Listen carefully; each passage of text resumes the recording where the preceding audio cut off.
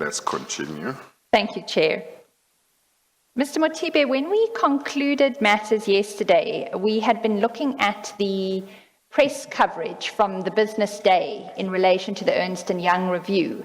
And I'd asked you whether you could assist in looking through the working files in anticipation of today and whether you were able to find any media articles that had been collected by your team under the 2016 audit procedures. Were you able to find those? Chair, I had a look at the file. I could not. Wasn't able to identify any of those. Safe to say, Chair, as I did indicate yesterday, the collection of the review of media reports, it's not a requirement in terms of the other standards. It's one of the practices that we had, and there are also a number of other ways that we do accumulate audit evidence. But then the facts are, Nkonki, your joint audit partner for the previous year, collected extensive media articles each month of the year as part of the audit procedure. But your PwC team in the subsequent year did not do that. Is that correct?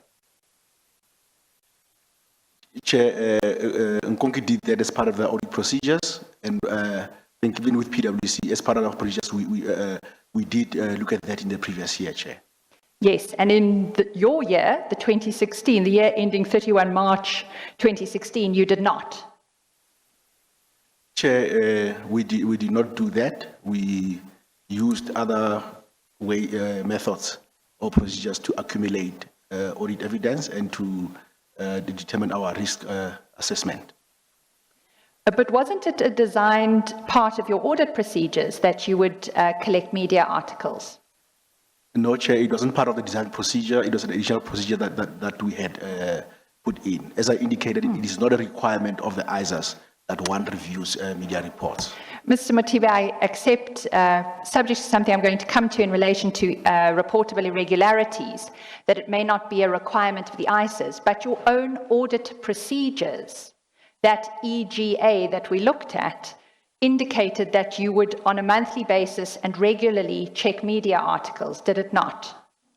Chair, that EGA is not part of the standard EGAs that are in the PwC audit guide. It is an additional step that we had added. So it is, as I indicated, it is not a standard requirement, Chair. Yes, but Ms. Hofmeyr makes it clear to you that she understands the part about it not being a requirement. And maybe one should say a requirement falling under a certain category, maybe. But she is saying, or at least part of what I think she is saying is, as a matter of fact, you have Nkonki who had been doing that. And if I'm not mistaken, you said yourself yesterday, but you must tell me if I misunderstood, it's a good practice to do that. And I think her real inquiry is, since it's a good practice to do this, since another firm was doing it, why didn't you do it? Ms. Hofmeyr, is that part of what you're looking at? Indeed. Chair, the only aspect I added is that we looked at that EGA, the evidence gathering activity, yes, which had been designed in their yes, own audit procedures. Yes, and yes, it stipulated that media articles would be looked at as a source. Yes, actually, so I think that was the last point she was asking to say. But if it's in that evidence gathering activity or activity, it says you are supposed to do it.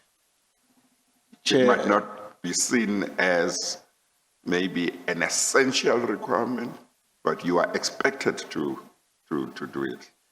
Chair, as I indicated, it is an extra step that we added. It is not on the standard AGA requirements. It is not there. It was an extra step that we added, and I think, Chair, I did agree to that. Indeed, and then you did not follow in the 2016 audit your own step. Chair, that step was not there in the 2016 file. Yes. So it is not, it would not be entirely correct to say we did not follow that because it was not in the file. The step didn't exist. Well, when you say it was not in the file, you are not suggesting that at that time, that was not one of the steps in terms of in terms of the firm's policy you were supposed to take. You are not saying that it was introduced after. You are not saying that, or are you? That step? I'm not too sure I understand Okay, the chair's- that step of media gathering. I'm asking whether you mean that at that time when you did this audit, do you mean that this step had not been introduced by PwC as part of what you would do? That is correct, Chair. Is that what you are saying? Yes, sir. Chair, as I indicated, Chair, in 2015, it was an extra step that we added. It is not part of the mandatory steps that is included in our audit process. Yes, when was it introduced? This Chair, media it does step? not introduce, it was an extra step that we added because of what we considered to be a necessary process to gather evidence or to But when to was understand. it added? Chair- Had it been added already at the time you were doing this audit? No, Chair, it had not been added, Chair. Was it added afterwards? Chair, I don't know, Chair, as I indicated, it is not part of the process. It was an extra step that, as a team, we thought we should add to help us with the risk management, with the risk gathering, risk assessment process. So it has never been added. It is an extra step that the team took. to do Yes, that. okay. I'm trying to get us to a point where we are on the same page. So that's why I was now using the word, the verb added, because that's the verb you use. Now I'm going to use took. Now, when did you as a team take this decision to have this step as an extra step? As When I was indicated, that? in the 2015 year, we decided to add that step, that extra step in our file. Yes. Yes. So at the time when you were doing the audit in 2015, or for the 2015-2016 financial year, was it there? Had you taken the step to add this extra In step? 2015, yes, Chair, it was there. Okay, all right. And then in 2016, you did not follow that step, Mr. Motibe. Could we have just a clear answer to that question? Yes, the step was not added in Thank 2016. Was not followed. No, it was not added on the file. Mr. Motibe. No. I think, Chair, Okay, let's put this. The step is media gathering, if we give it an acronym, is that right? Indeed. Yeah. Yeah. News gathering through the media. Indeed. Yeah, that's the step. that's So correct, Chair. did you do that for the 2015-2016 financial year? Chair, we did that in the 2015 financial year, Chair. You did. Yes, Chair. 2015-2016 financial year. That is correct, Chair. Okay. Chair, sorry, just so we get the financial years right, as I understand it, you did it for the financial year ending 31 March 2015, is that correct? That is correct, Chair. You did not do it for the year ending 31 March 2016. That is correct, Chair. And it was the year 31 March 2016 when PwC took over the primary performance responsibility for SCM compliance, correct? Yes, that area was allocated to us in 2016, Chair. Thank you. Whereas the previous year, it had been Nkonki's performance responsibility, correct? That is correct. Thank you. Mr. Motibe, I said that I keep promising I'm going to come to the reportable irregularities guides reference to the need to look at press reporting or third-party sources. You indicated yesterday, if I recall your evidence, that you were aware of that requirement of the URBA guide for reportable irregularities. Did I have your evidence correct? Chair, I'm alive to the requirements of the EBA guide on reportable irregularities. So I don't then suggest we need to go there, but just to refresh your memory, what the guide says, feel free to pull it up if you want to, but I don't suggest it's necessary for you to go there, Chair. It's in DD 19C at page 129. It's a section of the URBA Reportable Irregularities Guide for Auditors, and it says at paragraph 7.1.3, the auditor also considers matters which come to the auditor's knowledge from third-party sources. For instance, criminal charges, allegations of non-compliance raised, press coverage of suspicions or inquiries directed to the auditor would be information which the auditor should consider in determining whether a reportable irregularity exists. Mr. Mothibe, I'd like to then draw your attention to another article that your team failed to consider in the audit for the year ending 31 March 2016. And that is a particularly important article because it traverses in quite extensive detail the concerns that were happening within the management of SAA towards the end of 2015. It is specific about the Swissport contract and what appears from the face of the article to be very concerning events happening around it. That is an article you will find in Exhibit DD19C, which is in your first file, at page 132.21.1.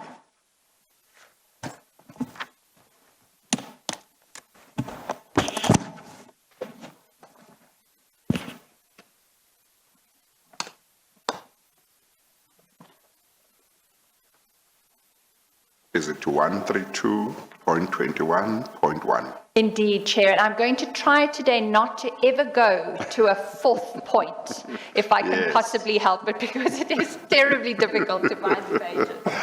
Okay.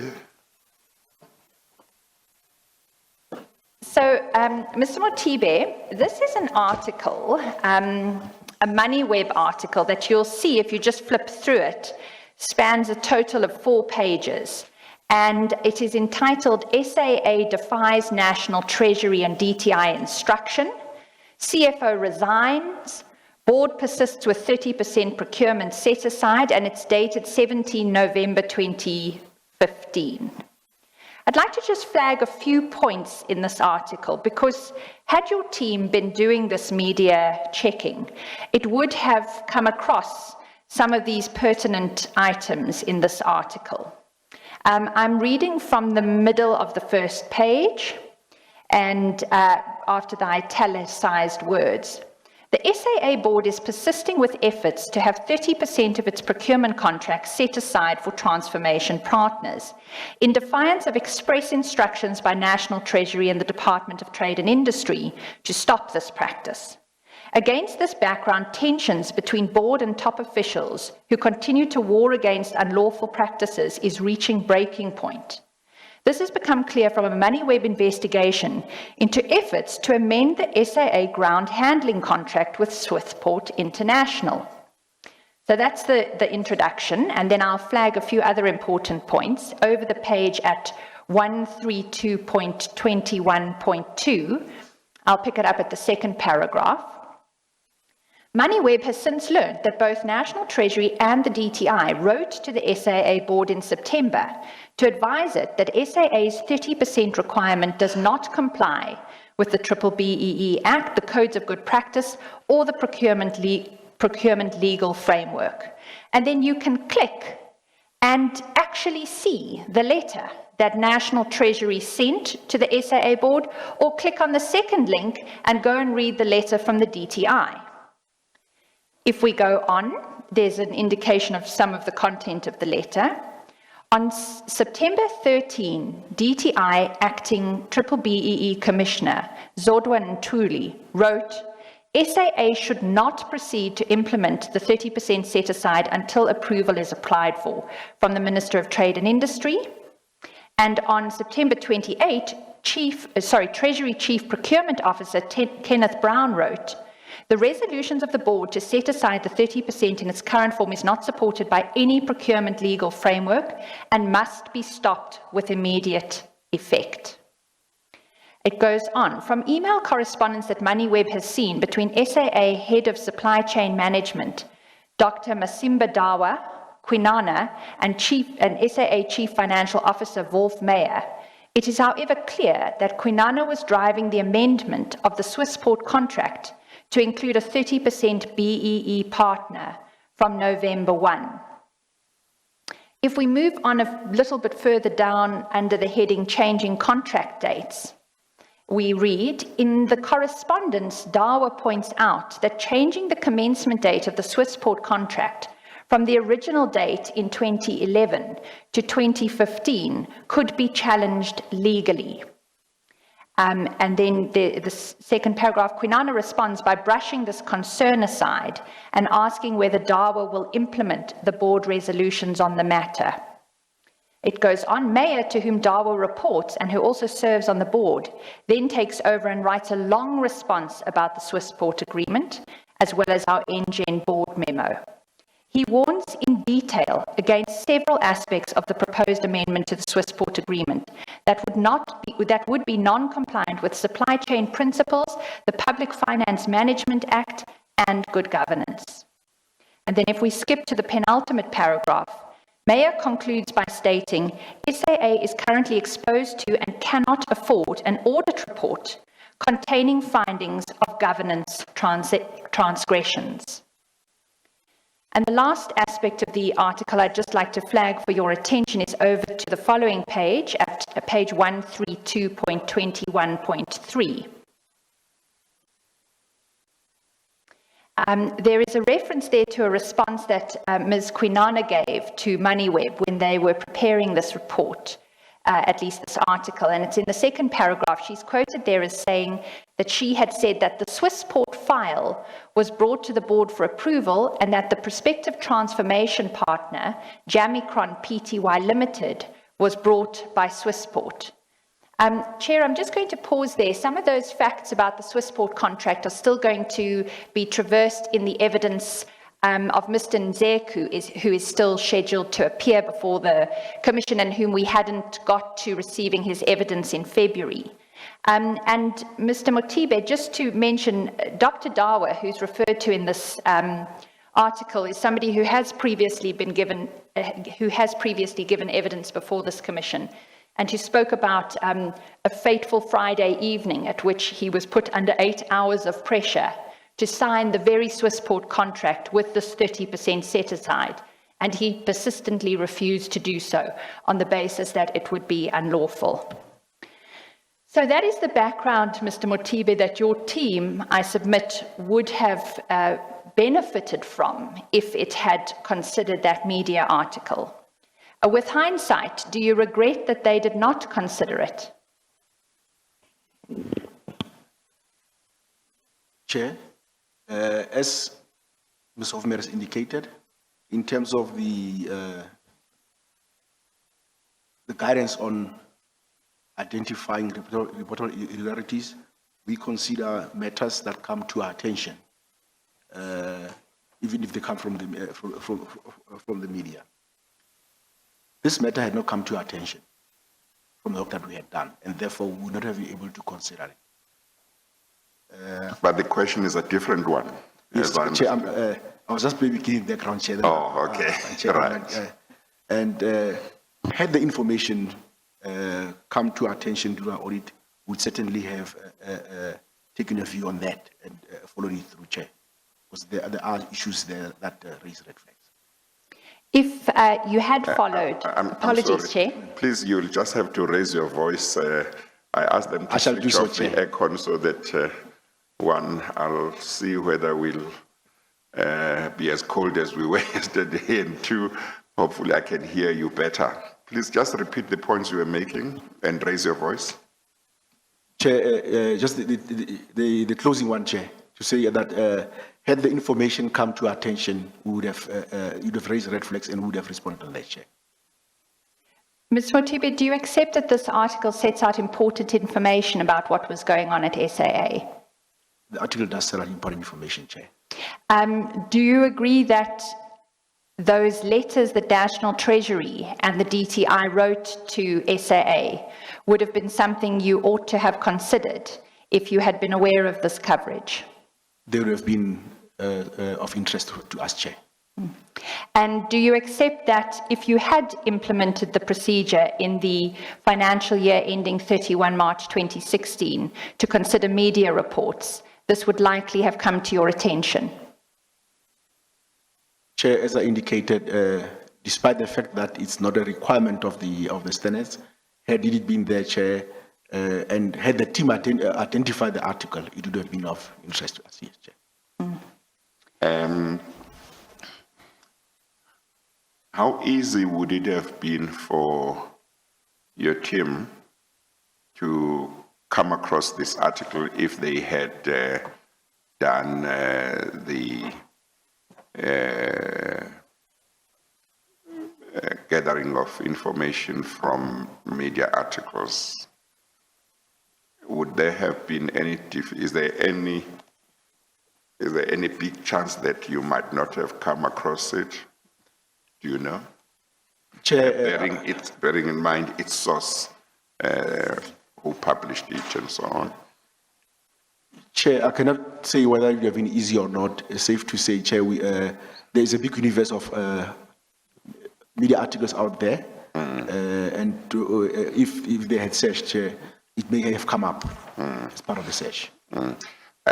You might wish to take that further, Ms. Hofmeyr. Thank you, Chair. And you may have been intending to anyway. Yes. But it's also important to see what the chances are that they would have missed it if they had done this exercise.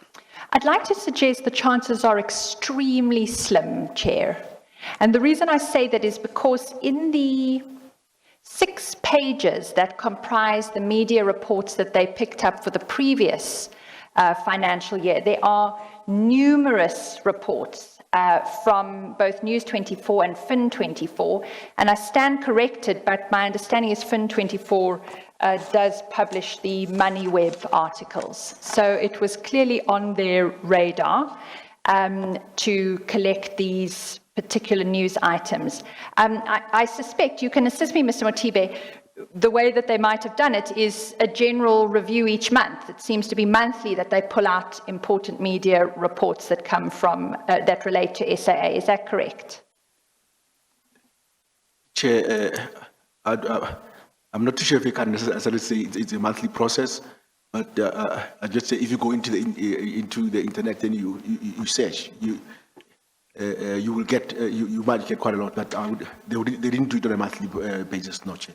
That's not how they approached it. Chair, I must indicate, I asked my learned friend, Ms. Armstrong, to check me on my assumption that Fin24 publishes for MoneyWeb. That is not the case. But there are numerous publications in the 6 pages of media reports from the previous year. And so my proposition to Mr. Motibe stands. I put to you, Mr. Motibe, that it's very unlikely that an article with this in-depth attention to SAA published online by MoneyWeb would not have been an article that came to the attention of your team if they were doing this work. What is your response to that? Chair, as Ms. Murphy said, in reviewing the previous years, a lot of them Fin24, News24, and there is not much from MoneyWeb, if any. So, Chair, I think I can say, Chair, they would have done a search, and whether they would have picked it up or not, Chair, I honestly cannot say, Chair. Did your team, or would your team have taken note of how Nkonki had done this before, in the year before, and maybe checking the sources that they had used, or would that not be something that your team would have checked? I'm just thinking that if somebody else has been doing a job the previous year and you come in, you might wish to see how they went about things, and if you came across the fact that they also used, they gathered information from the media, you might look at the sources that they were using, is, looking at all the main newspapers or TV or whatever, and then saying, well, are we going to do the same, look at the same sources, or we choose some of the sources? Or you might see that, for example, maybe Business Day appeared to have been very helpful to your predecessors, and therefore you might wish to ensure that Business Day or the Star is one of those that you look at? Chair, off the top of my head, I wouldn't think that would be one of the steps they would have taken. Chair, the work that joint auditors would have performed would have been subject to a cross review, and we would importantly focus on the significant issues first before we come to others. And in my experience, Chair, if you follow through the process, I would not think that this would necessarily be that high up on the list. Thank you, Chair.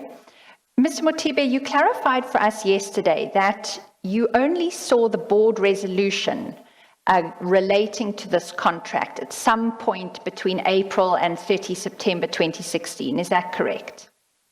My recollection, Chair, is that there was a review of board minutes which had been delegated, and I had access to extracts of those board minutes, not the full resolutions, Chair. Apologies, but someone in your team would have looked at it. Is that correct? Somebody in my team would have looked at some of the board minutes, Chair. Yes, but I understood your evidence yesterday to be you had received this particular board minute, at least resolution related to this decision. Did I have your evidence correct? Chair, yes, I did receive it, Chair, as Ms. Mayor indicated, but the review was then delegated, Chair. I did not do the review myself. And the person who was doing the review in your team, would that be the person who was looking at all relevant board minutes and board resolutions?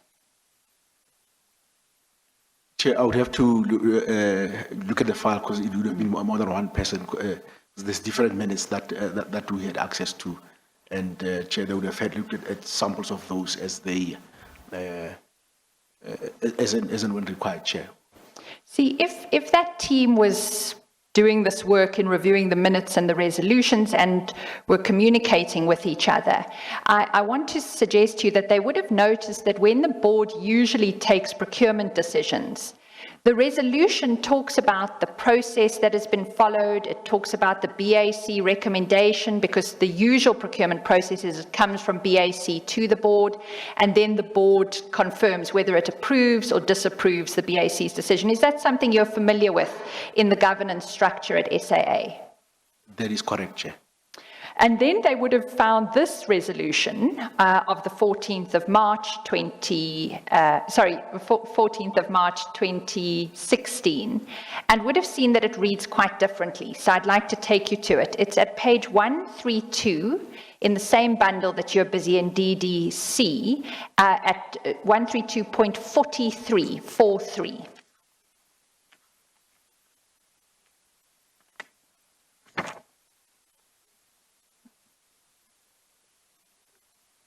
Do you have that, Mr. Motibe? I have it, Chair. So this is a resolution of the SAA Board of Directors, and it's entitled Request for SAA Board to approve the terms and conditions for the Swissport SA contract and note the contract duration period effective from 1 April 2016 until 31 March 2021 for ground handling services and cargo services to be rendered at Johannesburg, Cape Town, Durban, Port Elizabeth and East London. It says the board by round robin 2016 / I think that's B05 as of 14 March 2016 resolved to. And then the resolutions are as follows. Approve the contract to be entered into with Swissport SA for the duration of 5 years commencing on 1 April to 31 March 2020, and then it stipulates what it covers. And then it's... Ms. Hofmeyer? Yes. I don't think you mentioned the year for after April, and I think Oh, you said- apologies. and I Sounds think like... you said after March 2020 or 2021. Apologies. If we are looking at the same page. No, we are. My error. Let me go again. So what they resolved to do was to approve the contract to be entered into with Swissport South Africa for the duration of 5 years, commencing on 1 April 2016 to 31 March 2021, covering ramp handling, PAUs, wheelchairs, GPUs, and airside crew transport to be rendered at Johannesburg, Cape Town, Durban, Port Elizabeth, and East London, with the following conditions. A, Swissport South Africa to acquire all the GPU equipment that has been purchased by SAAT, that's South African Airways Technical, and B, Swissport South Africa to enter into a contract with a triple BEE company that has representation of black women, youth, military veterans, and disabled persons, from which Swissport will purchase all their equipment required for the SAA contract. And then 2 is to note the feedback of the negotiations and approve the execution of the contract with Swissport South Africa. Mr. Mothibe, I want to put it to you that if your team had looked at this resolution, it would have stuck out as different to the ordinary resolutions where the board takes a decision on procurement, because it traverses none of that procurement procedure that you would usually find in such a resolution. Do you accept that? Chair, having not seen, or at least all the other resolutions, I'm not too sure that I can necessarily comment on that, Chair. Well, you accepted earlier what the procurement process was in SAA, is that correct? That is correct. And if I say to you, you must take it as assumed for this, that other resolutions of the board, when that procurement process is followed, is specific about we approve the BAC recommendation, which records that the award of the tender should go to whoever. If that's what the standard resolution looks like, and a member of your team gets this resolution, do you accept that this resolution would read differently? That would be correct. And if your team had been reading the MoneyWeb article, then the reference to the triple BEE company that's going to be getting a portion of this contract might have raised a flag for it, mightn't it? If we had sight of the article, yes, Chair. Because that article was explaining how National Treasury and the DTI had demanded that SAA cease with immediate effect its endeavours to set aside 30% of its contracts outside of the procurement framework. Did you see that in the article? In that article, as shared with us today, yes, Chair. Thank you.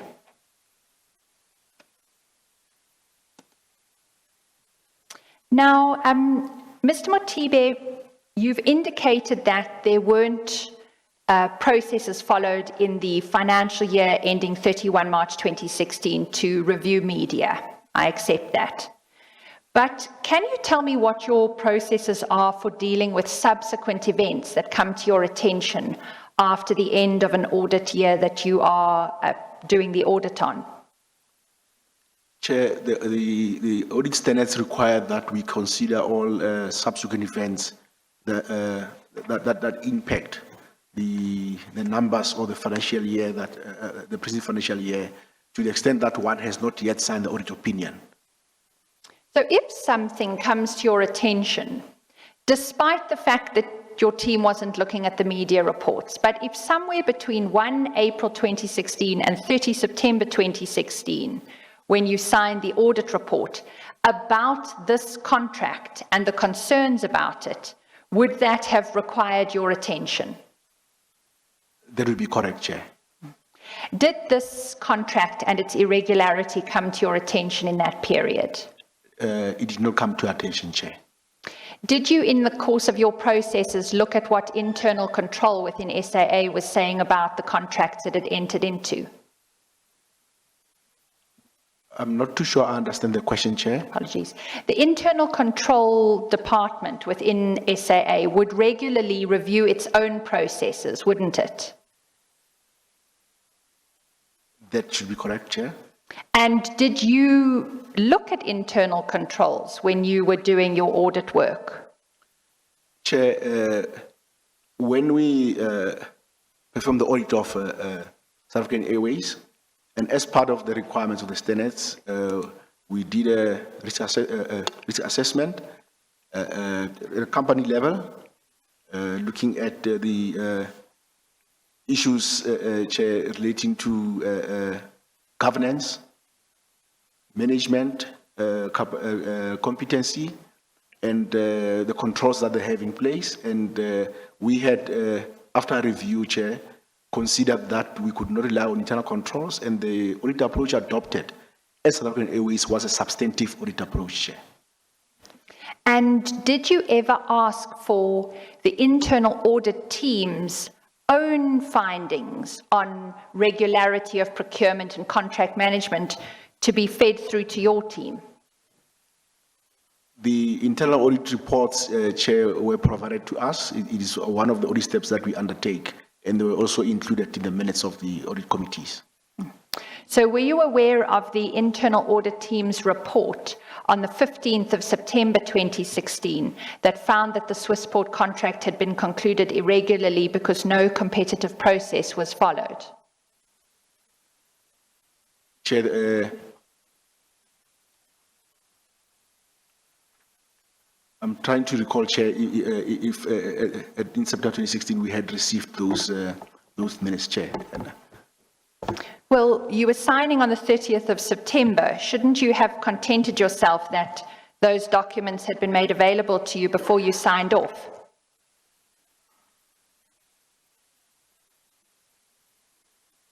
Chair, we reviewed what was made available to ourselves and what had requested. Hence, Chair, I'm trying to recollect whether or not at that at the time of the year we had access to those minutes.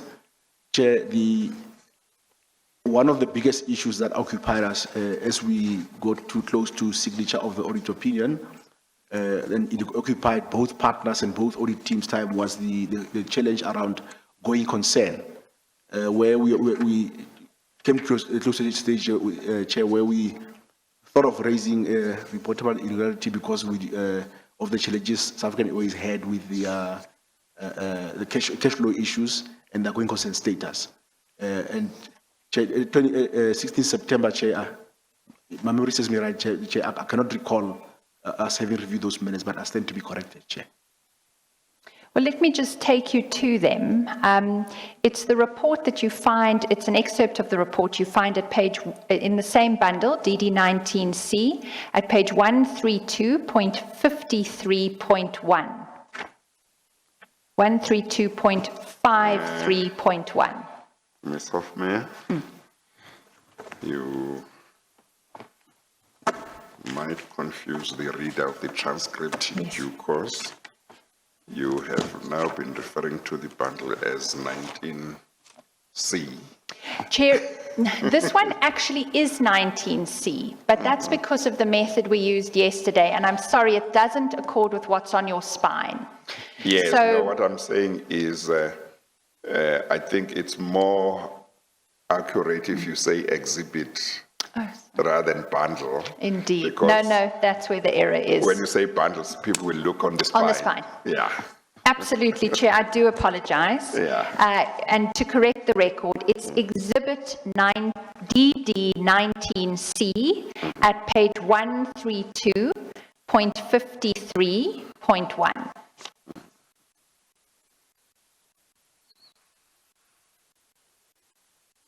So this is an excerpt of the report from a member of internal audit to the head of procurement at that stage at SAA, Mr. Lester Peter. That's where we picked it up in an email circulated on the 15th of September 2016. I'll take you to that in a moment, Mr. Motibe, but this is the report that's attached to that email. And what it is headed there at the top of the page, at page 132.53.1, under the paragraph 11.1 is contravention of Treasury regulations and SAA SCM policy, in brackets Swissport contract. And the audit finding rating is high.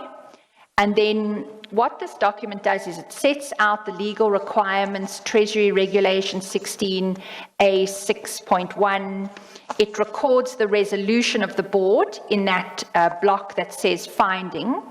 And then if you go over the page to page 132.53.2,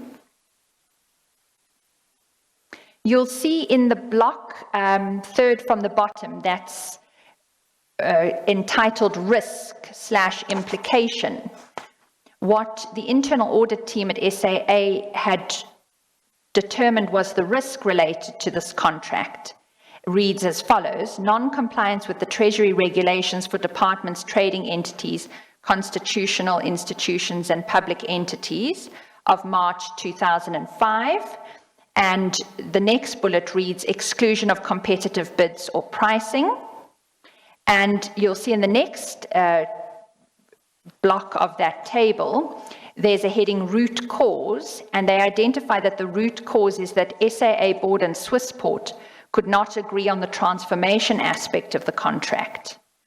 And then under the section headed recommendation right at the bottom, the first bullet reads, the services should have been procured through a competitive bidding process in line with the DOA approval and reporting process. So do I take it, Mr. Motibe, that you didn't see that report before you signed your audit opinion on the 30th of September 2016? Chair, that would be correct. If my memory serves me right, the last audit committee meeting that we had was sometime in August. And I would not have been aware of this minute before I signed. And as I do indicate, Chair, that we, at that time, we were all invested in work, trying to get comfort on the going concern status of South African Airways, because it was quite a big critical issue at that time, Chair. Do you accept? I'm sorry, Ms. Hofmeyr. I may have missed something. Is this, does this come from a PwC report? This comes from the internal audit team within SAA. Okay. So they're reviewing their own tender compliance. Yes, okay. And in September of 2016, that internal audit, internal control team is saying this contract did not follow procurement processes. Yes. And my question to Mr. Motibe was, did it come to his attention?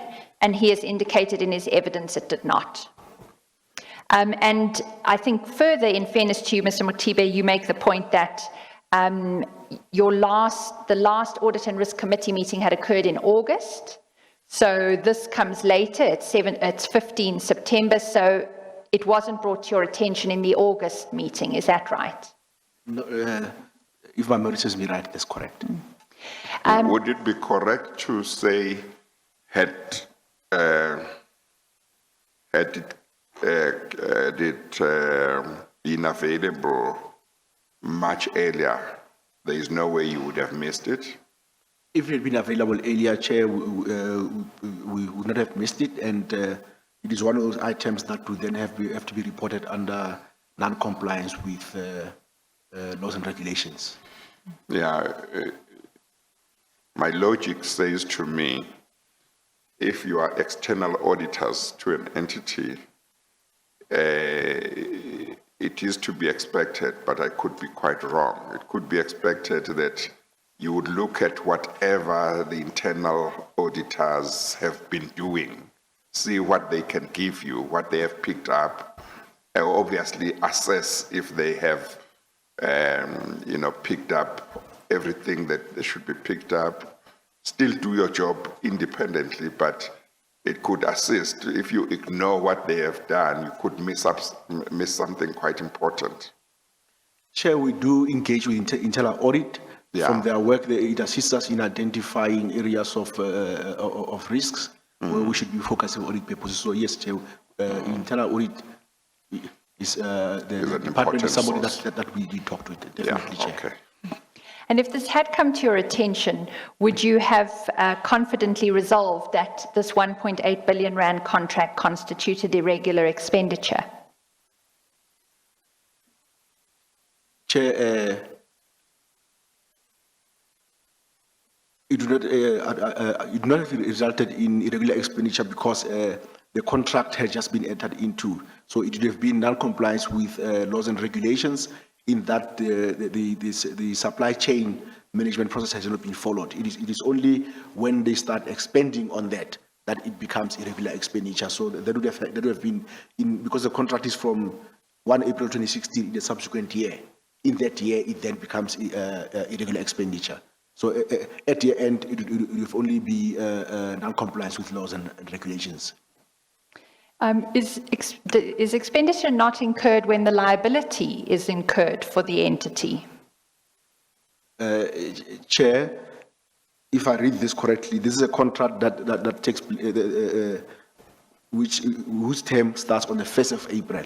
So it's a commitment to procure services from Swissport. So what they would do is, depending on the contract, be it on a monthly basis, they will then issue invoices. So it is only when the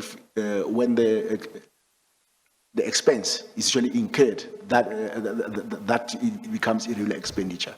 But the liability was a liability for 5 years on a stipulated basis, and that liability was incurred when the contract was concluded on the 15th of March 2016. Chair, it is not a liability, Chair, it is a commitment. It only becomes a liability when the service has been provided, and on settlement, then it is an expense. But at this stage, Chair, the matter is not a liability in terms of the accounting framework. It is a commitment. Just to see if one can look at what appears to be a difference in approach between yourself and Ms. Hofmeyer. Are you saying that from an auditor's point of view,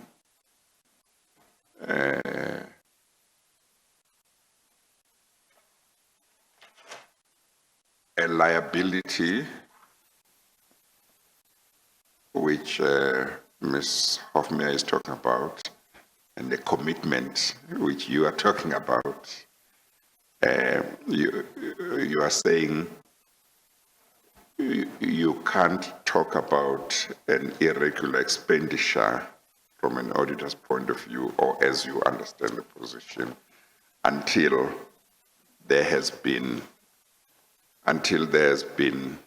payment, until there has been expenditure on that commitment or that liability. Is that what you are saying? That is correct, Chair. It cannot be a irregular expenditure because there has been no spend. Because there has been no expenditure as yet. That is correct, Chair. Yes, okay.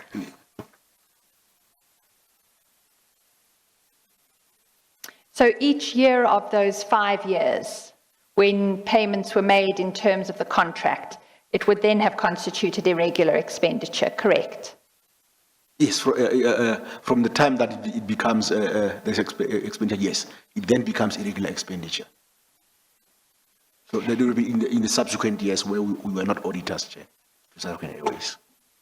And Mr. Motibe, if we can then go through the elements of the reportable irregularity obligation on you as the auditor in respect of the Swissport contract. You'll remember the first is that there's an unlawful act.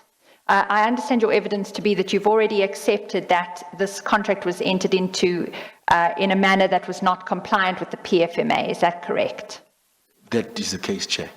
And it would then have constituted an unlawful act, correct? Chair, it is an unlawful act. And was it committed by a person responsible for the management of an entity, of the entity? Chair, it was committed by the board, which are responsible for governance of the entity, Chair. And then of the remaining 3 alternative requirements for the reportable irregularity, I'd like to focus on the material breach of fiduciary duty aspect. Ms. Motibe, we've looked at the media articles that flagged this 30% set-aside policy, which was, in the view of National Treasury and the DTI, an unlawful step for the company to take. You accept that that's what the media was reporting at the time, correct? If one looks at the article, that is what was being reported, Chair. And you may have noticed in that article that Mr. Mayer, who was the CFO at the time at SAA, had warned particularly about the risks for SAA if it continued to embark on this policy, because it would have damaging consequences for the reputation of the entity, as well as potentially expose it to adverse audit opinions. Did you see that? I saw that in the article, Chair. And you didn't ever actually see those National Treasury and Department of Trade and Industry letters that were written to the board, did you? No, I had not seen them, Chair. And do you know if anyone in your team saw them or called for them? Chair, from my review of the audit file, those were not brought to my attention. I cannot comment as to whether or not the team saw them, Chair, because what I've got access to is the extras that are provided to myself. So what ended up happening, I put it to you, Mr. Motibe, is that the board of SAA, in defiance of National Treasury and DTI instructions not to proceed with a contract with these features, did so. Do you accept that that would be in breach of their fiduciary duties to act in the best interests of SAA?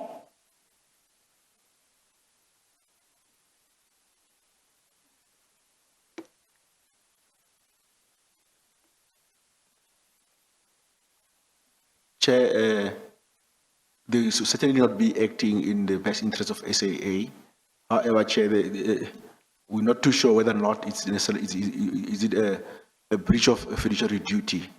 Because when you talk about breach of fiduciary duty, Chair, it also talks about a breach of trust. And I'm not too sure that one can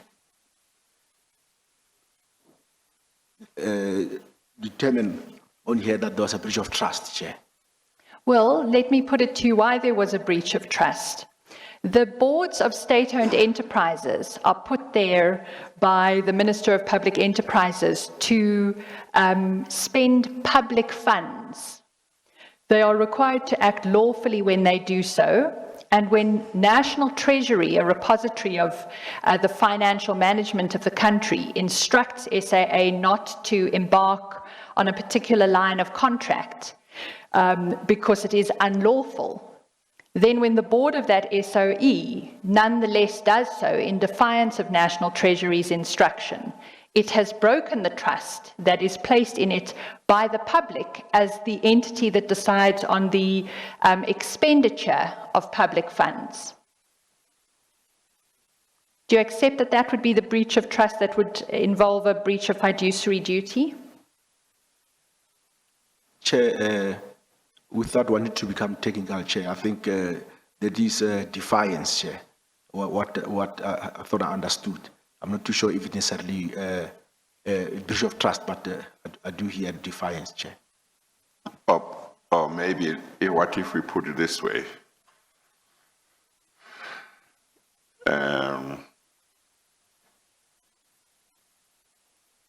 They are expected to act in the best interests of the entity, That is correct, Chair. the board. Yes, Chair, I do agree. If they act in this manner, are they acting in the best interest? Would you say they were acting in the best interests of the entity?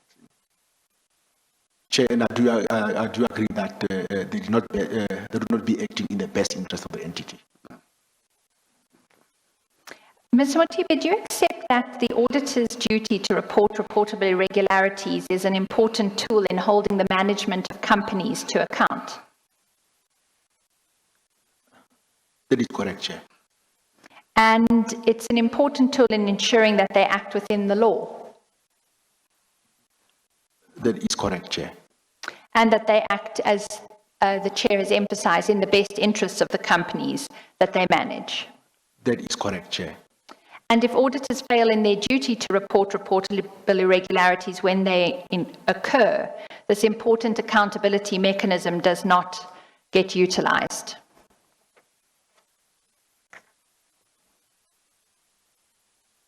That sounds correct, Chair. Thank you, Mr. Motibe. I'd like to move to an aspect of your supplementary statement, because there you have fairly informed the Commission that you were charged with disciplinary proceedings by the Regulatory Board of Auditors, and you have consented to accepting breaches of the Auditor's Code and your obligations under the Auditing Professions Act. Is that correct? Chair, that is correct. And if we go to your supplementary statement, you'll find it in Exhibit DD19B, which is in the first file that we're still working in.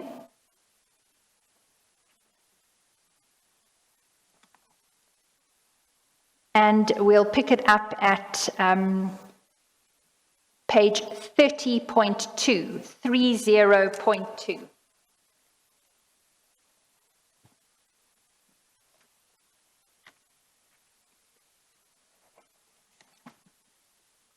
I have it, Chair.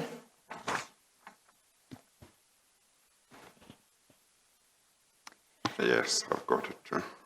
So at paragraph 7, you are referring to the draft charges that you received from URBA, and you're explaining here the basis for your entering into a consent order with URBA. Does that consent order include an acknowledgement of the fact that you breached the relevant provisions? Chair, the consent order is in relation to what I've considered to that, Chair. We should have, as auditors, disclosed the non-compliance with laws and regulations in the audit opinion. The ones that we had identified when we performed our work and reported to management, and that we also reported to the audit committee. So what you first accept is that your failure to disclose material non-compliance with legislation and internal control deficiencies for the year 2014 and 2015. Is that correct? That is correct, Chair. And you accept that you don't distance yourself from your obligation as a joint auditor for those 2 years, albeit that Nkonki performed the audit work on those aspects, correct? Chair, that would be correct. And you've also accepted that there was non-compliance with legislation and internal controls in the 2016 year. Is that correct? Chair, that is correct. And the consequence of those concessions, Mr. Mothibe, is that the audit opinions for all 3 of those years were incorrect. Is that right? Chair, what it and maybe it's important to emphasize, Chair, that when we carry out the audit, there were 2 parts to it. The first part, Chair, is the audit in terms of the international standards of auditing, where we were having a look at the numbers to ensure that the financial statements fairly present the results of operations for the period under review and the cash flows. Chair, that work was performed. We were able to obtain sufficient comfort that the numbers in the financial statements were properly disclosed, and that there was no material misstatement in those numbers, Chair.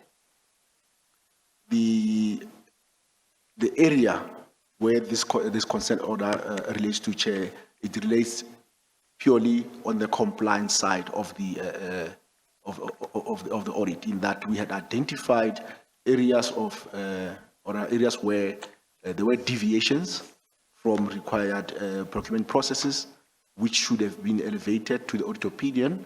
As I indicate, Chair, we did raise these matters with with management and with the audit committee, but we omitted to include them in the audit opinion. So, Chair, in a nutshell, the audit opinion, as far as it relates to the fair presentation of the numbers, Chair, we still stand by that, Chair, that we're happy that we have done sufficient work. It is only as it relates to compliance with laws and regulations that we could have read more, Chair. Ms. Mothibe, I tried to make a note of exactly how you put it in your answer. You said the aspects of compliance with legislation, etc., and internal control should have been elevated to the audit opinion. Did I get that right? And that is what I am saying, Chair. I want to put it to you that it's worse than it simply should have been elevated and was not elevated, because that suggests there was something that should have been there that wasn't.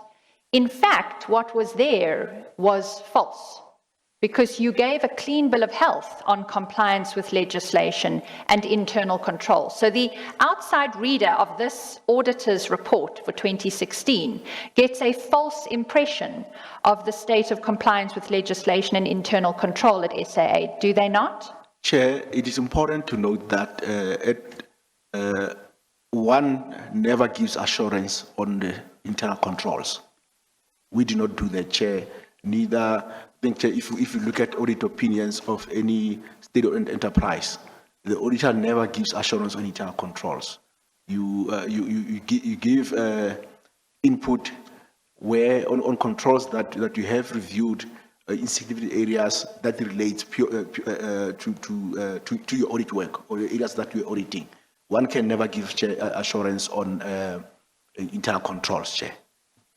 Ms. Mothibe, that was not my question. My question was, when an outside reader of your 2016 audit report reads, "We perform procedures to obtain evidence that the public entity has complied with applicable laws and regulations regarding financial matters, financial management and other related matters, and we did not identify any instances of material non-compliance with specific matters in clear applicable laws and regulations set out in the general notice," they would get the wrong impression, because there were, as I understand your concession, material non-compliances with applicable laws and regulations, were there not? There were there were items that we identified, Chair, the deficiencies as I spoke to earlier. Well, what do you say to the suggestion by Ms. Hofmeyr that whoever would read the audit report would therefore be misled by that? What do you say to that? Chair, to the extent that the reader would be looking at the compliance with laws and regulations part of the opinion, Chair, what we disclosed was not accurate, Chair. And what you disclosed in relation to internal control was also not accurate, correct?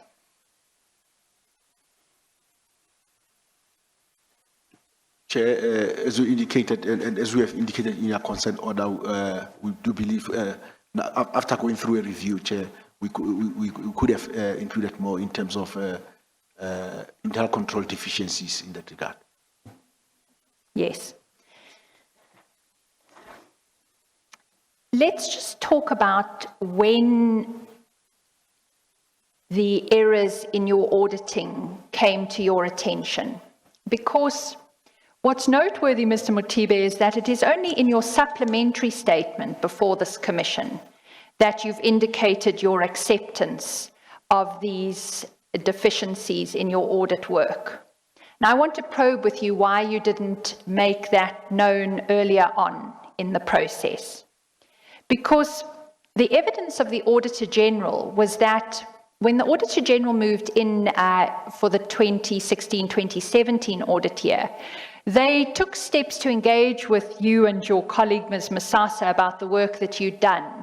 And in the course of those interactions, the evidence of Mr. Sokombela for the Auditor General was that the deficiencies in your approach to supply chain management were brought to your attention. Do you accept that? Chair,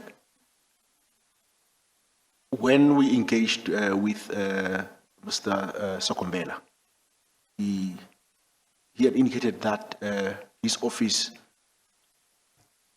performs work on procurement and contract management on a regular basis, and that there was, if I could use the word, there were experts in that area, and they believe that in looking at the work that we performed, they would like to do a bit more work, Chair.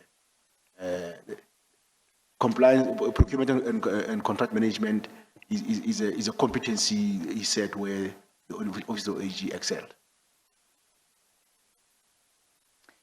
Mr. Mr. Motibe, I want to suggest to you that it wasn't simply that there was slight disagreement or difference between the manner in which you'd approach supply chain management and the approach taken by the Auditor General. And I want to refer you to an email that Mr. Sokombela prepared recording the outcome of meetings that he'd had with you and Ms. Masasa. And for that purpose, Chair and Mr. Motibe, we need to move to a new set of files, which is Mr. Sokombela's files. But Chair, I see we're just before the tea adjournment. Maybe it's convenient for us to take it now, and then we can get the new files arranged for you so that we don't have to take the time later. Yes, no, let's do that. We'll take the tea adjournment now.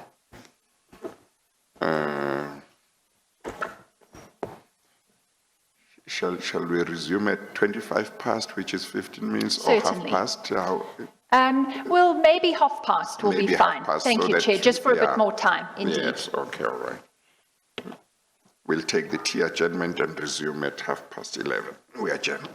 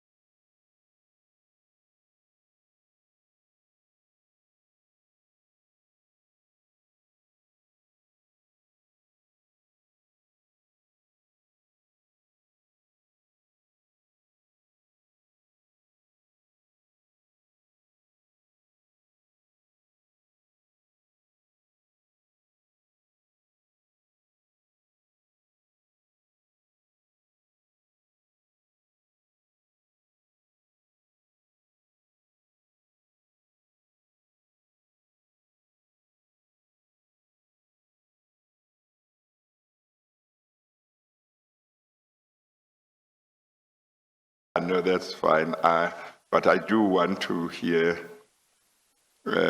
whether the idea that the aircon be switched off, whether it made us colder to have it off, or the heat.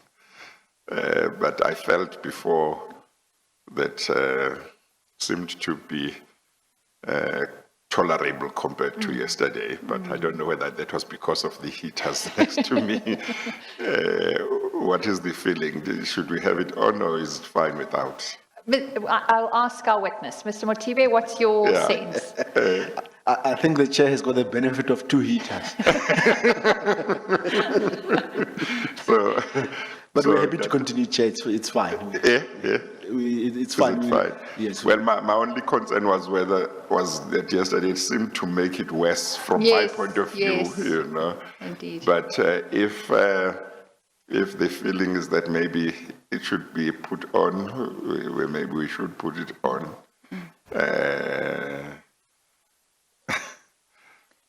Shall we put it on? Chair, I'm indifferent, Chair. Yeah. Counsel for PwC? Is that so? Ms. Hoffman? Chair, I don't know that it makes an appreciable difference. Yeah, so I suspect, okay. let's just proceed. Maybe over lunch we can play around with it a bit and see. Yeah, no, certainly from my point yesterday, I was even suspecting that it was making It was worse. Indeed. Okay, all right. Thank you. Let's proceed. Thank you, Chair. What we did over the break is just made available to you the files containing Mr. Sokombela's evidence. Now, his evidence is contained in Exhibit DD20. There are 4 files in DD20, and we've asked that what gets placed before you is DD20D. So, Mr. Motibe, if you'll take out DD20D. But I see on the spine it says 20D, and on the first page inside it says C. Well, that's incorrect. It says Exhibit DD20C on the inside, but outside is 20D. Chair, just so that I can check the numbering, what page number does it commence with in the file? First page is 1296. Yeah, that's not That's correct. not the correct one. No, we must have the last one. Oh, is it? Oh, all right. No, I might just have moved my pages slightly. What I need to take you to is page, let me just see here, page 1804. 1804. My learned friend indicates to me it should be in the file in front of you. 180.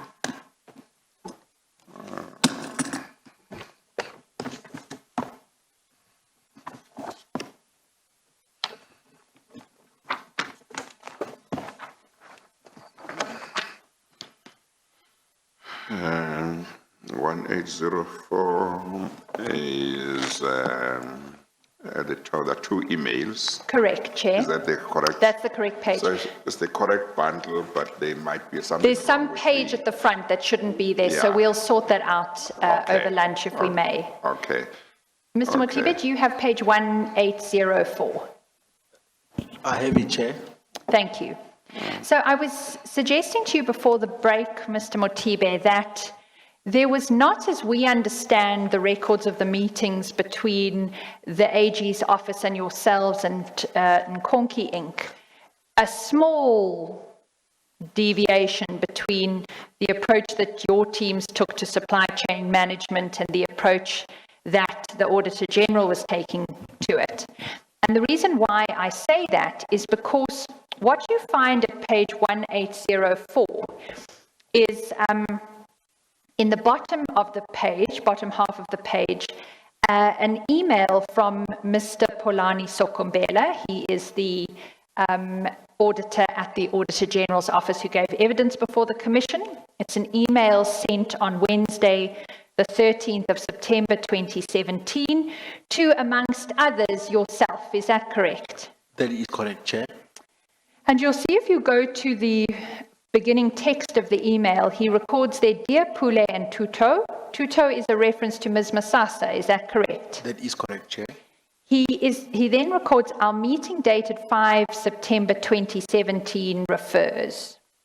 And he goes on and says, we have since visited PwC and Nkonki on 11 September 2017 to re-look at the audit file in an attempt to resolve significant matters that were not evident on file regarding SAA opening balances. And then he says, below is the detailed feedback of our review. And if you then go over, because there are numerous topics he traverses, aircraft, parts, furniture and equipment, etc. But then if you go over to page 1806, you get towards the end of his email.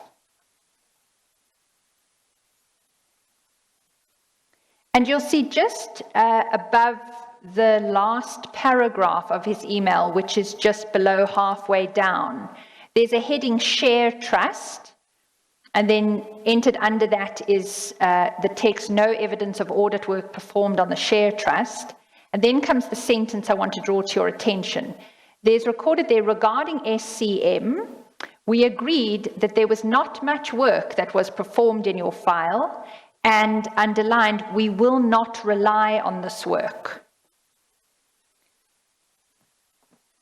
Do you dispute the record that Mr. Sokombela places there in his email? Chair, as I initially mentioned before we went into the tea break, we did have interaction with Mr. Sokombela, and in our discussions, he did indicate that the Office of the AG is an expert when it comes to the audit of a supply chain, procurement and contract management, and therefore they would be able to do, if I can, because they excel in that area, they would be doing a bit more work in that area, Chair. And that's how the discussions and the spirit of the discussions were in our session, Chair. Well, the question is, do you dispute what Mr. Sokombela is placing on record here? Chair, that statement does not necessarily fully capture what we had discussed. Mm-hmm. Well, maybe, Ms. Hofmeyer, you want to take him point by point, Yes. factually. Yes, indeed. So when he states that they would not rely on your work, is that false? Chair, he did indicate that they will want to do much more work than that we had performed. So just, is it false that he said he would not rely on your work? The email says that, Chair, but as I said, in our discussions, Chair, the discussions were more to say they were experts in the area, they excelled, and therefore they want to do that much more work, Chair. At this stage, Chair, when I received this email, because one reflected on the spirit of this, the discussions, in the discussions, I did not take this on further, Chair. Does that, I'm just trying to understand what your last comment means. Does that mean you didn't respond to say you're wrong, Mr. Sokombela? I did not respond, Chair, to this. And is that because you accepted it? Chair, as I indicated, I reflected on the spirit of the discussions that we had with Mr. Sokombela. And also, as it indicated that the Office of the AG does this kind of work on a regular, continuous basis, and that he certainly want to do much more work than what we had performed. Okay, let's go straight to the point. Mr. Sokombela seems to be saying here, or seems to be suggesting that PwC didn't do their job in regard to certain matters and in regard to this particular one. Is that your understanding of what he is saying as well? Chair, or didn't do it properly? Chair, if I read it, Chair.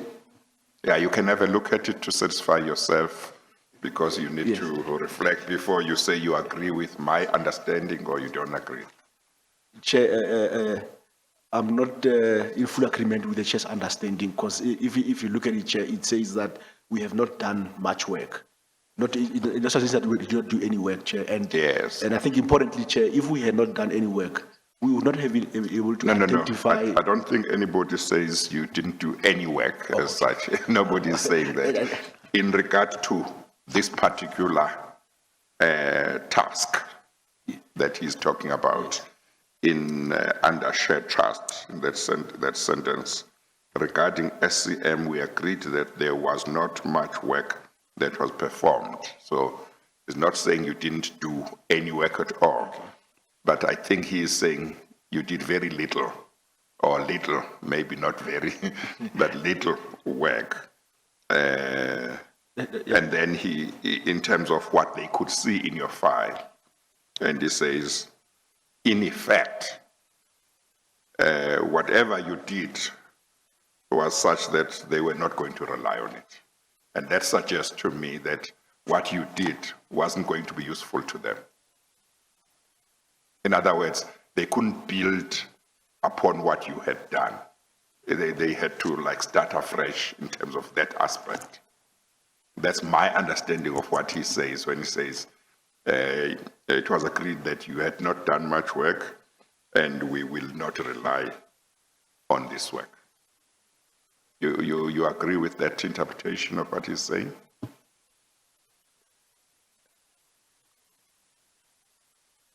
Chair, I mean, listen to the way that the chair puts it, that's acceptable. Okay, I'm sorry, I didn't hear that. I said, Chair, the way that you interpret, you mentioned it now that you looked at the work that we had performed, compared it to he probably would have compared it to the amount of work that he would perform. And said he wouldn't rely on that. And Chair, you mentioned that he would start afresh. Chair, the norm would always be that he will still have to perform his own work anyway. Even placing reliance does not mean that he will not do any work altogether. He will still have had to perform some work too, because the opinion that we would have given would relate to our financial year, and he would have to do work to satisfy himself regarding his financial year. So he would always have had to perform his own work anyway, Chair. Yes, but in terms of what he says here, No. apart from what may be happening in practice, in terms of what he says here, it seems to me that he's saying, whether it's because of how little the work was that you did, or whether it's because of the quality, maybe poor quality of the work, whatever reason, he concludes that I can't rely on this work. That's my understanding. Chair, I think I had agreed to that, Chair. You agree to that? Yes. Yeah, okay. Ms. Motibe, at the beginning of your evidence yesterday, I have it that you accepted that when an external auditor like PwC comes in to audit a state-owned enterprise, it does that in a sense on behalf of the Auditor General. Did I have your evidence correct? That is correct, Chair. Because the Auditor General is the default auditor for state-owned enterprises, correct? Chair, that is correct. So, but now in your evidence, you've emphasized that the Auditor General has particular expertise in an area. And I want to put it to you that that is not an answer to limit or reduce your obligations as external auditors of state-owned enterprises, because you stand in for the Auditor General. Do you accept that you must do as much as they must do when they audit state-owned enterprises? Chair, just a correction, Chair. I did not say that the Auditor General was an expert. I think I said that when we engaged with Mr. Sokombela, he said that they were experts and they do this on a continuous basis. Chair, I think just that clarity, I think it's important. No, that's fine, but I may have had what Ms. Hofmeyer had at some stage. I thought you said earlier, in effect, that, you see, the AG's office, when it comes to auditing public enterprises, they are the experts, or they have the required expertise. They are the experts. And my understanding of what you were saying was that you were suggesting that, look, you shouldn't be surprised if when the AG's office comes in, they identify certain things that we might not have identified. Maybe that's not what you intended, but that was my understanding. I thought that you sought to say, you know, those people do audit public enterprises all the time. They are experts, so we are not surprised if they see certain things where we might not have done things as well as they would have done. That was my impression, but this is the opportunity for you to clarify if that is not what you intended to say. Chair, I think I certainly have to clarify that because Yes, what I was saying is that when we engaged with Mr. Sokombela, when we spoke about the issues of supply chain and contract management, he indicated that they do that on a contract basis. They are experts, they excel at that, Chair. It was not my, this is what I was putting forward to the Commission, Chair. And I certainly agree that, Chair, when we perform work on behalf of the Auditor General, Chair, we do our work, we should do it properly and diligently, Chair. Yeah, so whatever expertise the AG's office may have, you are not suggesting that when you as PwC come in and do an audit of a public enterprise on behalf of the AG's office, you are not suggesting that you are not able as PwC to perform to the same standards. That's not what you are saying. Chair, that is not what I'm saying, Yeah. Chair. We will not accept an appointment if we cannot deliver it. Chair, No, I we'll never think do that, that's helpful because I was going to say PwC is a very big, you know, auditing firm, and one would not expect that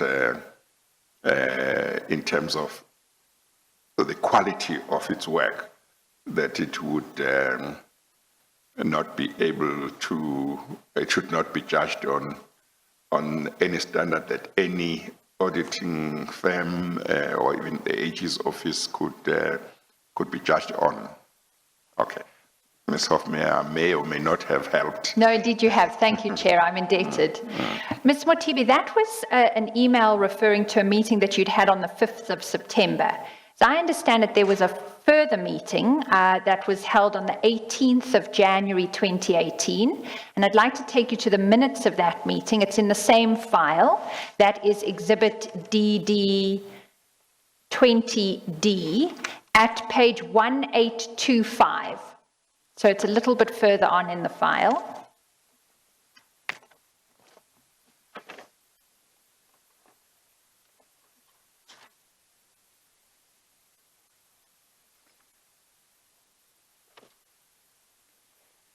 You'll see that first page indicates minutes of a meeting with predecessor auditors, dated 15 January 2018.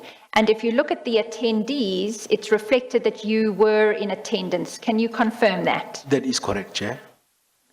And do you recall this meeting? What was the purpose of the meeting? This was, Chair, the meeting after the AG had completed his audit of South African Airways. And the aim of the meeting, Chair, they were taking us through the final results. They raised a number of qualifications that they would have included in the audit opinion. And if I recall, Chair, it was a courtesy meeting from the AG because they had at this stage, Chair, they were literally just about to sign off the financial statements, and they had to go and present to Parliament. And as I understand it, as it's recorded under item 3 on page 185, the main purpose of the meeting was to discuss, amongst others, the audit outcomes of SAA, which may have regressed since the AGSA, that's referring to the Auditor General of South Africa, is that correct? That is correct, Chair. Which may have regressed since the Auditor General took over the audit in the 2016-2017 financial year. The fact that there may have been questions from the users of SAA AFS, that's audited financial statements, that might be asked why the opinion regressed, and to try to formulate an answer to that question together as the AGSA and previous auditors, that's PwC and Konki. Is that a fair recordal? Chair, if my memory serves me right, Chair, yes, we had a meeting and the outcomes of the audit were shared with us. And then, I think business executive was Mr. Eugene Zungu, yes, the national leader, because he was responsible for signing the audit opinion. The idea was to familiarize PwC and Nkonki of the final outcomes, and that they were ready for signature. They were going to Parliament. It was not a meeting for PwC or Nkonki to give input, because the audit was already finalized and they were meant to go and present to Parliament. So it was a courtesy meeting for them to share the outcomes of their audit. Yes, to share the outcomes, but also to discuss with you the likely questioning that would come as a consequence of their audit findings because of this regression that had taken place. Is that not so, Mr. Motibe? Chair, in the meeting, the discussion focused on what was the outcome of the meeting. The meeting did not last, if my memory serves me right, Chair, I think I'm trying to think back, Chair, if you give me, probably about an hour or so, Chair, and a half. It didn't last. As I indicated, it was a courtesy meeting because they had finalized the audit and they were going to Parliament.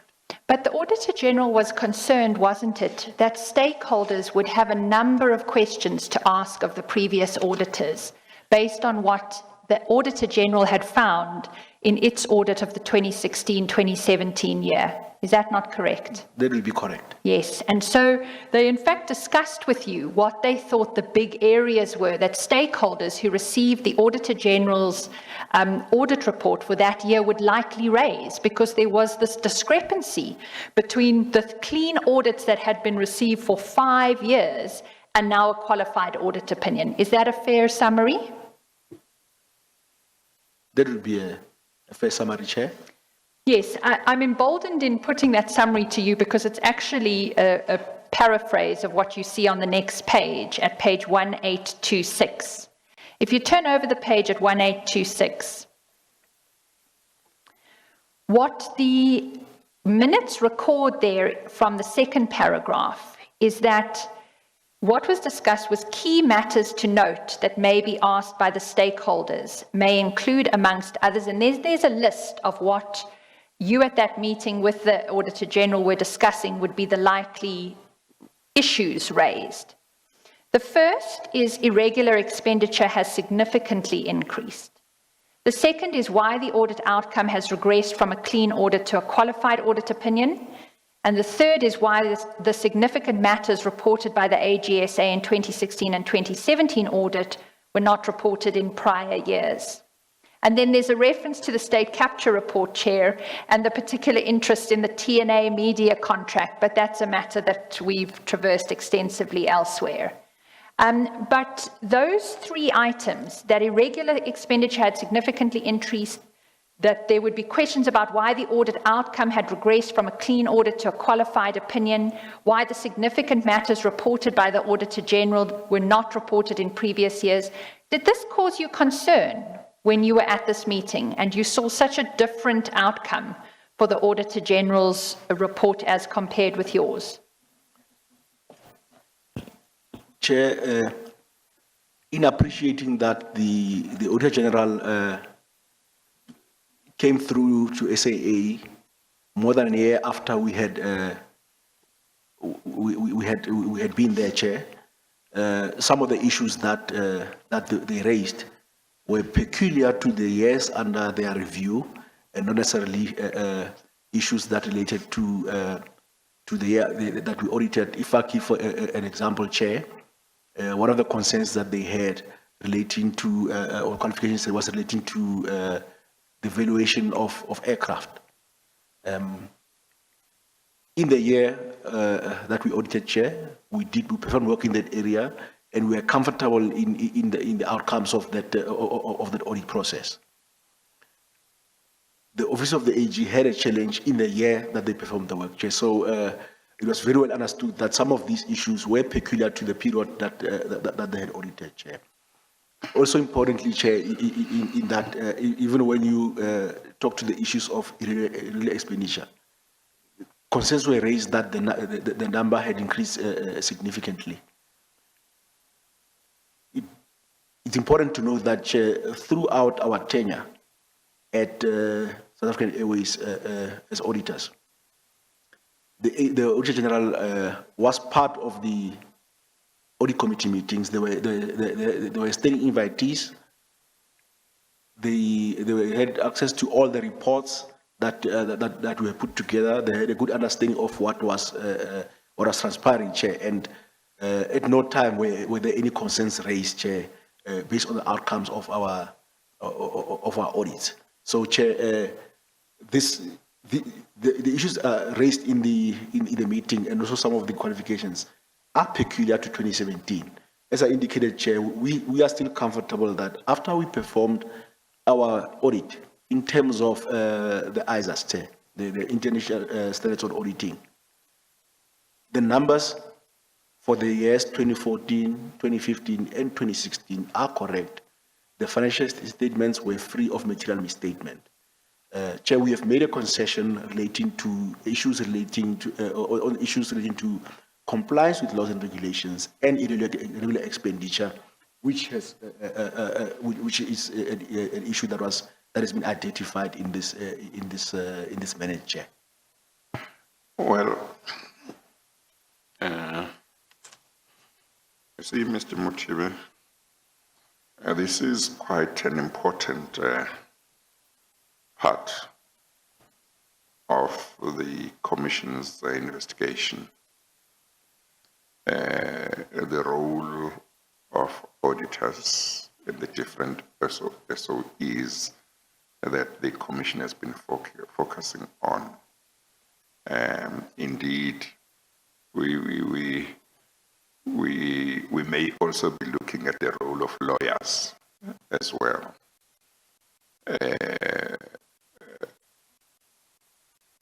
Now, with regard to auditors, when I had evidence about what had been happening at SAA, was it earlier this year or last year? Oh, Both. I can tell you,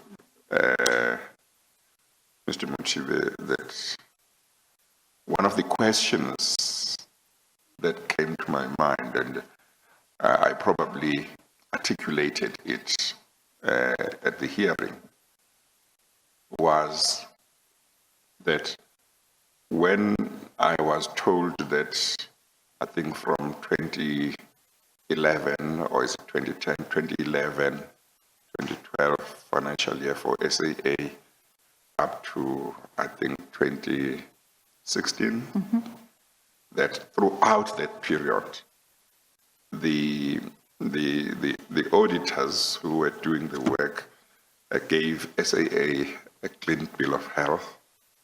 I said, but how could it be? In the light of what I was hearing, how is it possible that year in, year out for 4 years, 5 years, auditors could not find anything wrong when, on what I'm hearing, there were serious irregularities that were happening? How is it possible that they didn't pick these things up? So I'm just giving you my reaction at the time. I'm not an auditor. I'm not an auditor. But I just want to say,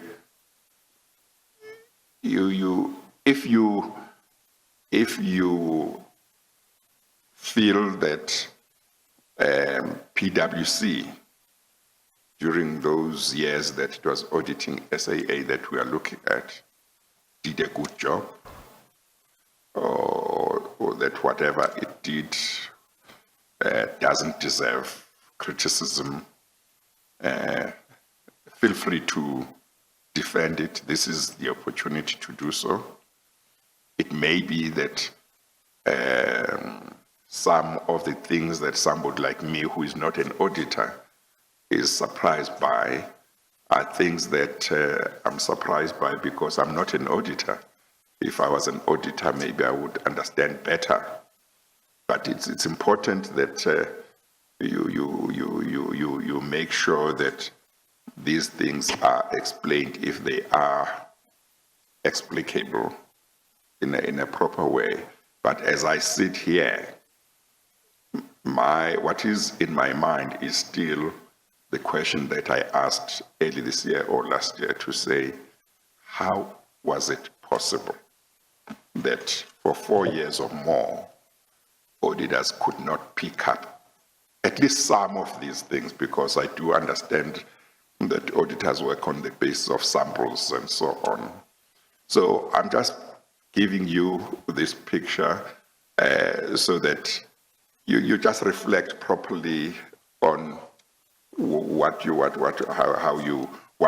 defend, what you will not defend, with an understanding of where I am coming from, which might or might not be the same perspective that Ms. Hofmeyr has. Okay. Thank you, Chair. I appreciate the comment. I think you could continue to answer the questions that Ms. Hofmeyr can put to you, but if in response to the remarks I've made, there is something you want to say, feel free to say it. If you say you'll wait for the question, that's fine. Chair, thank you, Chair. I think, Chair, I do appreciate where the Chair is coming from and the concern. Chair, the issues that have been identified at South African Airways, as I previously mentioned, Chair, during our tenure, we did look at procurement and contract management. We did identify deviations. We sought responses from management to understand, Chair, how what has happened, so that we can appropriately report on that. We elevated the matters to those charged with governance, the audit committee, throughout our tenure at South African Airways, Chair. What we have included, Chair, in our supplementary statement is that we acknowledge that we probably should, we should have, Chair, included these non-compliance matters in the audit report as required in the paragraph under compliance with laws and regulations, Chair. So, Chair, it is important to know that we did the work, we identified these issues, Chair. It is the reporting element right at the end where, Chair, I think in our judgment, Chair, we got it incorrect. And that is the supplementary submission that we have made to the Commission, Chair. Chair, as I have emphasized earlier, these matters relate to the compliance side. On the numbers, Chair, we performed sufficient work. We did a proper risk assessment, identified significant areas that required attention. We followed a substantive audit approach because we could not rely on the controls, Chair, and we were able to get comfort that the numbers included in the financial statements fairly present the position at South African Airways, Chair, and that the financial statements were free of material misstatement. Ms. Mothibe, are you aware that Mr. Sokombela's evidence was that once they'd looked back and received your audit files and looked at the work that you'd done, they could not rely on the closing balance as you had determined it for the 31 March 2016 year as their opening balance for their auditing purposes? Chair, as part of the review of opening balances, the Office of the AG engaged with us and they requested access to our files just to get an understanding of the numbers. There were areas where they felt they could not rely on opening balances because they felt they could not perform some of the work that we had done. We engaged with Mr. Sokombela and shared with him the fact that, remember, we had been auditors of South African Airways for a number of years. And in certain areas, because we're doing them for consecutive years, we also took comfort on the work that was performed in previous years in some of the key areas. And he, in his discussions with us, was only, and rightly so, I suppose, Chair, he was only prepared to look at the 2016 file and not look at all other files. Because, Chair, had that been possible, he definitely would have been able to get comfort on those numbers, Chair. I mean, I'm not sure if that answered the question. No. So maybe you might have to repeat. Just listen carefully to the question, Mr. Mothibe. Are you aware that the evidence of Mr. Sokumbela before this commission was that he could not rely on your closing balance for the purposes of his opening balance? I'm aware of Mr. Sokumbela's evidence in that regard. Do you disagree with his approach?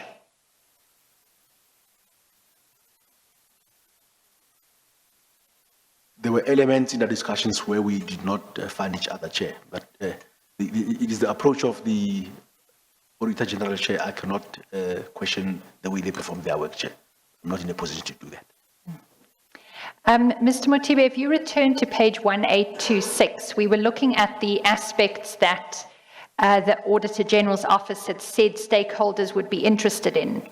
And then in the middle of the page, I hadn't quite got to it yet, there's another recordal of what the Auditor General's office notified you of. It reads as follows. The previous auditors were notified that there is a huge risk on SCM. That stands for Supply Chain Management. Is that correct? That is correct, Chair. And SCOPA might need answers from the previous auditors on why this matter was not reported in prior years.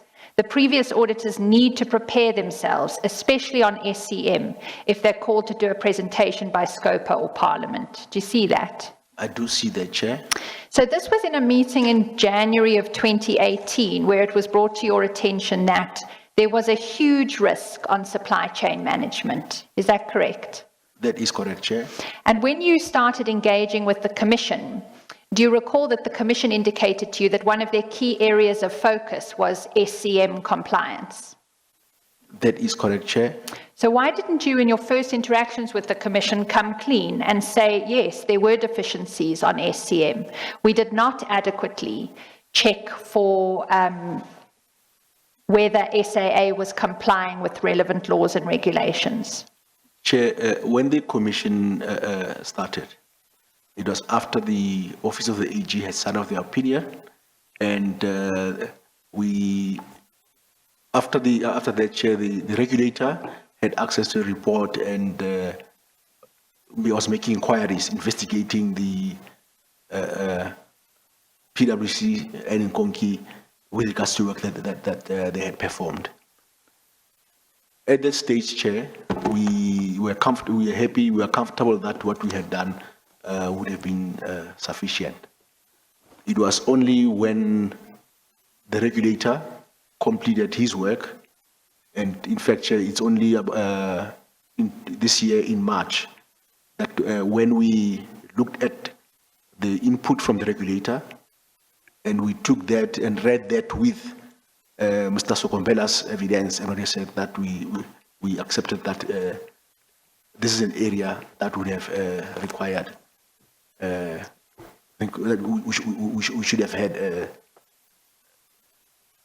You realize that that's an area where you fell short. That is correct, Chair. But Mr. Mothibe, in September 2017, the Auditor General said he would not rely on your work on SCM. In January of 2018, the Auditor General said there is a huge risk on supply chain management, and SCOPA is likely to be asking questions of how we could have gone from a clean audit opinion to a qualified audit opinion in the space of 1 year. And despite all of that, is it your evidence before this Commission that you only came to realize that there were supply chain management deficiencies in your work by March of this year? Chair, as I indicated before, Chair, the issue that was at hand was the lack of reporting of the issues we had identified when we performed work on supply chain management, Chair. It is not that there was no work performed. It is the failure or to report these deviations in the audit opinion. It's not to say that no work was performed in the area, Chair. And I think, Chair, if the question that we've come from Scopa is that the opinions say there's no there's not an non-compliance. Subsequent to that, there is a lot of non-compliance. What has happened? What is the gap? And that is where we acknowledge, Chair, that much as we had done the work, we had failed to report that to the shareholders, Chair. And that is that last leg that was outstanding. Isn't that large leg a very important leg? Chair, it is an important leg, Chair. Yes, but the way you testify around it, and I think that has been the case in regard to other areas where you acknowledged that you fell short. One gets the impression that you are trying to give the impression that where you fell short didn't relate to something important. You say, you emphasize we did the work. Where we failed or we fell short is reporting. But as I understand it, and as I think you concede, that reporting is very important, isn't it? It's part of your job, and it's very important, is it not? Chair, I understand where the chair is coming from. I think it was for me also important to recognize that work was performed. Chair, Yeah, no. I do appreciate the chair's Yes. input that, and I think, Chair, I needed to clarify. Yes, you didn't intend to say it's not important. No, I definitely, Chair, that was never my intention. Yes, Chair. okay. No, I do appreciate our role in that Yeah, that you've done, okay. Chair. I just want to pick up on the point that the work was performed. Mr. Motibe, you accept in your supplementary statement that there were limitations placed on the scope of your audit because of, for example, the lack of tender files, correct? Chair, I do agree with that insofar as it relates to supply chain and contract management. So then the work that you performed could not adequately determine, for example, whether the amount stipulated for irregular expenditure in the financial statements was accurate, could it? Chair, that should be correct, Chair. I'd then like to look at what the Auditor General's report for the 2017 financial year gave as its important elements and how they dealt with aspects like irregular expenditure. And then I'm going to compare that to the audit report for the 2016 year, which you signed off on. And to do that exercise, Chair and Mr. Motibe, we'll need to go, and if your registrar can assist, just to give you, Chair, Exhibit DD20B. We've been working in D, you can put it away now, I won't go back there. We're going to go to Exhibit DD20. Before we do that, let's no, sorry. we take this off, yeah. I actually think I need you to be in D, so please keep D, but please go ahead, Chair. I'm just going to Okay, clarify. Thank you. Let's go back, Mr. Motibe, to page 1826. That's the last page you were looking at, I think. Or you had put it away, yeah. Let's go put it back, away, Chair. page 1826. That's the minutes of the meeting between yourselves and the AG. I have got it, Chair. Yes. You know, that sentence that Ms. Hofmeyr read to you earlier on in the middle of the page, the previous auditors were notified that there is a huge risk on SCM and Scopa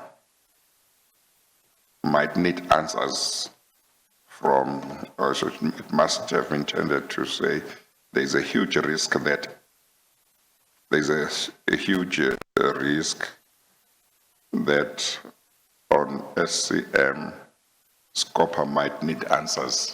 I think that's probably how it should read from the previous auditors on why this matter was not reported in prior years.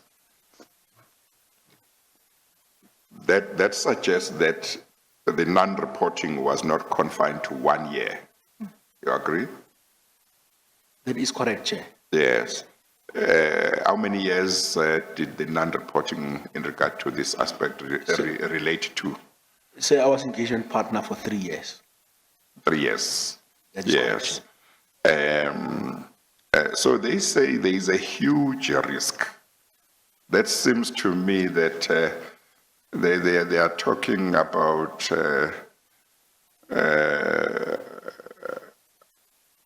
something regarded as really very serious in the failure to do work that PwC was supposed to do. Is that the same understanding you get from this, at least their perspective? Chair, I would say that I wouldn't say failure to do work, but rather to say failure to. I wouldn't say it's a failure. I think from the way I read it, they'd like to understand why there has been such a deterioration in the term to be used. Yeah. Yes. But after they had said this, I would have thought that you would have taken time to look at this aspect and PwC's role or failure to report. And you would have made an assessment to see whether there is justification in any criticism of PwC's work in relation to the failure to report in this regard. Did you do that? After becoming aware what they were saying, did you reflect and say, really, can we be criticized or can we not be criticized on this? Chair, at that time, Chair, the view that we had taken was that we had done sufficient work, Chair, and if there was a need for us to appear before SCOPA, Chair, we should be in a position to appear and explain what we had done, Chair. Now, you may have taken that view before you heard what the AG was saying, but after the AG had said this, did you continue with that position after reflecting, or did you not reflect and look at the work again and still took the same position? Chair, at that stage, Chair, if I recall, the manager or senior manager who was responsible for performing this work had previously worked for the office of the AG. And in that regard, Chair, one had comfort that with his background, we should have been able to cover all the critical areas, Chair. And there's a comfort that I had, at least, Chair, to the extent that this was related to the 2016 financial year that we had audited. For the 2014 and 2015 financial years, where this area was audited by Nkongi, Chair, they had been doing this fairly regularly and have done it at other state-owned enterprises, Chair. And the view was that, Chair, we should be able to demonstrate that we had done sufficient work, Chair. But was the view, did you accept at that stage that you had not, as PwC, reported what you should have reported, or did you think that you had reported at a factual level when the AG said there was this huge risk that SCOPA might need answers from you on why this matter was not reported in prior years, not in 1 year, in prior years? Was your view that factually you had not reported, or was your view that you had reported? And I don't even know whether it's a view, I think it's factual. Had you reported in prior years on this matter? At least now you accept that you had not reported, I think you accept. Yes. But as at the time of this meeting, did you accept that you had not reported this matter in the prior years?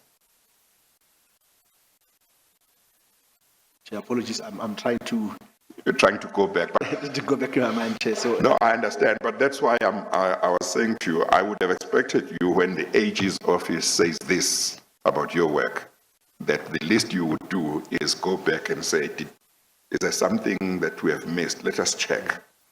Did we do our work properly? And I think, Chair, hence I say, Chair, part of the comfort that one had was that we had allocated this part of work to somebody who had, in fact, spent time in the office of the Auditor General, and that they understood. But checking whether you had reported this or not would be an easy thing, isn't it? It shouldn't even take 10 minutes, I would imagine. You just go to the reports and check. Or is it more complicated than somebody who's not an auditor like me thinks?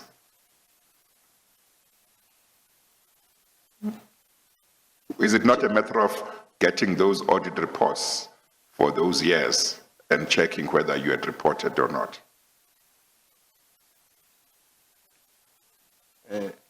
Chair, I do believe we knew what we had reported, and it was based on the work that had been performed, Chair. And as I did indicate, understanding what we had reported, we are comfortable that at the stage that the work performed supported what had been reported, Chair.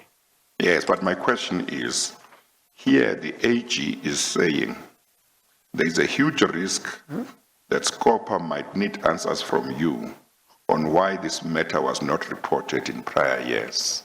So I'm saying, when the AG says that, the first thing sitting in that meeting that should have crossed your mind is, did we not report in the prior years?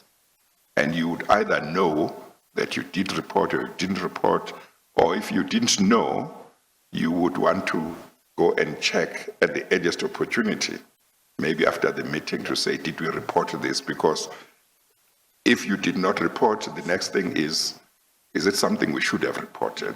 And if it is something we should have reported and we didn't report, then if we must take responsibility, we must take responsibility. If we can defend it, then we'll defend it. So my question is, at that stage, did you know whether you had reported this during those years or not? Chair, I think I said I was aware that we had not reported You were aware that you had not reported? Yes, Chair. Yes. And at that stage, did you think that it was something that you should not have reported? And I think, Chair, what I was alluding to is that based on the work that had been performed and the level of people that have performed and the experience of the people that have performed, we are comfortable that we had done enough work to support what is in the audit report, Chair. Yeah, okay. Let me make sure we understand each other. As I say, I'm not an auditor. You are an auditor.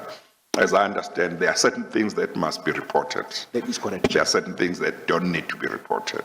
Yes, Chair. Now, the AG says, here is something that should have been reported in prior years, but was not reported, according to the that's how I understand this. Chair, I understand it maybe slightly differently, Chair, that when the AG performed his work on supply chain management, he had identified deficiencies which he then was reporting. And the amount of deficiencies that he identified compared to the fact that nothing was reported in the previous year, as you correctly asked, Chair, why is there such a big difference? So, Chair, it is not to say that maybe because he had reported, we should have reported, but rather, why is there such a deterioration? And my view then was that the work that we had performed supported what he reported.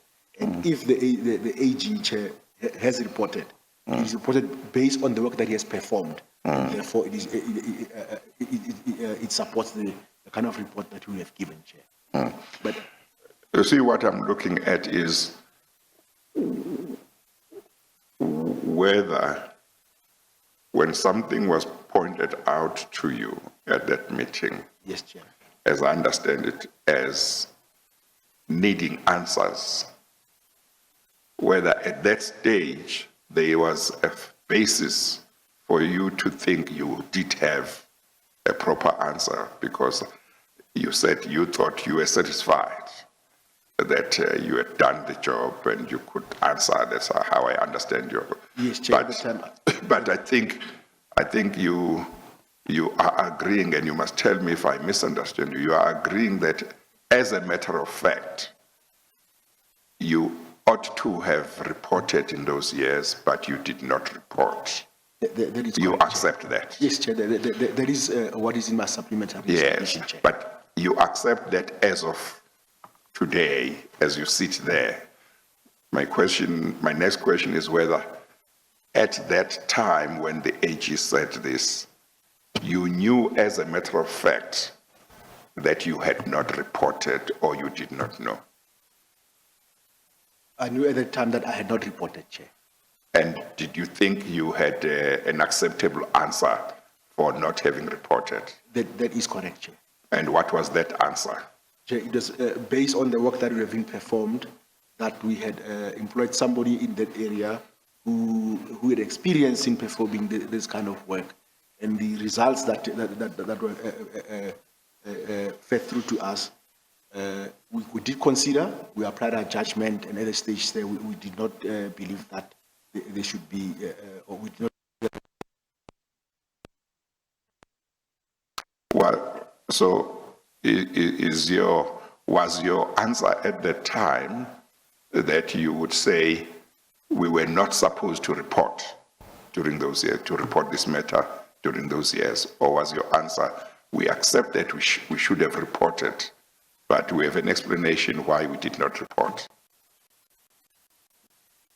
At the time, based on what we had done and the judgment that we applied at the time, Chair, we did not think that we should have reported. You did not think you should have reported? At that time, Chair. Okay, all right. Ms. Hoffman. Thank you, Chair. So just to clarify, for the whole of 2018, you held the view that SAA had complied with relevant laws and regulations for the 3 years that you audited them. Is that correct? Based on the work that we had done and the judgment that we had applied. And then in 2019, you continued to hold that view, correct? As I indicated, Chair, the work was subject to investigation by EBA, and Chair, at the stage when we had looked at the file, we believe that we had done sufficient, Chair. And then, I'm so sorry, Ms. Hoffman, maybe for the benefit of the transcribers, you can just spell that abbreviation of ERBA for them. of course, Otherwise, that's they'll write indeed. something on the transcript. It's IRBA. Yeah. Thank you. So we've clarified 2018, you held the view that SAA had complied with laws and regulations. 2019, you were telling us that an investigation by ERBA started. So what was your position in 2019? Had SAA complied? Chair, when the investigation was continuing, there was EBA put to us questions. We responded. They came back to ask more questions, and there were areas where we were able to give them responses, Chair. And it was only that process was only finalized this year, Chair, in March. So is the answer that during the investigation by ERBA, you continued to believe that SAA had complied with legislation until the outcome of the ERBA investigation? That's when you were convinced that you should have reported. Chair, at this stage, Chair, it was that we said there was no material non-compliance, Chair. So, Chair, that's obviously not absolute assurance, But we said, our view was that there was no material non-compliance, Chair. And then the Commission received Mr. Sokombela's evidence in March, and as I understood your evidence earlier, that helped to focus the mind. Sorry, they received Mr. Sokombela's evidence in February, and then that helped to focus the mind, and by March of 2020, you accepted that those indications that there had been compliance were incorrect. Is that right? Chair, after we got responses from the regulator, and their view was, the regulator's view was that we had not complied, and the view from the regulator was that do we consent? And after reading the regulator's response, we looked at other information, Mr. Swan's evidence, and Chair, the view that we took was that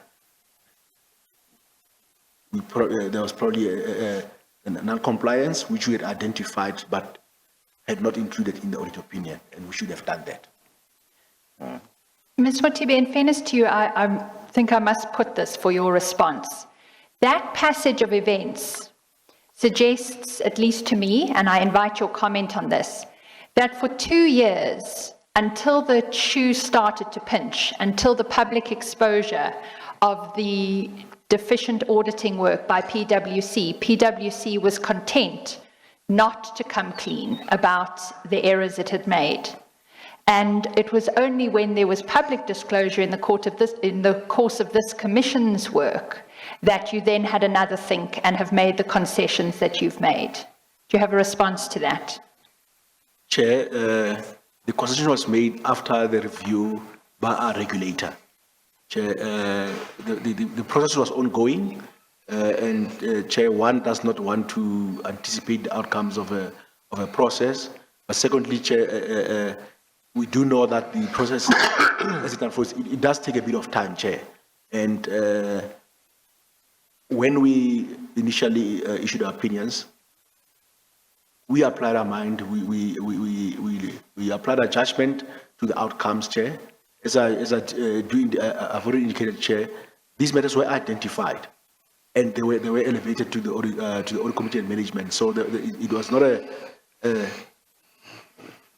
I'm not sure if I'm using the right word that Mr. Hofmeyer says, a failure, because work was performed, deviations were identified. So, and I don't want to, I think, Chair, as you mentioned earlier, I don't want to make it sound like reporting is not important, Chair. But that is where we fell short, Chair.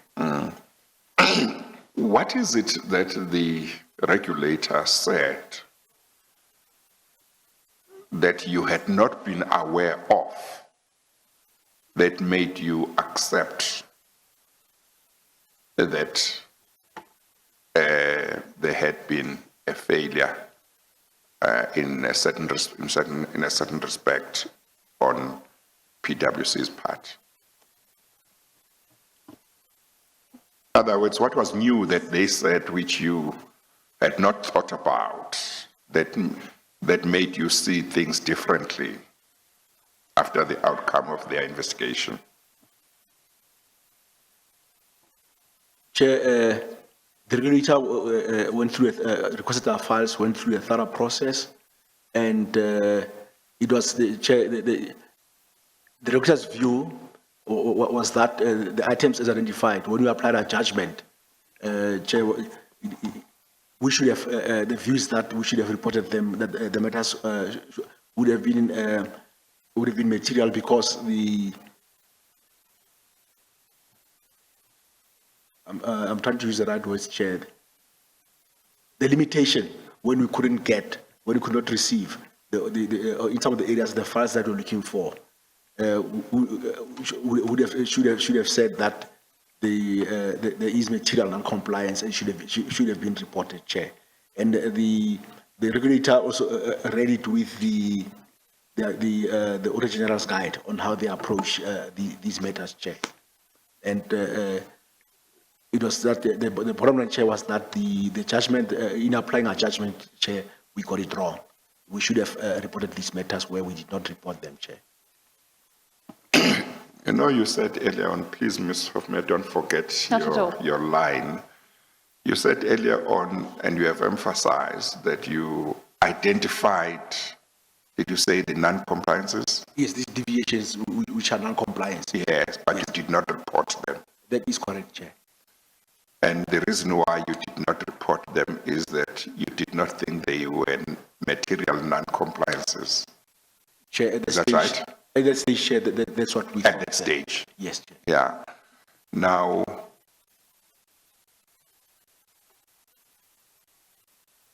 my logic suggests that if you have identified the non-compliances and you don't report them,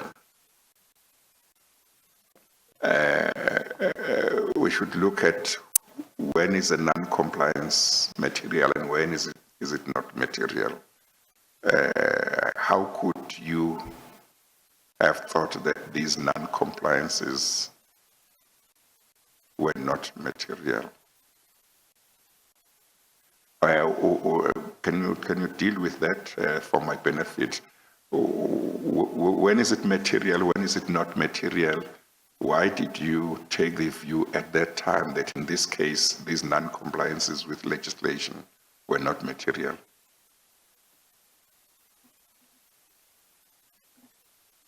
Chair, as I indicated, Chair, when we looked at those matters, Chair, it was the judgment that we had applied, and Chair, as I think I mentioned, I did refer to that earlier, Chair, that one of the biggest things that occupies one's mind when we came to sign the audit opinion was the work we were doing around the going concern at South African Airways. That took up a lot of time, Chair, during and after hours, Chair, and there was, if I could say, Chair, one of the biggest things that occupied our minds. It was the most fundamental thing that. But that won't. And I think that won't answer the question of what's material and what's not material, isn't it? Chair, I think what I'm alluding to is that, Chair, with that heavy focus in that area, and when one applied a judgment, one might have focused so much on this area, Chair, that's where one would have erred in applying the amounts correctly in determining whether or not those items were material enough to be included in the audit opinion. Yes, but you can't use the fact that you spend most of your time focusing on a certain part of the work and not a certain other part of the work as justification for saying we thought that other part was not material. That doesn't seem to be logical to me.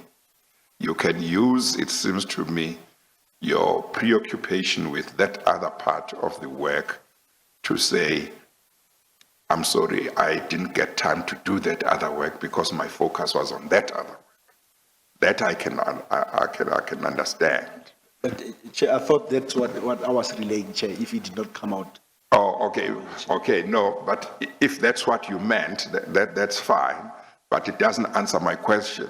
My question is, you said you were aware that you did not report, but you had taken the view that this was not the non-compliance with legislation that was involved here was not material. Therefore, your non-reporting was justifiable or was acceptable. That's my understanding of what you are saying. And then I said, so when is a non-compliance with legislation material and when is it not material? That was my question. Oh, Chair, in terms of the guidance in from the AG, Chair, there's a threshold that they have set for each different test as to when you should report and when one should not report. And one also then, when you look at that, have you breached a threshold and how material is it? And Chair, as I said, Chair, that's an area where one also had applied judgment, and we considered, Chair, that we got it wrong. But did you have a proper basis for the view that the non-compliance with legislation was not material? What was the basis that you had at that time for taking that view?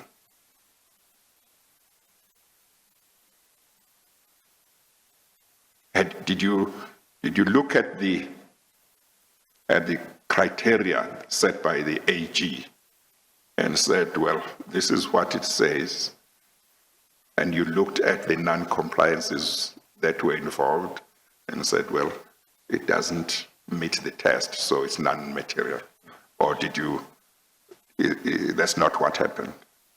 Chair, for the years 2013 and 2014, apologies, 2014 and 2015, if you recall, Chair, indicated this work was performed in our joint auditors' file. So we reviewed we performed a cross review of the work performed, and at that stage, Chair, we identified areas of non-compliance which we elevated to the audit committee and to management. And by the time it came to preparing the audit report, which was long since we had finalized we had presented to the audit committee and to management. If I recall, Chair,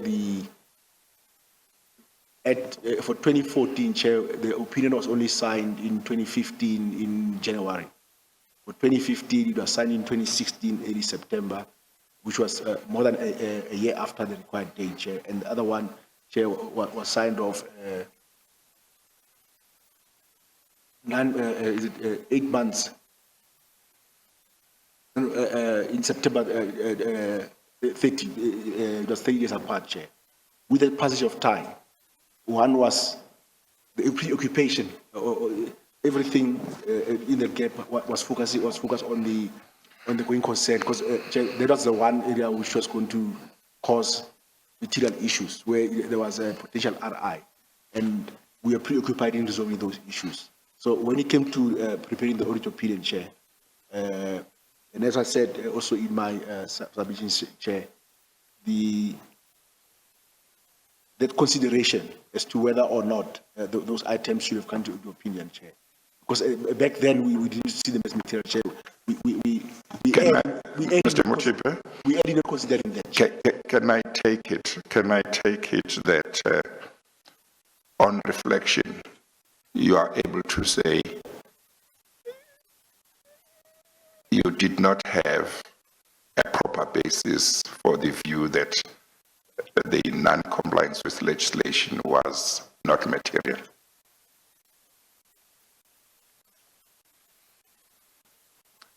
I'm putting this to you because I have asked you a few times that what I'm looking for is the basis for the view you took at the time that the non-compliance with legislation was not material. We've spent some time. I don't seem to understand that you are able to give me the basis for that view. So my question now is, can I take it that on reflection, you are able to say, looking back, our view did not have a proper basis?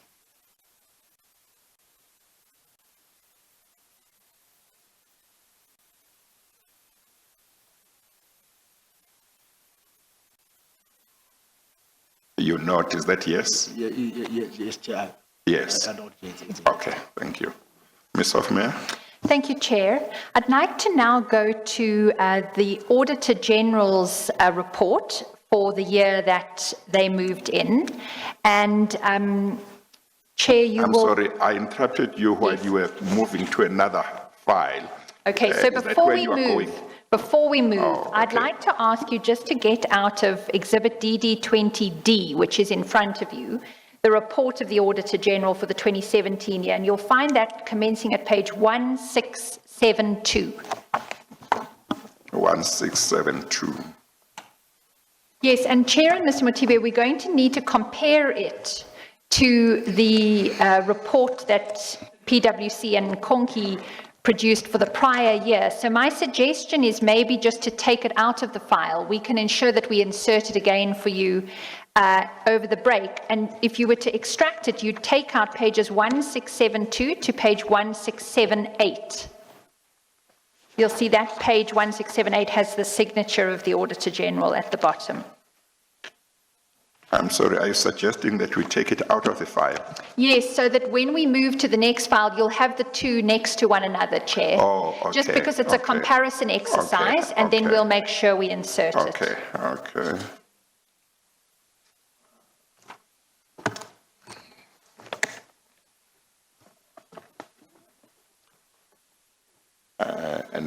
And then which other file must we have? Then you will have in front of you DD19D, which is the second file of Mr. Motibe's evidence.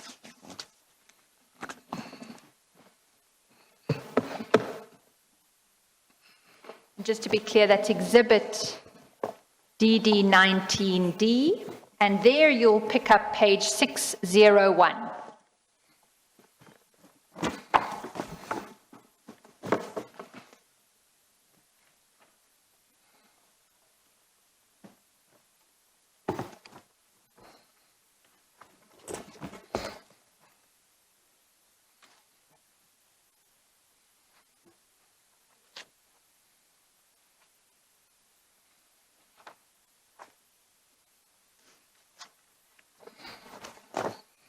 So what you should now both have before you is the Auditor General's audit report for the 2017 financial year, and we'll be able then to compare it to PwC and Konki's audit report for the prior year.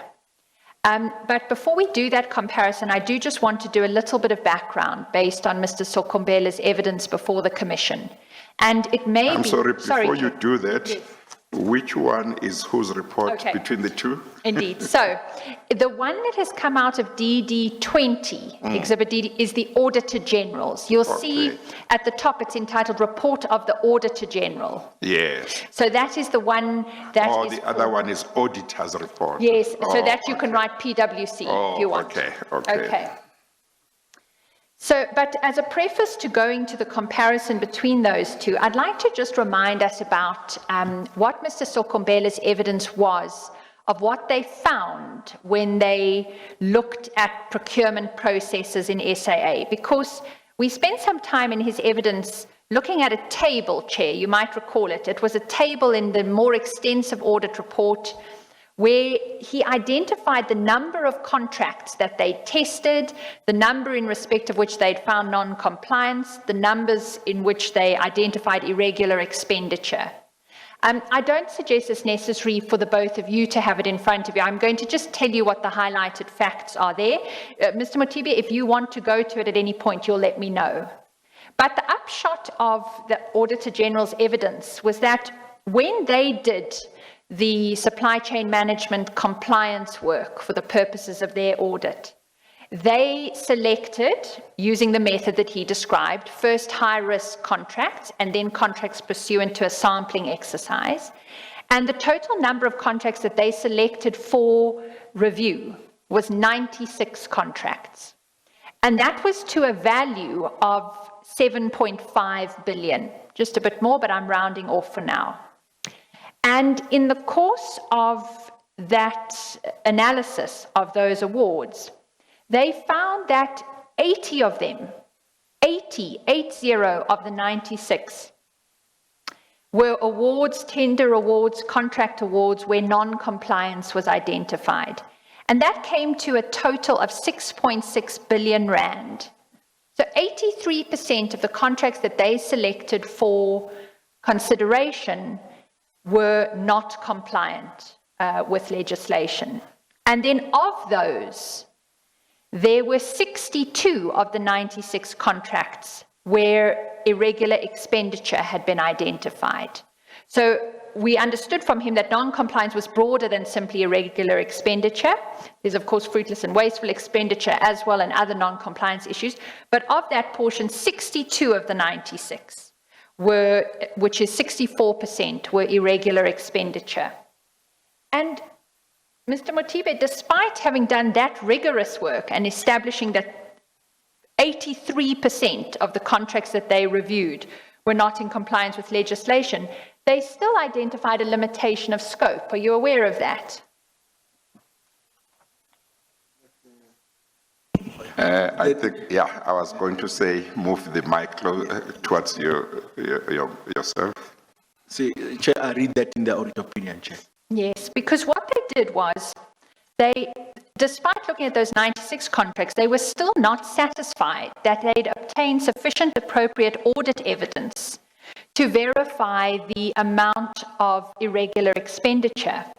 And what doesn't come through in the audit report is the actual figure that they regarded as unverifiable of the procurement process. And that was to the total of 279 million worth of the awards simply could not be verified because they couldn't obtain sufficient appropriate audit evidence. So, Mr. Sokumbela, that's the background to, sorry, Mr. Motibe, that's the background of Mr. Sokumbela's evidence to what he then ends up saying in his report, and what I'd like to then compare with what you disclosed in your report the year earlier. And for that purpose, we'll go first to the Auditor General's report. That is in Exhibit DD20D at page 1672. You'll see there at the bottom, there's a heading irregular, well, let's start, sorry. There's a heading report on the audit of the consolidated and separate financial statements. Do you see that? I see that, Chair. And then under that, there's a heading qualified opinion. Do you see that? That is correct, Chair. Now, the Auditor General gave a qualified opinion. You gave an unqualified opinion in the previous 3 years. Is that correct?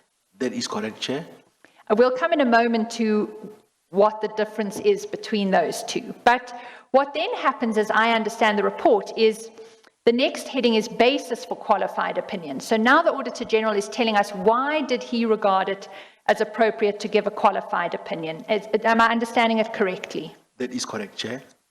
And before we go on, just in terms of qualified and unqualified audit opinions, can you help us with the following? As I understand it, but I, like the chair, am not an auditor, so we're going to rely on your expertise here. An auditor will give a qualified audit in two scenarios, and for this I'm relying on ISA 705, and I just want to check that you and I agree on this. The first is where he or she, I'd like to add, sufficient appropriate audit evidence, but regards there to be material misstatements in the financials. Does that accord with your understanding? That's the one circumstance. That is correct.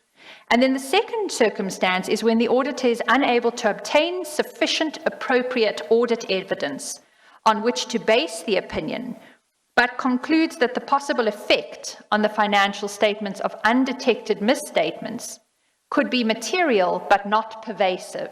Is that an accurate understanding? That is correct, Chair. So for laymen like me, this seems to suggest to me that there are two situations. The one is you've got sufficient audit evidence, but you conclude that there are material misstatements in the financials. And that is to be compared with where you don't manage to get suitable, appropriate, or sufficient appropriate audit evidence, the consequence of which is that you're actually not able to detect whether there are misstatements of a material nature in the financials. Is that a fair summary, Mr. Motibe? That sounds fair, Chair. Thank you. And of the two scenarios that Ms. Hofmeyer has alluded to, from an auditor's point of view, and from the point of view maybe of the users of financial statements and auditors' reports, which one is the worst situation, or is the position that either could be worse than the other depending on the circumstances? In other words, in the one where there are misstatements, it might depend on the nature of the misstatements. It could be quite a bad situation. Or is the position that where you don't get given the information, that's actually regarded as the most serious of the crimes, so to speak? Chair, I must admit, I've never thought of it In that way? the way they are asking, because we come in, Chair, as auditors, we perform your work and you then issue appropriate Yes. audit opinion, Chair. Yeah, but both situations are bad. Are bad. Chair, I would Generally think- speaking. I would think that any entity would, as soon as you qualify, Chair, you don't go down well with them, It's unacceptable. depending on the nature of the qualification, Chair. Yes. There could be a qualification as a result of an error. If it's an error, Chair, genuine error, then you will be able to explain it. But it is still a qualification. So I think, Chair, the circumstances. Okay. It's difficult to respond to your question. Okay, no. But of course, if you don't have the information, it means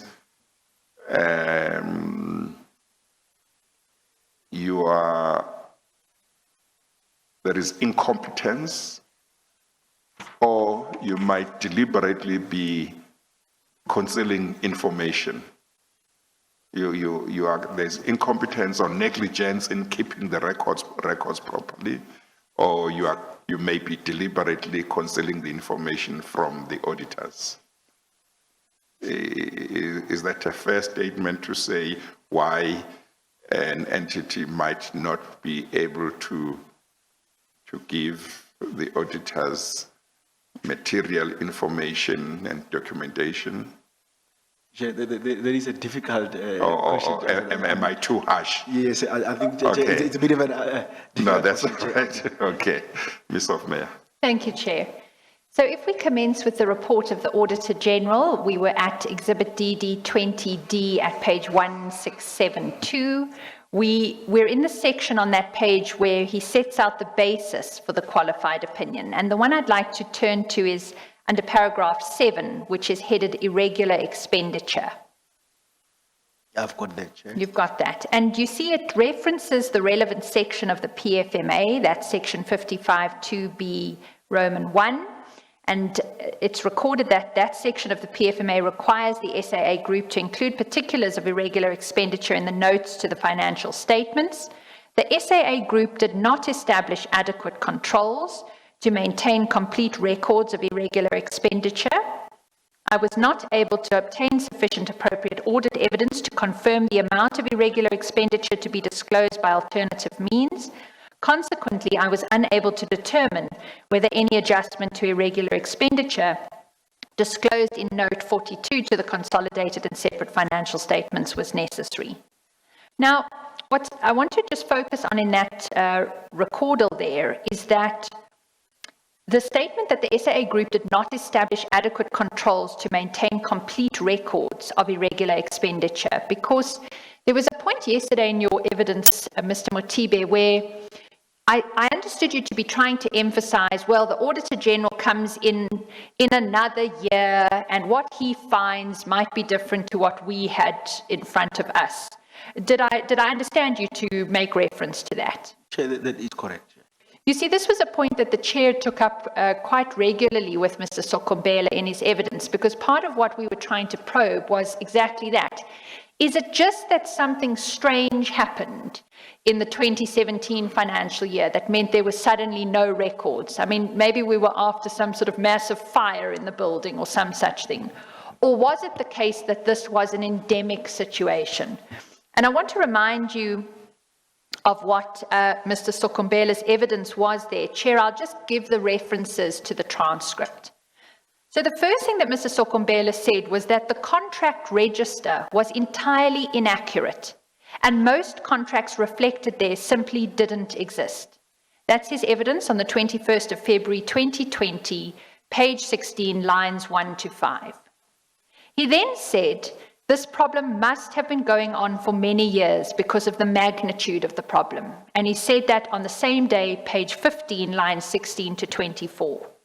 And he went on to explain that when they asked for tender documents to be located, they had to deploy an entire team to search for months.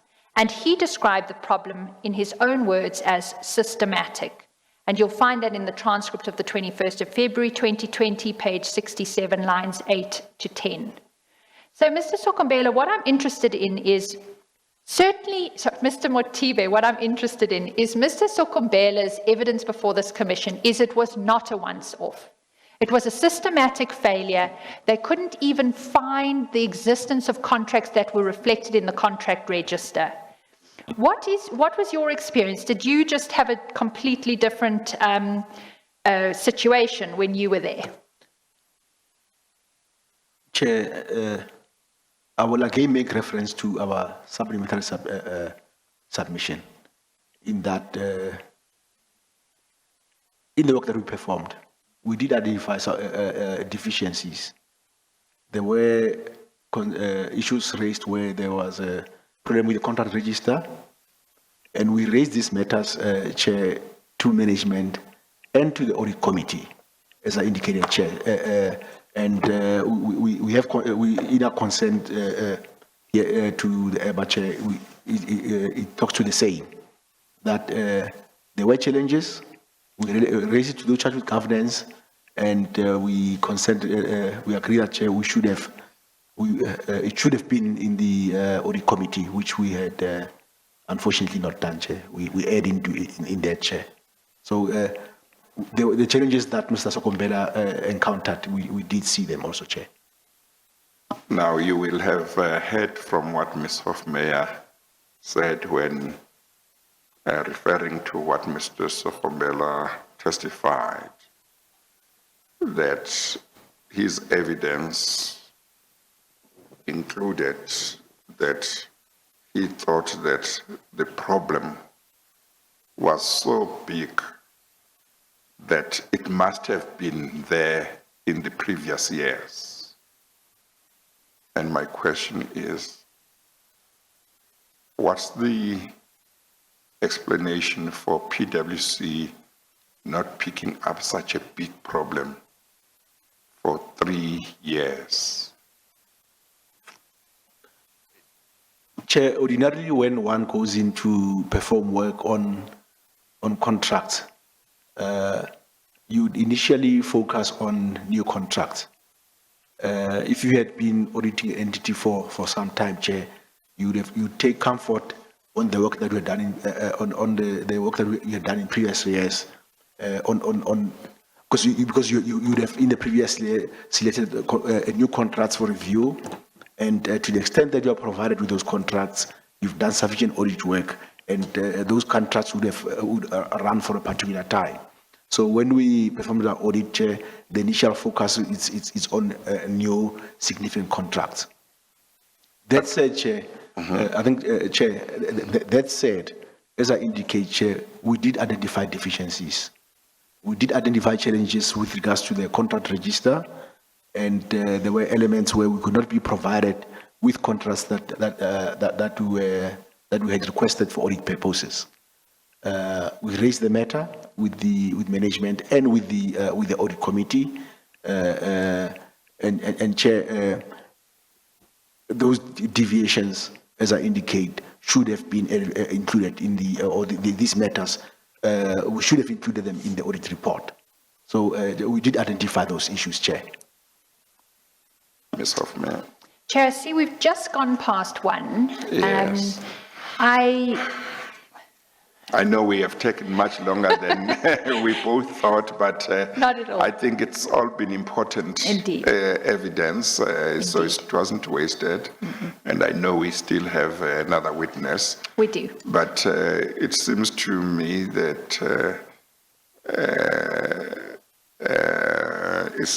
that we should just take normal lunch for now and come back to.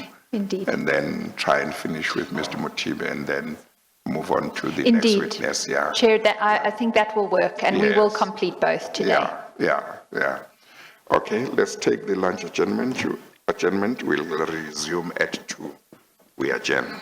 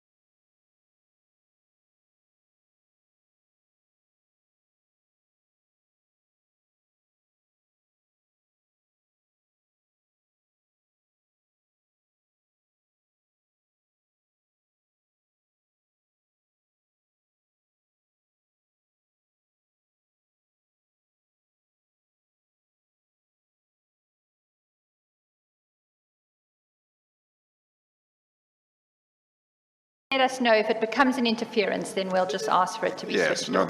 that's fine.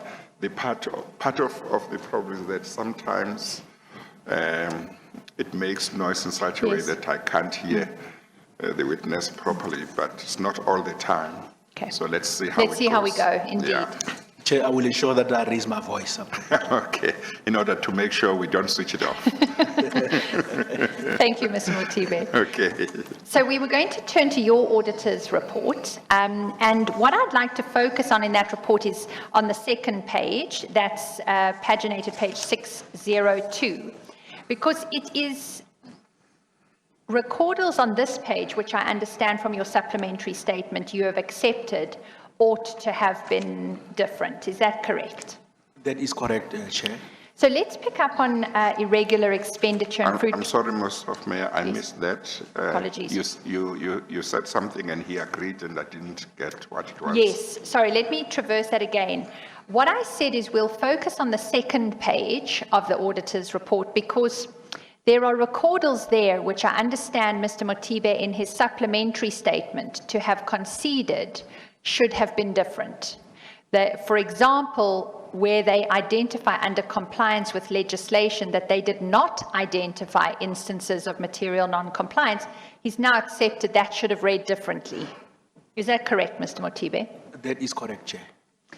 I'd like to start with the heading irregular expenditure and fruitless and wasteful expenditure on that page. It's just above the middle of the page in capitals. And what you record there when you signed this off on the 30th of September 2016 is without raising a material finding, we draw attention to the disclosure in note 46 to the annual financial statements on page 166, irregular expenditure to the value of 5.4 million and fruitless and wasteful expenditure to the value of 7.3 million that have been identified and reported in terms of section 55(2)(b) Roman 1 of the Public Finance Management Act. Now, just before the break, you'll recall, we looked at the Auditor General's comments under that topic in the audit report from the year later, and he took the view that there were not adequate controls to maintain complete records of irregular expenditure, and so there had been a limitation of scope. He simply was not in a position to confirm the amount of irregular expenditure. Now, as I understand it, Mr. Motibe, and you can find this in your supplementary statement in Exhibit DD19B at page 3030.4. Chair, I don't suggest it's necessary for you to go there unless you want to look at the particular wording. But you acknowledge there at the bottom of the page that your entry under irregular expenditure and fruitless and wasteful expenditure for the 2016 year should have been different. Is that correct?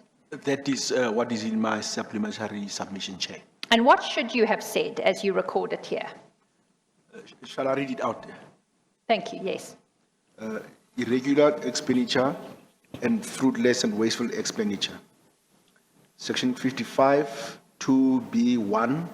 May I raise your voice? Oh, I'm competing with the Section 55, 2B1 of the PFMA requires the SAA Group to include particulars of irregular expenditure in the notes to the financial statements. The SAA Group did not establish adequate controls to maintain complete records of irregular expenditure and fruitless and wasteful expenditure. We are not able to obtain sufficient, appropriate audit evidence to confirm the completeness of the amounts of irregular expenditure and fruitless and wasteful expenditure disclosed in the Director's report for the 2014 financial year and note 46 and 45 of the consolidated and separate financial statements for the 2015 and 2016 financial years. So, Mr. Motibe, as I read your now revised statement of what should have been contained in your reports, it applies to the 2014, 2015, and 2016 financial years. Is that correct? That is correct, Chair. And there was a limitation of scope in all of those years, correct? Chair, that would be correct, Chair. And as a consequence of that limitation placed on the scope of the audit, you weren't in a position to confirm the completeness of the amounts of irregular, fruitless and wasteful expenditure. Is that correct? That is how my supplementary statement reads, Chair. Thank you. It's also, you've confirmed that the contents of your supplementary statement are true and correct.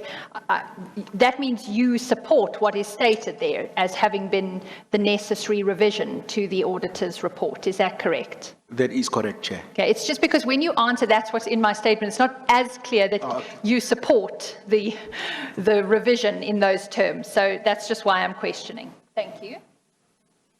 So then I want to... I'm sorry. Well, I don't want to forget this because I forgot it earlier.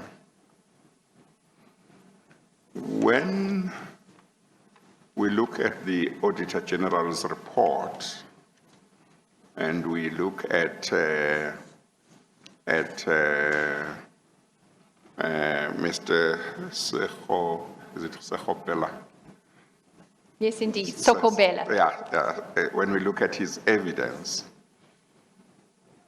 and it transpires that, and we look at your own evidence today and yesterday where you say during those 3 years or whatever period that PwC was involved in auditing the SAA, you identified some of the problems. You did not include them in the report, but you identified them. Is there something I've said that you want to correct? No, Chair. Oh, no. Okay, all right. You are listening. I'm being attentive, Chair. Okay, all right. I would have assumed that if in the first year of your term at SAA, auditing SAA, you picked up certain problems, including the failure by the SAA management to give you files and whatever other documents and information that were important for you to do a proper job. I would imagine that when you come the following year, you would look back and say, what problems did we identify last year? Have they fixed those problems now? Because if they have fixed them, then that's fine. But if they have not fixed them, that might be something to look at quite seriously to say, but we told management last year that this needs to be fixed. This year it's still not fixed. And then if in the third year you still have the same thing, you would not fail to see that they have not addressed it. And by then, it might be difficult to see why do you not include it in your report, because it's persisting year in, year out. That's what I would like you to comment on. That's what comes to my mind, that one would expect that when you come the following year, having done the work the previous year, your starting point would be, what was wrong last year? Has it been fixed? Blah, blah, blah. Chair, thank you for the question, and I do understand where the chair is coming from. Chair, as I had indicated, we performed the work, and when it came to the preparation of the audit opinion, there was significant time that had passed. And when we then started preparing the opinions, Chair, you then should go back and look at what you had identified, what is material and what is not material. When we received the first draft of the audit opinion, Chair, because we had dedicated that, then as partners we reviewed that, nothing had been highlighted by our team to indicate that there were these material issues that need to come to the audit opinion. Chair, we had included the matters in the management report and in the audit committee documents. And I do agree that one should have also gone back and also reviewed that to ensure that everything has been included. Chair, in the 2014 year, in the first year, those matters would, at a stage, as you spoke to encourage, Chair, we had based on our professional judgment, Chair, in the review, we had thought they were not material. And I do believe that could have also influenced the view in subsequent years to say these matters had appeared, they were deemed material, and therefore in subsequent years, unless they were pervasive, Chair, then probably the conclusion was that they were not material. And that is, Chair, one of the reasons why they could have happened the way it had happened, Chair. And Chair, and I think I do believe I touched on it earlier, Chair, that we also had the benefit of attending all audit committee meetings and being a representative from the Office of the Auditor General, who also had access to all these reports. And this is somebody that we did consult when there were difficult issues. For example, on the matter of the going concern. In fact, there were times where we did not necessarily agree because they felt there was a view at some stage that we might be a little bit harsh. So when these matters came through, Chair, they were also aware, and they also did not, it did not come out from our discussions that these matters, maybe we need to consider elevating them, because they were also, in a way, a soundboard for us when we perform this work, Chair. I do understand where the Chair is coming from, and it is correct that you do consider previous matters when you move forward. But Chair, as indicated, when the report was put together, because for the first year we had not deemed them as material, incorrectly so, as I admitted, Chair. And in subsequent years, because they were not material, it probably did influence the way that the team would have thought about them. And in applying our professional judgment, Chair, that's where we could have gotten it wrong, Chair. Ms. Hoffman. Thank you, Chair. Ms. Mothibe, I was going to pick it up earlier, but then I left it. But you've made the point again, so I do just want to get clarity on this. You've referenced twice the fact that at those Audit and Risk Committee meetings, there was a representative of the Auditor General's office. Is that correct? That is correct. Ms. Mothibe, you don't give that evidence before the Commission to suggest that the Auditor General is responsible for the errors in your audit report, do you? Chair, we are the appointed auditors, as Prime Minister Kubas and Nkonki. It is our signatures on the opinion, and therefore we are responsible for that. I think that clarity is very important. Thank you.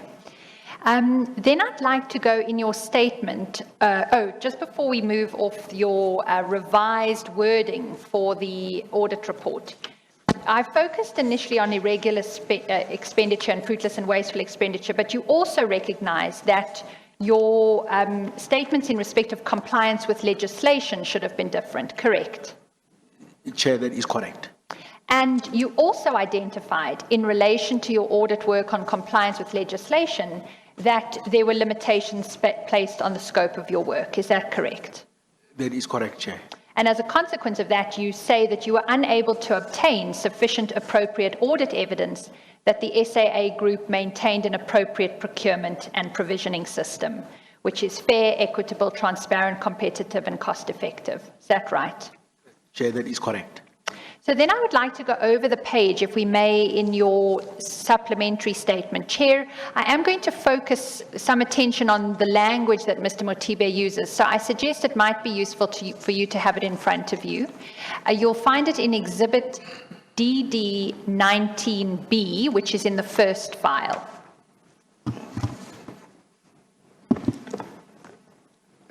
B, yeah? Yes. Yes, okay. But that's the section that starts with page 30.5. So you'll need, you see, I'm just worried if you've got B on the spine, that's the second file. You'll need A on the spine. Oh, But okay. within it, you'll go to page 30.5. You're not going to come back to this No. report, okay? No.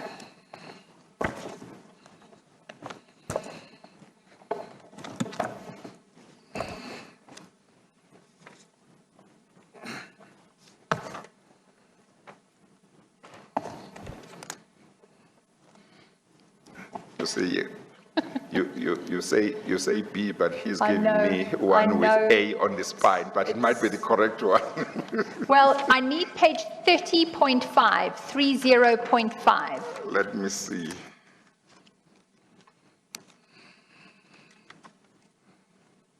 Probably it is the right file. Oh, excellent, I've got 30.5. excellent. Yeah. Okay. That's within Mr. Motibe's supplementary statement, Chair. And we're looking, I want to focus on paragraph 11, Mr. Motibe, because what you did in paragraph 10, as I understand your supplementary statement, is you made the concessions about what the errors were in the previous audit reports for the 3 years, and you actually give us the language of what ought to have been reflected in those reports. Is that correct? That is correct, Chair. And then what you do in paragraph 11, as I read it, is effectively sum up the impact of the concessions that you've made about those errors. And what you say there, and I'll read it into the record, is, in view of the failure to comply with the directive issued in terms of the PAA, I have indicated to the IRBA, that's IRBA, my preparedness to accept the proposed consent order in relation to the first 3 draft charges. The matter is currently with the IRBA, and I'm advised that the proposed consent order will be tabled at the next IRBA Disciplinary Advisory Committee meeting. So that's first of all telling us what's going to happen next. And then this is the part where I say you sort of capture the conclusion as I read it. You say there, however, I remain of the view that, despite these omissions, the financial statements for those financial years were, in terms of IFRS, colloquially referred to as IFRS, free of material misstatement, and that, and these are the words I want to focus on, sufficient audit work was performed and appropriate audit evidence was obtained to support the audit opinions. Do you see that? That is correct, Chair. Do you stand by that statement? Chair, as I indicated earlier, that with respect to the numbers in the financial statements, we had done sufficient work. We obtained the necessary audit evidence, and that the numbers, as far as they are disclosed in the financial statements, are free of material misstatement, Chair. And our opinion in terms of those numbers, Chair, is correct, and I stand by that, Chair. But there were numbers for irregular expenditure, fruitless and wasteful expenditure that you couldn't verify. Chair, the numbers in the financial statements relate to actual expenditure that has gone through, Chair. And those numbers are correct. Hence the statement that I make, that I remain of the view that despite those omissions, the financial statements fairly present, for those years, fairly present what happened at SAA, free of material misstatement, and the sufficient audit work was done. With respect to irregular and fruitless expenditure, Chair, it's more the, should I say, I hope I'm using the right word, is the quality of the numbers, not the quantum. So the fair presentation here is the quantums that we're talking to. If we say, for example, Chair, if one had said, let's say expenses incurred for audit, let's say for refreshments was 2 million, that figure of 2 million is correct. When you talk about the irregular and fruitless expenditure, it's then whether or not those refreshments were acquired using the appropriate SCM process. So the disclosure of that number as under fruitless and wasteful expenditure or irregular might not be correct, but in your income statement, that disclosure is correct, because Chair, the expenditure was incurred, there were invoices for that, they went through the appropriate payment approval processes, and they were settled. So from origination to liquidation, they have gone through the necessary process. Hence, I'm comfortable that Chair, that statement in my supplementary submission is correct, Chair, and I stand by it, Chair. Now, just to make sure, so does that answer mean that you stand by this sentence as is, or you are qualifying what's written here? No, Chair, that answer says that I stand by the statement that I As have made, is. as it is, Chair. Okay, okay. Mr. Motibe, I'm going to come back to the amount of irregular expenditure that needs to be disclosed in the financial statements. But the words in the sentence I want to focus on is you say you're satisfied that sufficient audit work was performed. I think you've already conceded before the Commission that sufficient audit work was not performed because there was a final step in the process that you did not complete. Is that correct? Chair, that I respectfully do not agree with what Ms. Hofmeyr is saying. As I do explain again, Chair, the work we perform on the numbers in terms of the ISAS and in compliance with IFRS, International Financial Reporting Standards, that was adequate. The numbers that are disclosed in the financial statements are correct. The work that you do around procurement and contract management and on irregular and fruitless expenditure, Chair, that's on the compliance side, and it relates to the quality of the numbers. But on the quantum of the numbers, Chair, that I stand by the statement that I've made, and it is correct, Chair. Now, you did explain you did begin to explain the difference between the quantum of numbers and the quality of numbers, but I don't think I got the full picture. You made the example about the amount spent on drinks, and you said if you said 2 million was spent on drinks, the statement that 2 million was spent on drinks remains valid. Okay. Now, would that be the quality of numbers? There's a quantum, Chair. That's the quantum. And that is what, Chair, that is what I've, the quality, then the question that you ask is when you then address the compliance with supply chain management. Oh, that's where quality would. Yes. How was it acquired? Did you follow due process? If you did not follow due process, yes, you might find that of the 2 million, let's say 500,000 you didn't follow due process, and therefore you will then disclose 500,000 under irregular expenditure. Yes. But yes. the fact that the money was spent on refreshments does not change. It is still spent on that. There was a service provider who delivered. You've got the invoice, you've paid them, it has gone through in terms of the payment process, it has gone through the necessary authorizations, and it has been paid. But if, with reference to procurement, you do not do enough work for you to state that the entity has been put at the risk of being sued for millions of rands. You don't say that because you didn't do enough work to be able to say that. Whether it's because files were not given to you or because you were focusing on something else, then that would go to the quantity of work.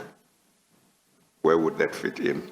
Chair, those are it sounds to me, Chair, like it's on the supply chain. Supply chain. Supply chain. Yes. In regard to supply chain, let's use that supply chain a section of the work you were supposed to do. Did you accept that in regard to that you did not do sufficient work? Chair, we said that we had done sufficient work. We reported to the audit committee and to management, but we did not report to the shareholders. So, and I think that we need to clarify, Chair. We did sufficient work. The error that we made, Chair, is in the reporting on the reporting side, Chair. And I don't know if Chair. Okay, no, don't go back to it. I think your point, your point is we did the work, but we didn't do the leg relating to reporting. That is correct, Chair. And the fact that we didn't do the leg relating to reporting doesn't make the work that we did insufficient. That's That is correct. that's the point you are making, That is correct, Chair. Ms. Hoffman. Mr. Motibe, I traversed that with you yesterday, so I'm not going to go over it again. And I stress the importance of that last step, but it's not profitable to redo it today. So what I'd like to just get your point on is Section 55(2) of the PFMA makes it a requirement that the financial statement of a public entity must include particulars of any irregular expenditure, fruitless and wasteful expenditure. And as I understand it, part of the auditor's job is to determine whether the disclosed amounts of irregular expenditure, fruitless and wasteful expenditure are accurate. Have I understood that correctly? That is correct. Right. And your changes to what your report should have said previously concedes that you were unable to perform that task because you had insufficient appropriate audit evidence. Is that correct? That is correct, Chair. Yes.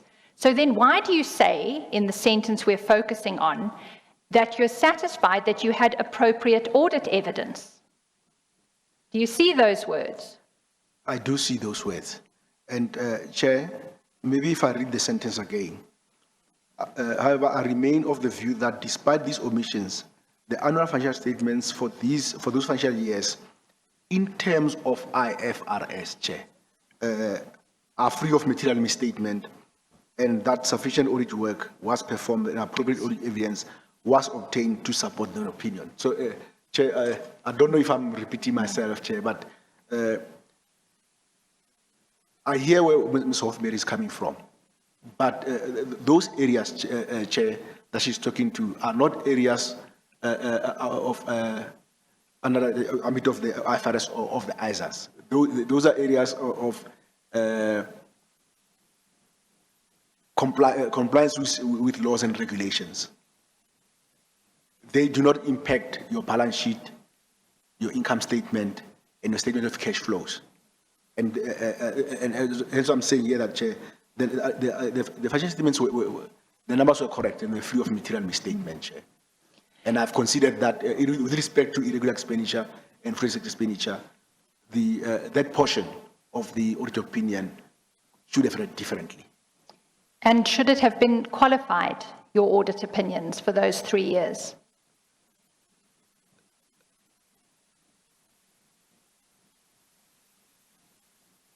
Only with respect to fruitless and wasteful expenditure, Chair.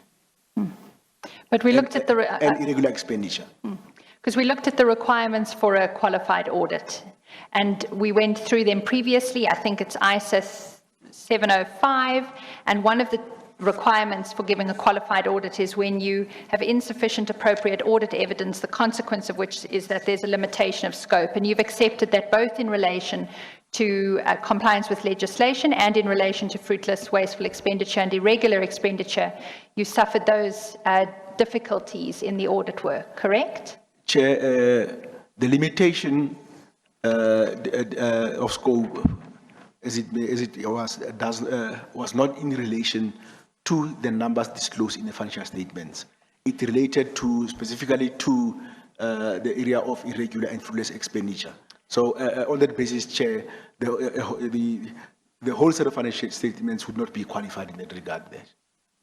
No, I understood you fairly, Mr. Motibe, to say it required qualification in respect of the areas of fruitless, wasteful expenditure and irregular expenditure, and in the area of compliance with legislation. Is that correct? That is correct. Right.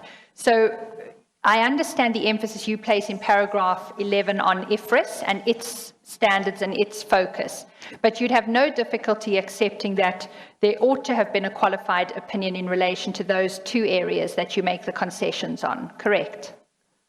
Chair, it is also important to note that whilst I understand where Ms. Hoffman is coming from, Chair, one then needs to assess the materiality of that in relation to the financial statements as a whole. So Financial statements as a whole, Chair, cannot be qualified, Chair, on the basis of those two matters. Chair, if I look at the audit opinion of the AG, Chair, if you just give me a second.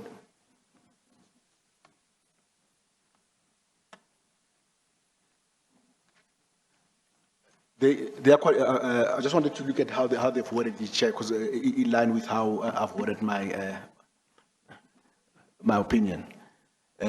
Chair, when you qualify financial statements, it is based on the fair presentation or whether there's a material misstatement on the numbers as a whole. So if on a whole the financial statements are not materially misstated, Chair, then you do not qualify. You might qualify aspects of it. This statement, Chair, that I make here, I stand by it. I do not believe that what I done on the numbers is incorrect, Chair. I'm comfortable that those numbers were fairly stated, and that, as I indicated in my supplementary statement, that on irregular and fruitless expenditure, I do not. There were limitations, and therefore I wouldn't have been able to give the opinion that I initially gave, Chair. I should have indicated that I was not able to obtain sufficient evidence because of the fact that SAA did not have in place sufficient controls to determine fruitless and wasteful expenditure. So is it your evidence that the extent to which limitations were placed on the scope of your audit in relation to irregular expenditure and in relation to compliance with legislation, those were not material enough for you to have qualified the audit? No, they were not material for one to qualify the whole audit, Chair, no. Not on their own, Chair, no.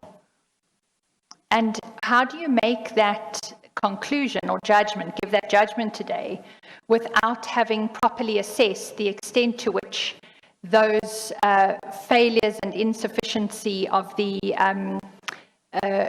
appropriate audit evidence you obtained, what the materiality of them were? How do you manage to do that today?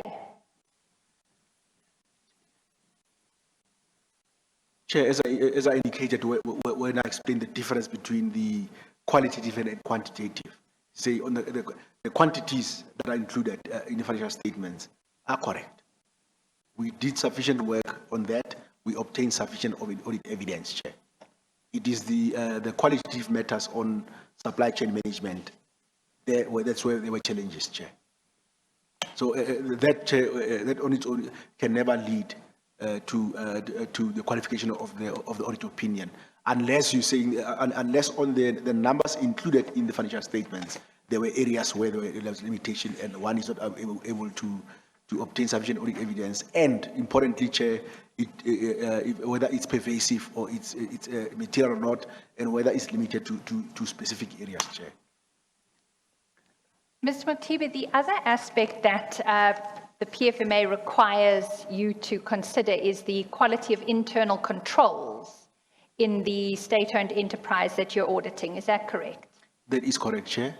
And in the 3 years, 2014 to 2016, your audit reports indicated that the internal controls were adequate. Is that correct?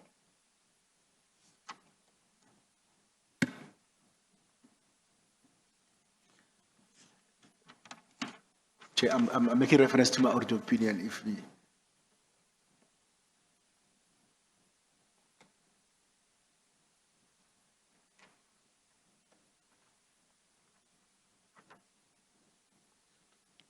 Chair, as I did mention earlier, that importantly, one will never give assurance on internal controls, because you do not audit internal controls.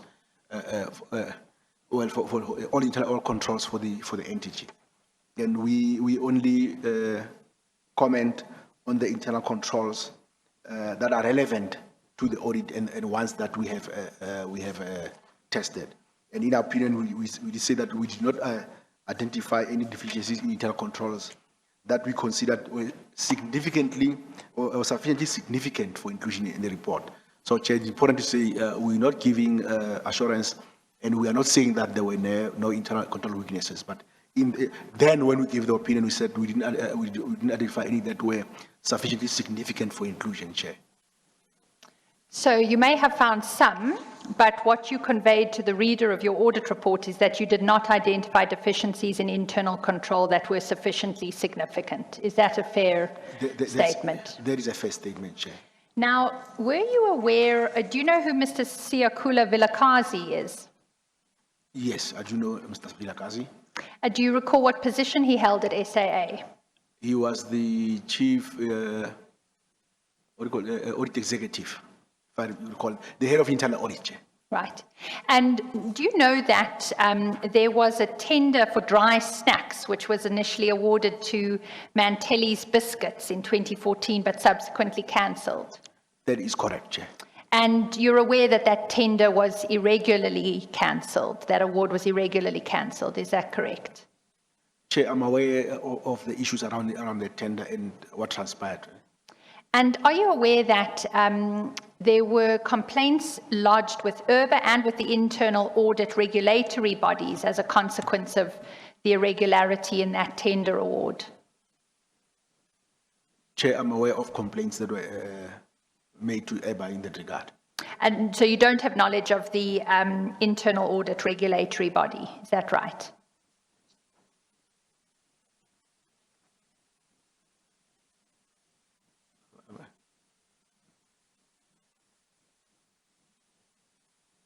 Yes, I'm also aware of that, yeah, Chair. You are aware? Yes. Good, because in that process, Mr. Vilakazi provided an affidavit to the Institute of Internal Auditors of South Africa, in which he gave an account of the state of internal auditing at SAA. Are you aware of that affidavit?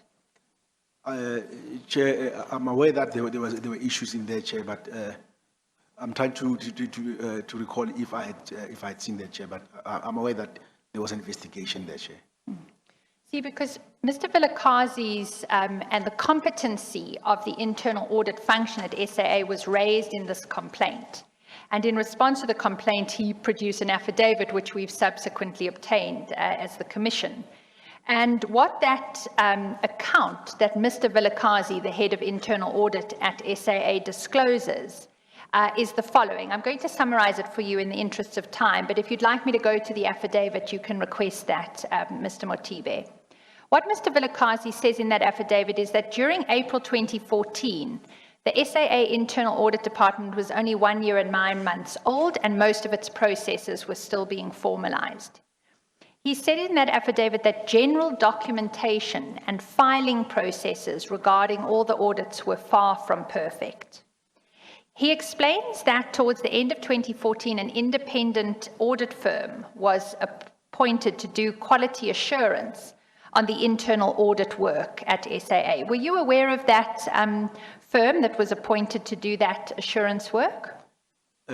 Chair, I'm aware that there was assurance work done on the internal audit department at SAA. Did you call for that report of that independent audit firm? Chair, that report was discussed at one of the audit committees. And then were you aware that they had found significant weaknesses in the audit working papers, documentation and filing? That was discussed at the committees, yes, Chair. And that was attributed to the inexperience of staff and the failure of more senior members within internal audit to take full accountability for their work. Were you aware of that? That is correct, Chair.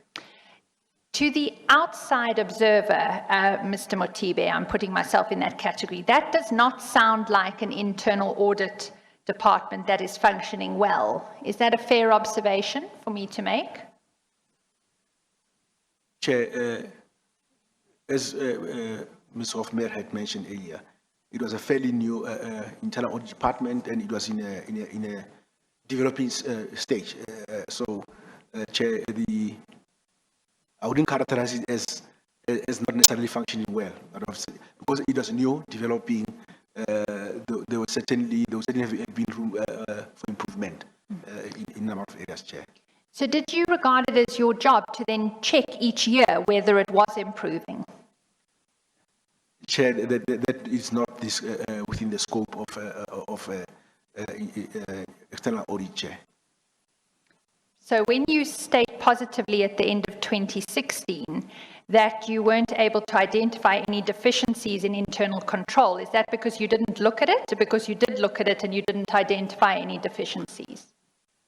Chair,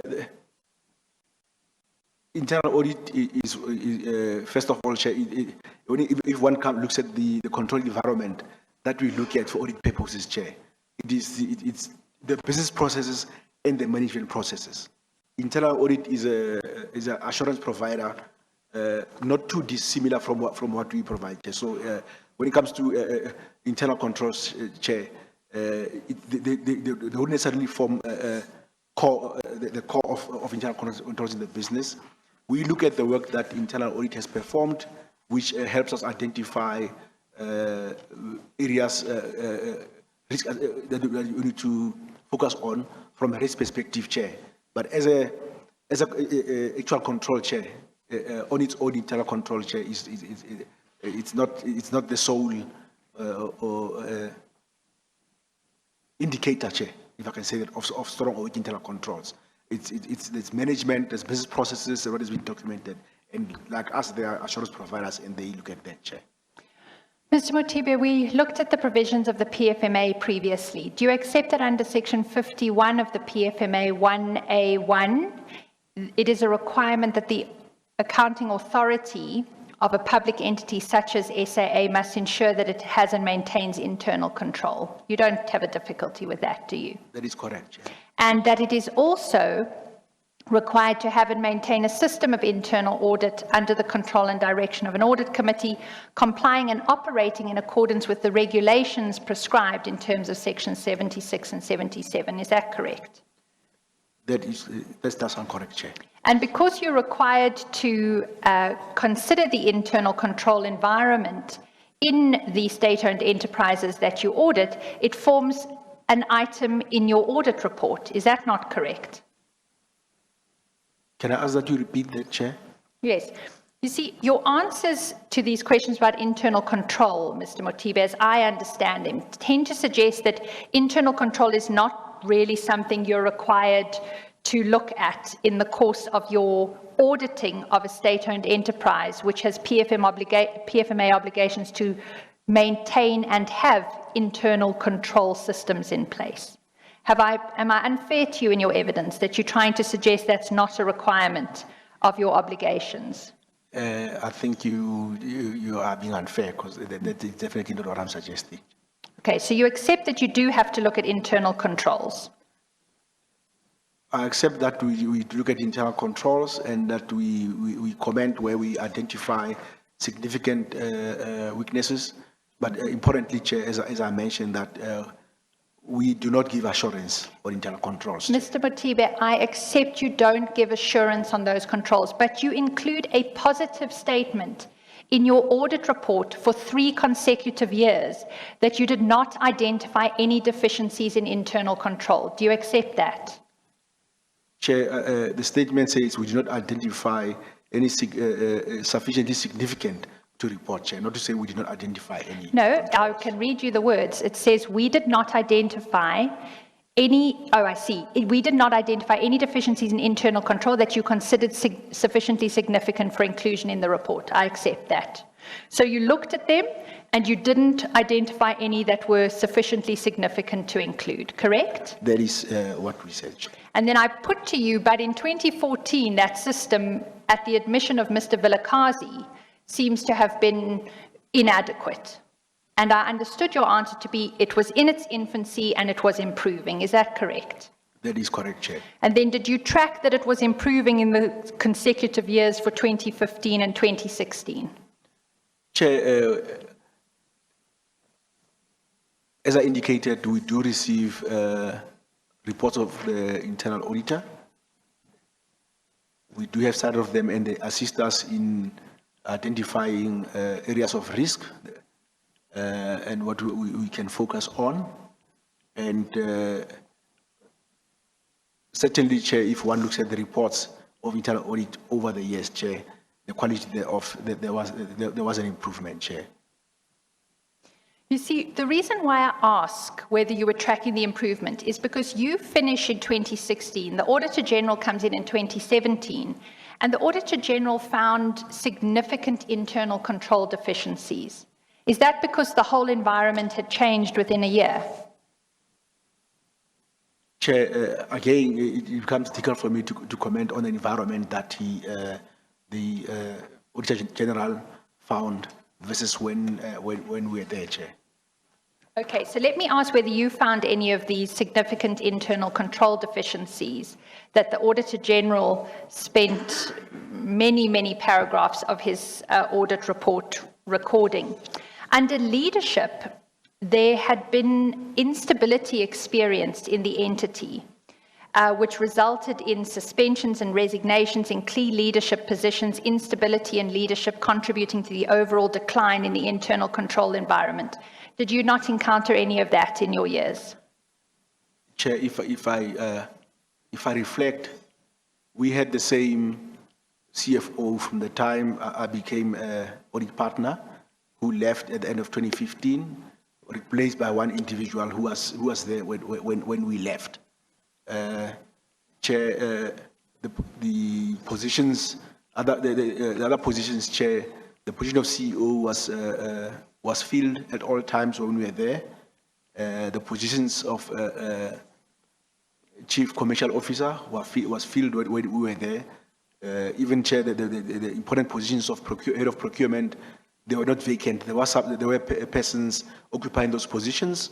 And Chair, what is also important to us was their ability to deliver. And Chair, we did not find challenges in that regard. And did you find that leadership had adequately established policies and procedures to enable and support the understanding and execution of internal control objectives, processes, and responsibilities? Chair, there were documented policies and procedures at SAA. And that the Audit and Risk Committee had mandated implementing various IT aspects, which then were not adequately put in place. You had no difficulties with that. Chair, in our management reports and in the report to Audit Committee, whilst we identified, we did identify issues in the IT space, but there was a head of IT who was, I'd like to think, competent, Chair, and attended all Audit Committee meetings and reported back at every meeting, Chair, on projects that they were running and where they were, how they were tracking, Chair. And unlike the Auditor General, you didn't find that leadership had failed to implement effective processes to ensure that sufficiently skilled individuals were held accountable for non-performance? Chair, as I indicated, of the key positions that we, where we needed to deal with the persons, those offices were occupied at all times when we were at South African Airways.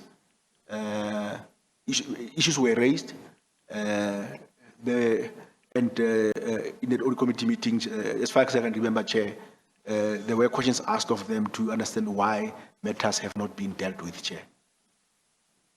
But not enough for you to regard them as significant departures from the requirements for internal control. Is that correct? Chair, I did indicate earlier that when we determined our audit approach for South African Airways, we did a risk assessment. We looked at the company, the structure, its complexity, to understand how everything fits together, Chair. And at a stage, we determined that we were going to adopt a substantive audit approach because we were not going to fully rely on controls, Chair. So I don't know if that answers That's fine for my purposes, Mr. Mothibe. Chair, that brings me to the end of my questions, unless they're further from you. You'll recall that we were going to ask just for a bit of time before the next witness to get everything ready. Now, looking back at the years that PIC was involved in auditing SAA, those particular years, and looking at the AG's report and looking at Mr. Sokopela's evidence, and and remembering what I said my reaction was to the evidence about SAA, namely, how could the auditors who preceded the AG during those years, namely Pricewaterhouse and Konki, how could they not have picked up all of these serious problems? As you sit there, are you able to say, looking back and knowing what I know now, I accept that we should have picked up those problems and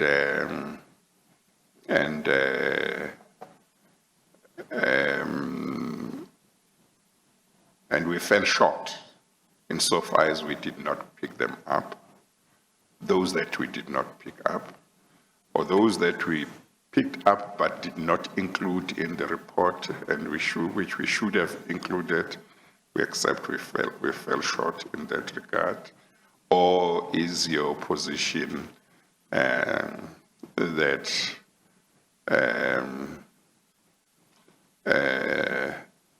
maybe my reaction is simply because I'm not an auditor, and that there is no need to be alarmed at how Pricewaterhouse and Konki could not have picked these things up, which the AG was able to pick up. What are you able to say, knowing what you know now? Thank you, Chair. Chair, I think for starters, from PwC side, and I do think it probably applies the same from Konki, that we would never take on an assignment that we are not able to deliver on, and that we are not competent to deliver on. Chair, we did work, we identified deficiencies, we raised them with management, we also raised them with the audit committee, and we have considered that we should have elevated them in the audit report. Because I think, Chair, if they were elevated, the report would have read the same as the AG's report reads. So I'm confident, Chair, that both firms have done the work. The work was done definitely, Chair. There was value delivered. What we had erred in doing was not elevating those last elements, as I said, into the audit opinion.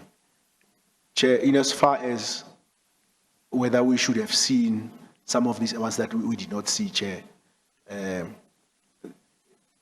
there is an inherent limitation, Chair, of audit sampling, where, and I think I indicated to it earlier, that in terms of the approach, from the ones that we saw, we did report. The ones that we didn't see, because of audit sampling, Chair, there are important issues. Had we seen them, we would have definitely, Chair, followed ensured that they are reported appropriately, Chair. So I don't know if that covers the Okay, Chair's no, question. that's fine. Unless there's anything, there's nothing. No, thank you, Chair. Mr. Motibe, thank you very much for coming to give evidence. We appreciate it.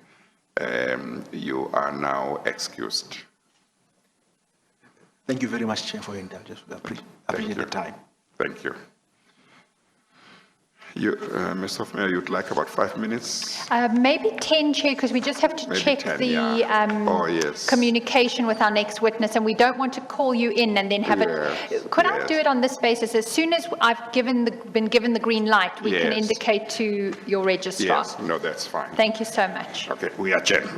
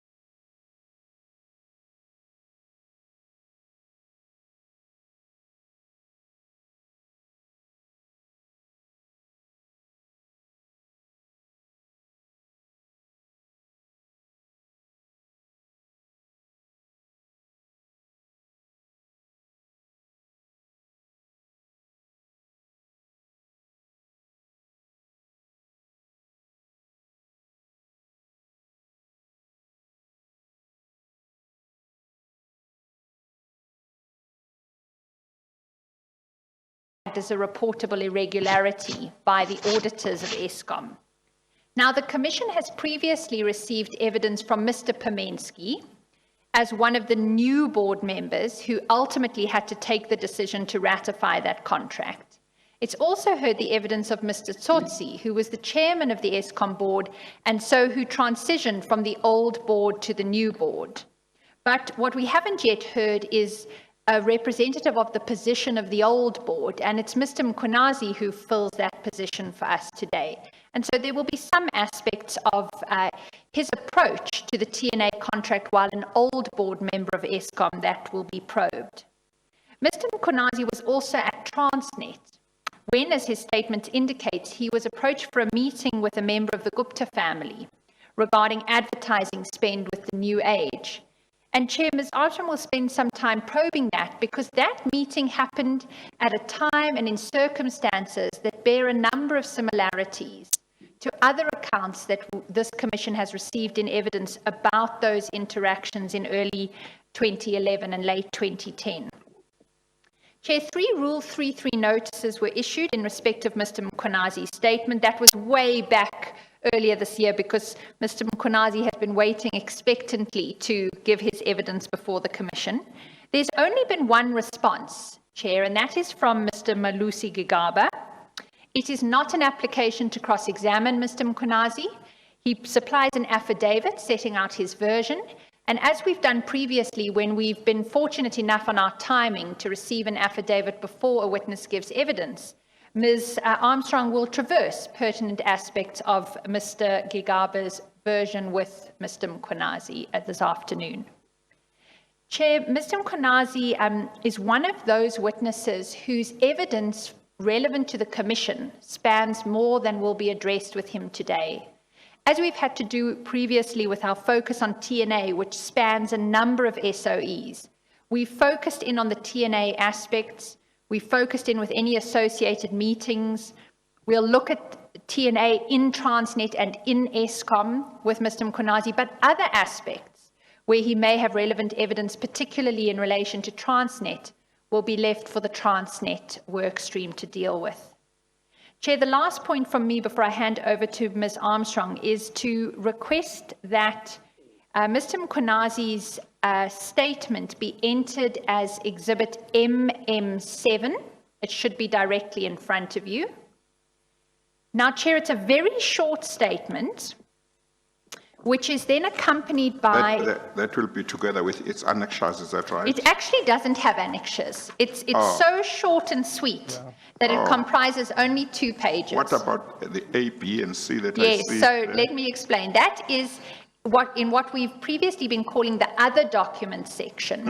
And it comprises the affidavit from Mr. Gigaba, which is going to be put to Mr. Mkhwanazi today. And so those are the attachments to Mr. Gigaba's affidavit, and then certain additional documents. Chair, my learned friend was mindful of the approach you took yesterday to wanting separately to identify the documents. So what we're going to suggest for today is we enter as Exhibit MM7 the statement of Mr. Mkhwanazi, and then for referencing purposes, and that will be A, it'll be MM7A will be the statement. And then as Ms. Armstrong leads you through today, she will use primarily the pagination number to get you to the right page, but then she will give an exhibit number to each of the documents because there are only a few, and so she can do that actually while she's giving, asking the questions, if that's suitable to you, Chair. Yeah, no, that's fine. Mr. Mafika Mkhwanazi's statement, is it a statement or affidavit? It's actually a statement. It's only signed.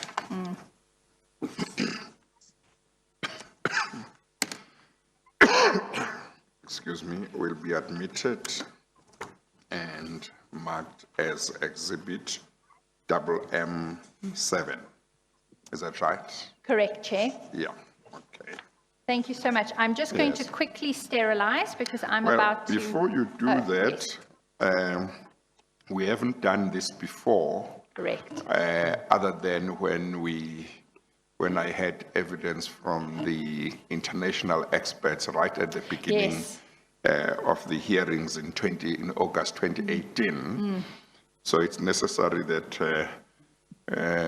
we don't confuse the public about Of course. what we do and what we don't do. Yes, I understand that Mr. Mkhwanazi made a request he did indeed, that Chair. his evidence be heard via Zoom, or is it Zoom? Or It is actually Zoom today, Yeah, yes. okay. I have I've granted leave to that. I understand, and you must just tell me your understanding. I understand that he had concern about traveling because of COVID-19. Yes, there's a concern about him falling into a risk category, and with the Yes. escalating infection rates at the Yes, moment, yes, his yes. request to the Commission was that he remain at his home, as I understand, where he's Yes. currently located, and give the evidence from there. It Yes, was but- particularly related to health Yes, concerns. but you indicated that for a long time, Yes. he has been available and ready Indeed. to come and Since give February, evidence in Mr. person. Mkhwanazi was Yes, sitting here many days. So it is the commission that has not been able to give him the opportunity. Indeed. So I've decided to allow that I hear his evidence in this way, on condition that at a certain time when maybe the COVID-19 situation has subsided sufficiently, he would be able to come before the commission in person and confirm under oath in front of me the evidence that will have been transcribed by them. Indeed, So Chair. can I confirm that the recording will be fine? We will You get can. a transcript. We have confirmed that, and Yes. that stipulation, Chair, Yes, has yes. been communicated to Mr. Mkhwanazi. Yes, and he's And happy he's comfortable with it, He is indeed. comfortable. Indeed. Mr. Mkhwanazi, you understand all of that? Chairman, I do. Thank you very much. Yes, and you undertake to make yourself available when the I do, situation Chair. is better. Yes. Okay, no, thank you very much. And thank you for making yourself available to give evidence to the commission. Thank you, Chair. The Yes. last just procedural aspect that I always forget is Mr. Mkhwanazi is legally represented. Yes. His legal representatives did introduce themselves to you way back when. Yes, But I yes. wonder if they could just place themselves on record. They are also on the Zoom platform. Oh, okay. Where is he with thank you Mr. very Mkhwanazi or is He's he not somewhere else? with him. He's at a separate location.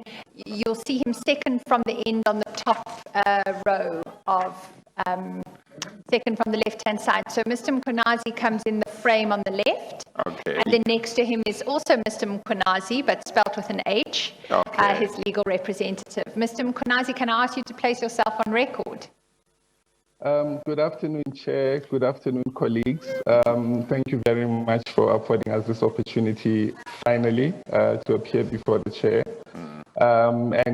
We are here with one sole purpose, which is to help the Commission to achieve its objectives in terms of investigations. And also to mention to you, Chair, specifically to thank you for your indulgence in allowing us to appear before you on this medium, which clearly is becoming a permanent feature of our jury going forward. So thank you very much for that indulgence. And also to state, Chair, that the reason that, as my advocate of mayor just mentioned now, our statement is so short and sweet, the word she used, is because of the amount of time we have spent consulting with the commission, starting initially with the forensic investigators, and of course, subsequent to that, with the legal team at the commission. We specifically initially requested that we be given questions that we should focus on. And as we went through the motions, we kept on, correcting and making our statement much more user-friendly, and it's for that reason that it is as short as it is. But I must also mention, Chair, that with regards to Transnet in particular, there were a number of requests that we had made to the previous company secretary at Transnet to see if we could access any board information that were being referred to by the commission. Unfortunately, we couldn't get any information from Transnet. I believe that company secretary is no longer there and there's a change of guard and so forth. But I also want to confirm, Chair, that the issues in the main that Mr. Mkhwanazi will be talking to today, both in terms of Transnet and of Eskom, are issues specifically relating to the TNA. And of course, you would recall, Chair, that both at the Transnet and of course Eskom and many other institutions, the TNA had agreements there.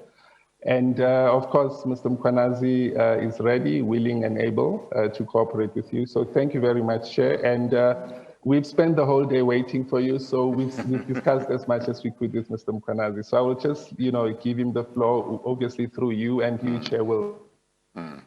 No, thank you very much, Mr. If I have a Mkhwanazi. question, I'll just raise my hand as I speak with the CIO. So thank you very much, Chair and colleagues. Thank you. Thank you very much. My name is Ronnie Mkhwanazi, and Yes. I am the director at Mkhwanazi Incorporated. Mr. Mkhwanazi and I are in the same building, but of course, he's in the boardroom and I'm in another office just to make sure we observe all protocols relating to COVID-19. So Yes. thank you very much, Chair. And also just to also ask for your indulgence in advance that in the event, and you will guide us, Chair, in terms of the procedures of the commission, if we are allowed to, in fact, request for some time out, if I need to discuss something with Mr. Mkhwanazi, we will be entirely in your hands in that regard, Chair. So thank you very much for being here today. Yes, no, that's fine. No, thank you very much.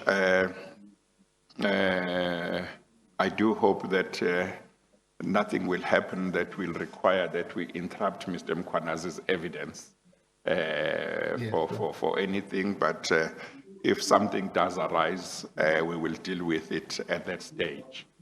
Thank you, Chair. I do want to say, you mentioned,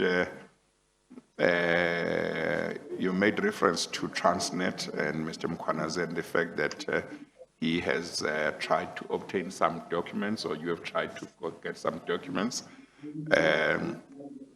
I do know that soon the commission will be communicating with Mr. Mkhwanazi with regard to some of the issues at Transnet. And there are some documents that the commission has asked for and obtained from Transnet. So there may be others that you may have wanted and you didn't get, or you did get. So, but I just thought I must just let you know that I am aware that the commission will be in communication with Mr. Mkhwanazi in regard to some of the Transnet issues. And I'm happy that his commitment to cooperate with the commission and to assist the commission has been reiterated by you as well. Okay, thank you. Thank you, Chair. If I may then hand over to my learned friend, Ms. Armstrong. Yes, thank you. Thank you. I must just say that we will have an oath of affirmation administered to Mr. Mkhwanazi, even though at some stage in the future he will take an oath in person here, but we will do one today as well. Thank you. Thank you very much. I think then if we can have Mr. Mkhwanazi, the witness, appearing now on the screen.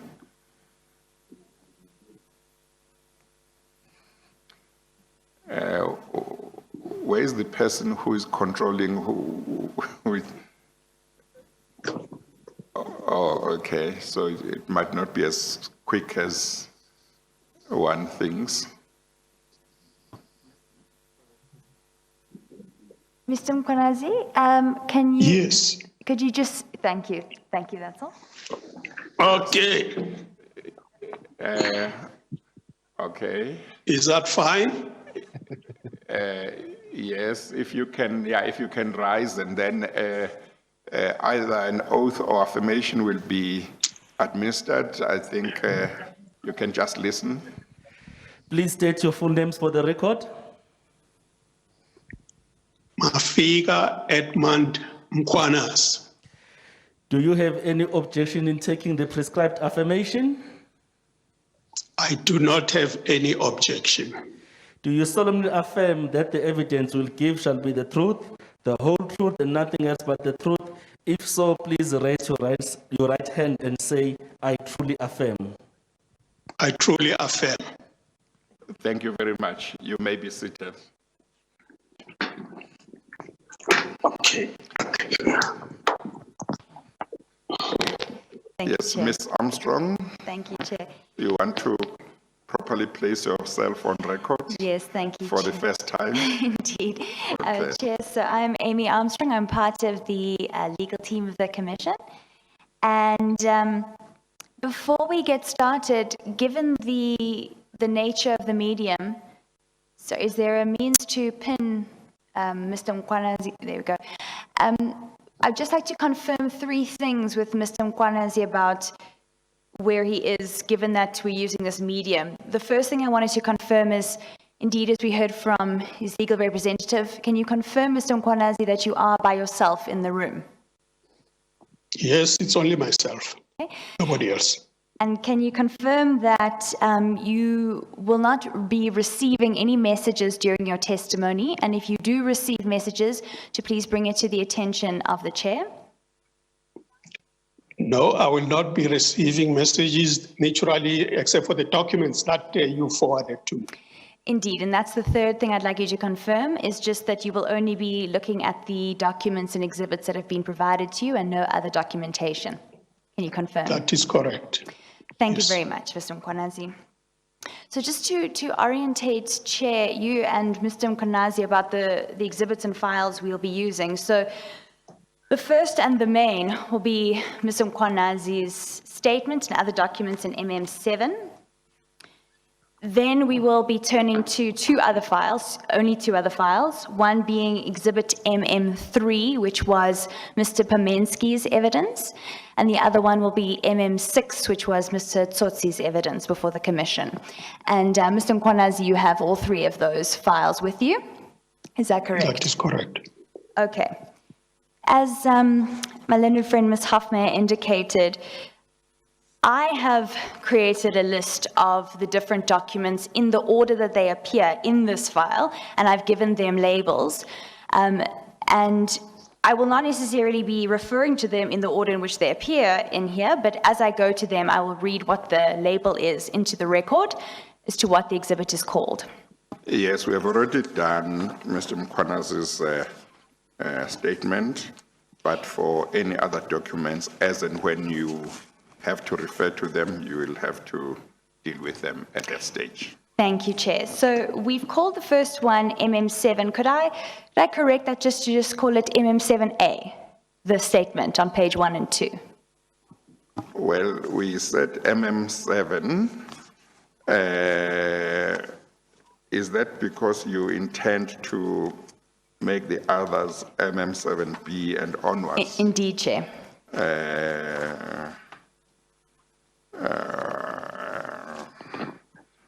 Okay, we will then amend what I said earlier on. Mr. Mkwanazi's statement will be Exhibit MM7A. Okay. Thank you, Chair Medetted. So before we begin, Mr. Mkwanazi, could you just explain what your qualifications are?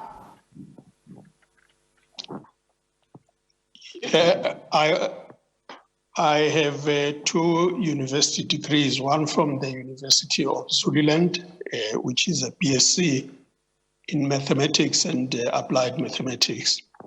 And the second one is a degree from the University of Natal in electrical engineering.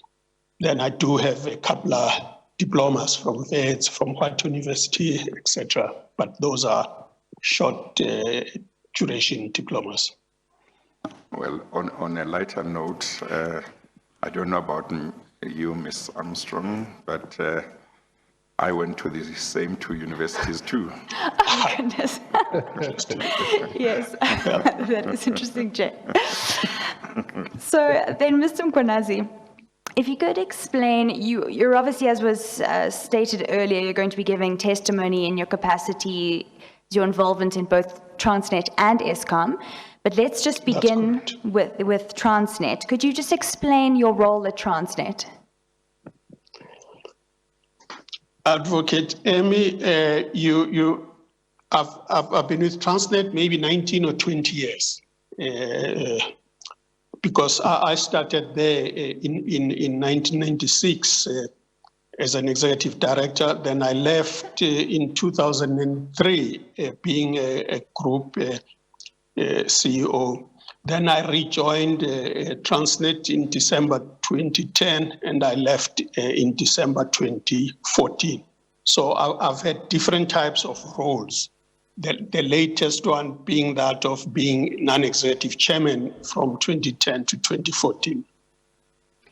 Thank you, Mr. Mkhwanazi. So can I just take you in this MM7 bundle? I'd like to take you to page 27. That would be MM027. That's Am I correct, correct? Mr. Mkhwanazi. Okay. I've got a computer in front of me scrolling down. Let me see, I'm on page 25, 27. Yes, I am there. Thank you, Mr. Yes. Mkhwanazi. The purpose of this is just to indicate, Chair, this has been labeled in my file, which we will ensure is in all the files. This is Exhibit MM7D. Is this letter an exhibit on its own? Or Indeed. Is it an attachment? It's an exhibit on its own.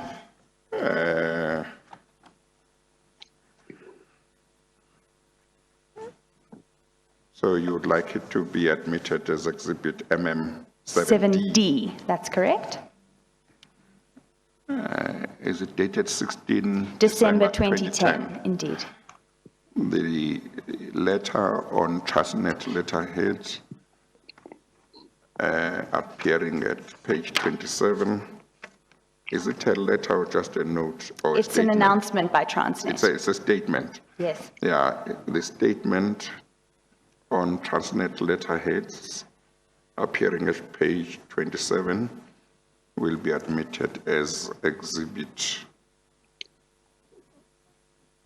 MM7D. Is that right? It's MM7D. Yeah. Okay. That's fine.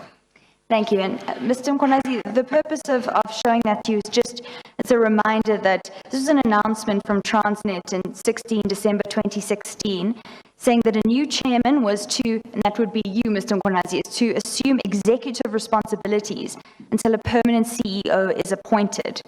And then it states in the first paragraph, you'll be tasked with that additional responsibility of Group Chief Executive with effect from 16 December 2010.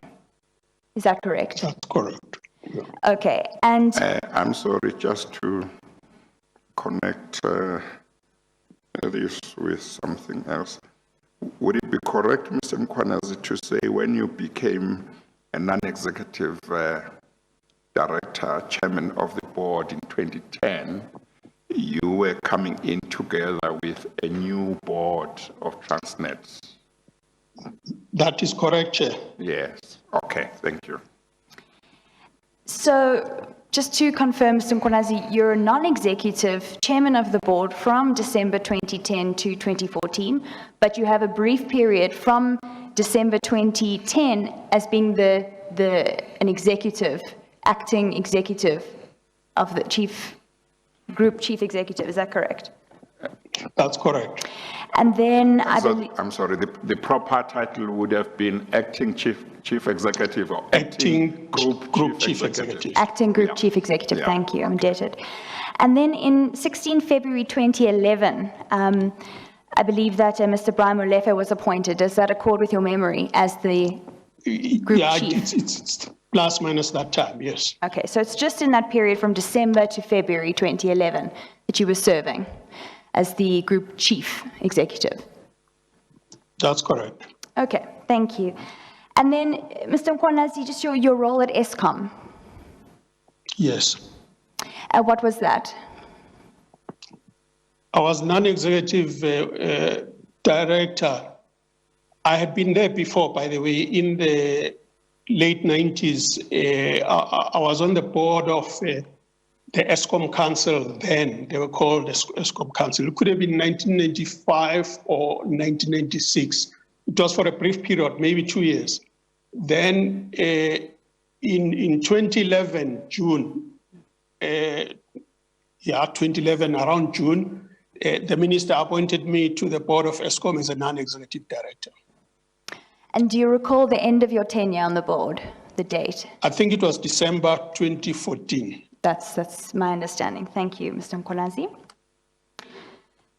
So let's begin then with your evidence regarding Transnet, and that is, let's go back to your statement, which is page 1 of that bundle that you're looking at. Yes. That is MM7A exhibit. And then, Mr. Mkhwanazi, can you just turn to the second page where your signature appears? Yes. Can you just confirm that that is your signature? Yes, it is my signature. Okay. And then, Mr. Mkhwanazi, I see at the top of the beginning of the statement, your surname is spelled incorrectly. It's got an H in it, just the very first page, Mkhwanazi. So I take it that's incorrect. Yes. We must just correct No, that. no, that's incorrect. There's no H. Great. And then But besides, I'm sorry, just out of curiosity, is the position that whether it's written with an H or without an H is the same people? So It's in other the same words, family, Chair. You're Mkhwanazi- spot on, because in Yes. my family, there are 4 children. 2 of the children have an H, 2 of the children do not have an H. It was the Home Affairs that decided what. I was about to ask whether it was a Home Affairs error. Okay, all right. thank you, Mr. Mkhwanazi. So besides that correction, do you have any other corrections at the outset you'd like to make to this statement? No, Okay. So then do you confirm that under oath that the statement is true and correct? it is, yes. Thank you. Okay, so as my learned friend, Ms. Hofmeyer, explained, basically any meeting with the member of the Gupta family is of great interest to the Commission, and we'd like to just expand upon the content of the statement and make sure that we understand in detail everything that happened on each of the 2 meetings that you deal with in this statement. So I'm going to be taking you through those events step by step. And of course, Mr. Mkhwanazi, I know this was a long time ago. The statement starts in January 2011, but just if you could give us as much detail as you can recall, we would appreciate that. So, Yes. Well, maybe let us say, Mr. Mkhwanazi, did you ever meet with the Guptas?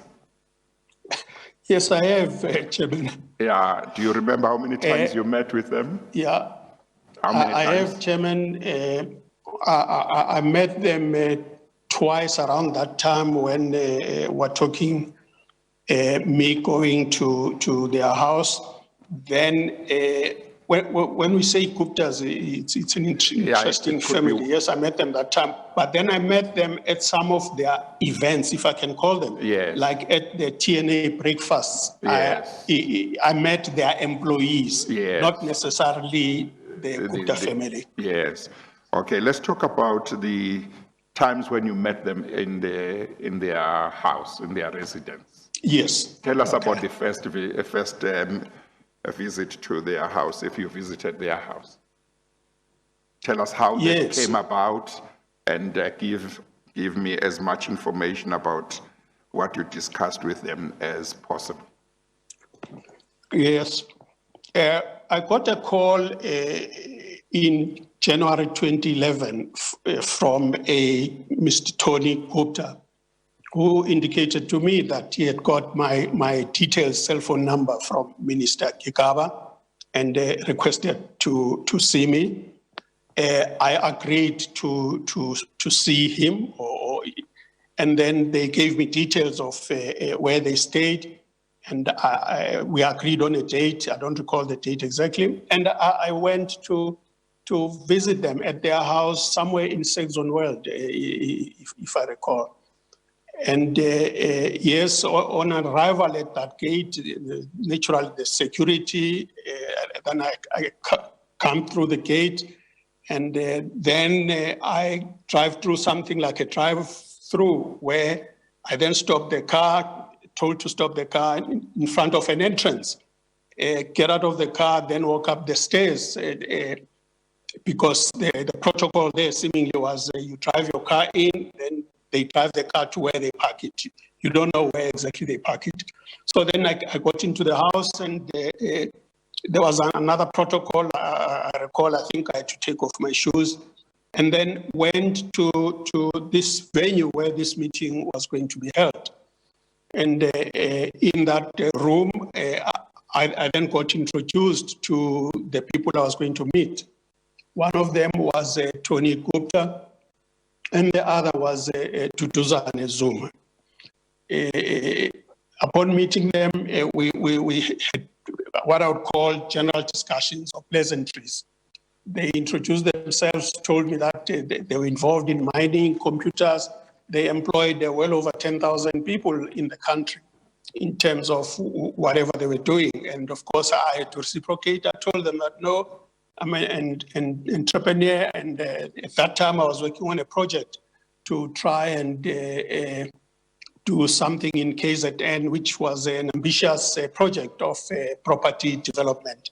And therefore, we shared that. And then we came to the main purpose of the discussion, which was they made me aware that they are friends of President Zuma, which is fine. And then they made me aware that they are aware that Transnet has a marketing budget of 1 billion. I'm not sure where they got that from. And they therefore wanted to be allocated 30 to 50% of that marketing budget. And of course, I told them that Transnet has got a method of procuring anything through a procurement manual. They issue RFIs, RFQs, and RFPs, requests for proposals, etc., before they take decisions on things like those as a matter of principle. But also, me as an individual, even though I was seeing them at that time, you need to understand I might have been acting GCE, but I didn't behave like an acting GCE. I behaved like a non-executive chairman. So I made them aware that, hold it, you're actually talking to the wrong person because I'm non-executive chairman. People who get involved in procurement matters are executives. And in that case, whatever their levels are, but it's executives in the various areas of the organization. And of course, they then went about telling me how close they are to the president. They meet him once a week. He comes to their social functions. And yes, also as he comes to their social functions, you could see that these people are deep friends with the president. They even shared that at virtually a week, he visits their house, etc., etc. And therefore, in terms of the entertaining that they do, they even claim that occasionally the president sings for them, Shinuam, Shinuam. Naturally, whatever they were saying didn't go down well with me. I felt they were abusing their friendship with the president. And but I did ask Duduzane to confirm if these people are actually friends of your father, and he did confirm. And that, in a nutshell, would be how we met. But it didn't. The meeting didn't end on a good note because they were too boisterous as if they control a lot of things that I knew they were lying about. Yeah. So yes, that was my first meeting with them on that first occasion. Then post that meeting, Maybe, because let me pause. okay, yeah. Maybe let's deal with that first meeting and finish before we move to the next Indeed, Chair. meeting.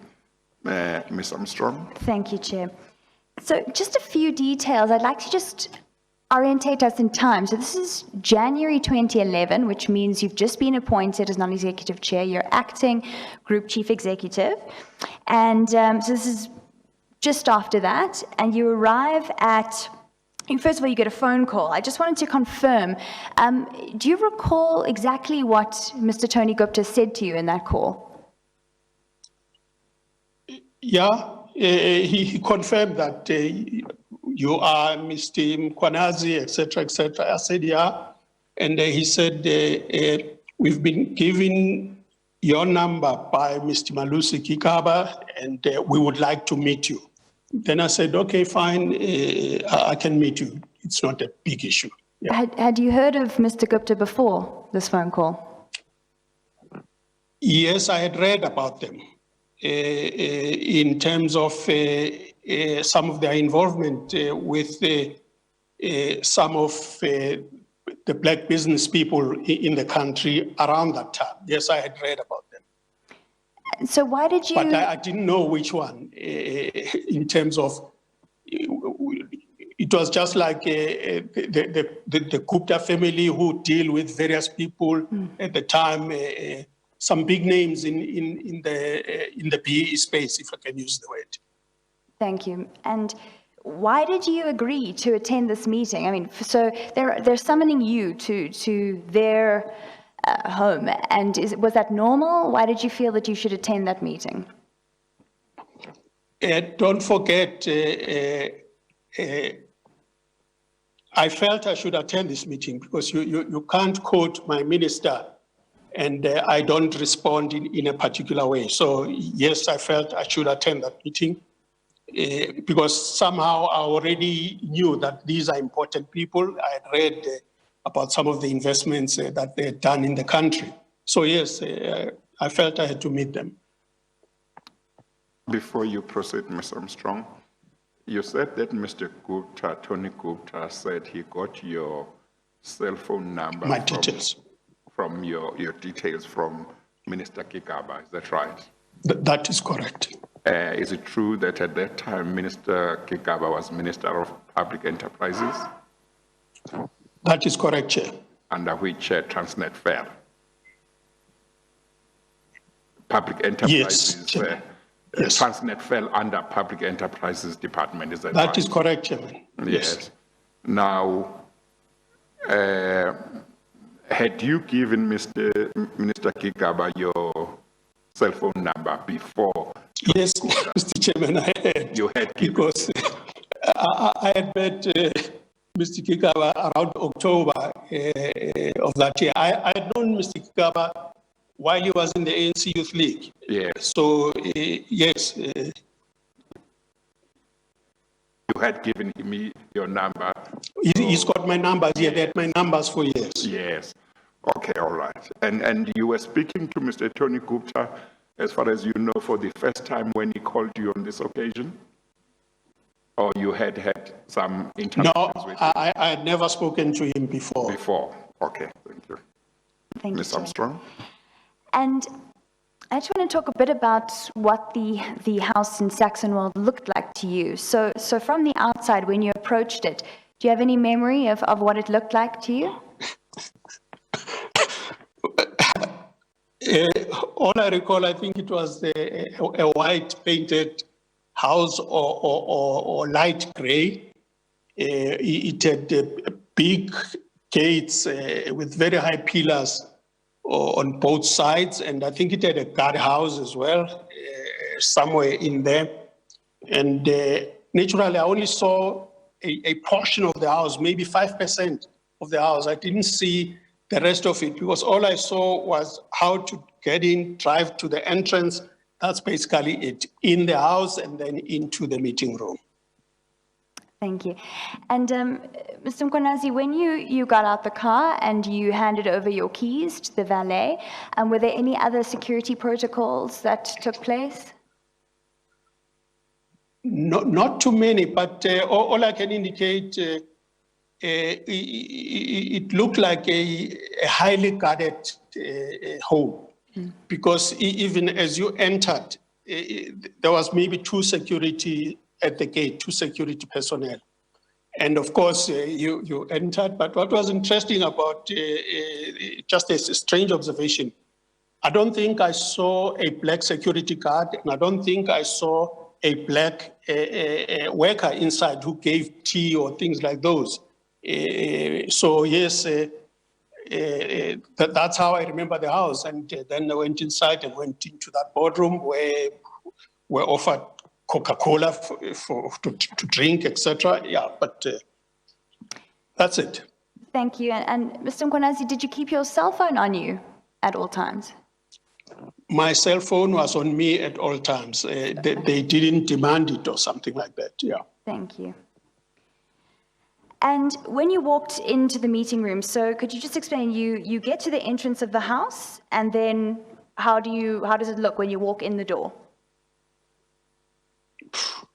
That was how many years ago? 10 or 11, I'm not sure now. About 10 years Frankly. Indeed. Yeah.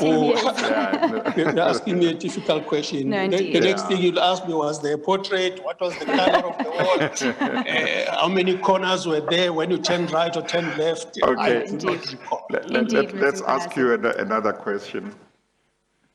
At this meeting, apart from Mr. Tony Gupta and Mr. Duduzane Zuma and yourself, was there anybody else? No, there was nobody. It was just the three of us. Yes.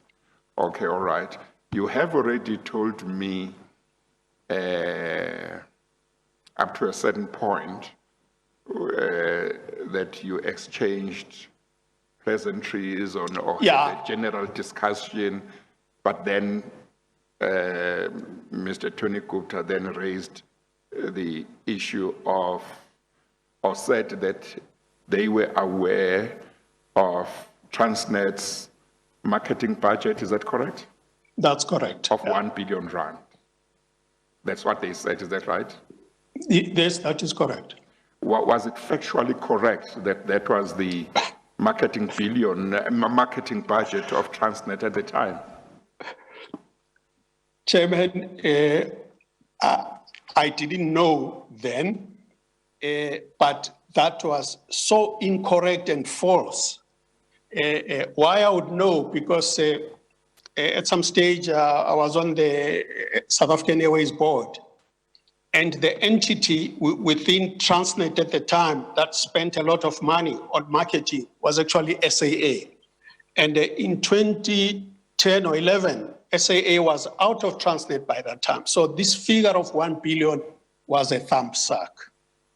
Oh, that's quite interesting, because with regard to GCIS, I had evidence last year, I think it was, or it might have been towards the end of 2018, that from Mr. Themba Masego, who was Chief Executive Officer of GCIS at a certain stage, that when he met with Ajay Gupta at Saxon World in 2010, Ajay Gupta told him exactly the correct amount budget that his department, namely GCIS, had. And he was surprised at that. But I think you are saying that certainly what Tony Gupta said was not the correct budget for Transnet. Chairman, it would not have been, even though at that time I had not even checked what amount the budget was. But my knowledge of that entity was deep enough to know that this figure of 1 billion is just a thumbsuck. Okay, yes. Now, Sorry, Chair, just on that issue, Yes. may I just direct Mr. Mkwanazi, to an affidavit that we've procured at page 37 of the bundle, and that is from Mr. Libuwani Mahode from Transnet. I'm sorry, page 37, 34? 34. That's correct, 34. Is that MM? MM 34. MM34 of that same bundle? You will find that most of the time, Mr. Mkwanas, we won't mention MM, we'll just say 34, but we will be meaning MM 34. Oh. Yes. I'm on that page, yes. Yeah, okay. Thank you. And Chair, this is an affidavit that doesn't seem to be contentious, but we seek it to be provisionally admitted. Yes, this would be exhibit, This is exhibit MM7E. the affidavit of Luvuwani Tomi Makode. Livu, one is Livuwani, Tomi Makode, Makhode, which appears at page 34, will be admitted and marked as exhibit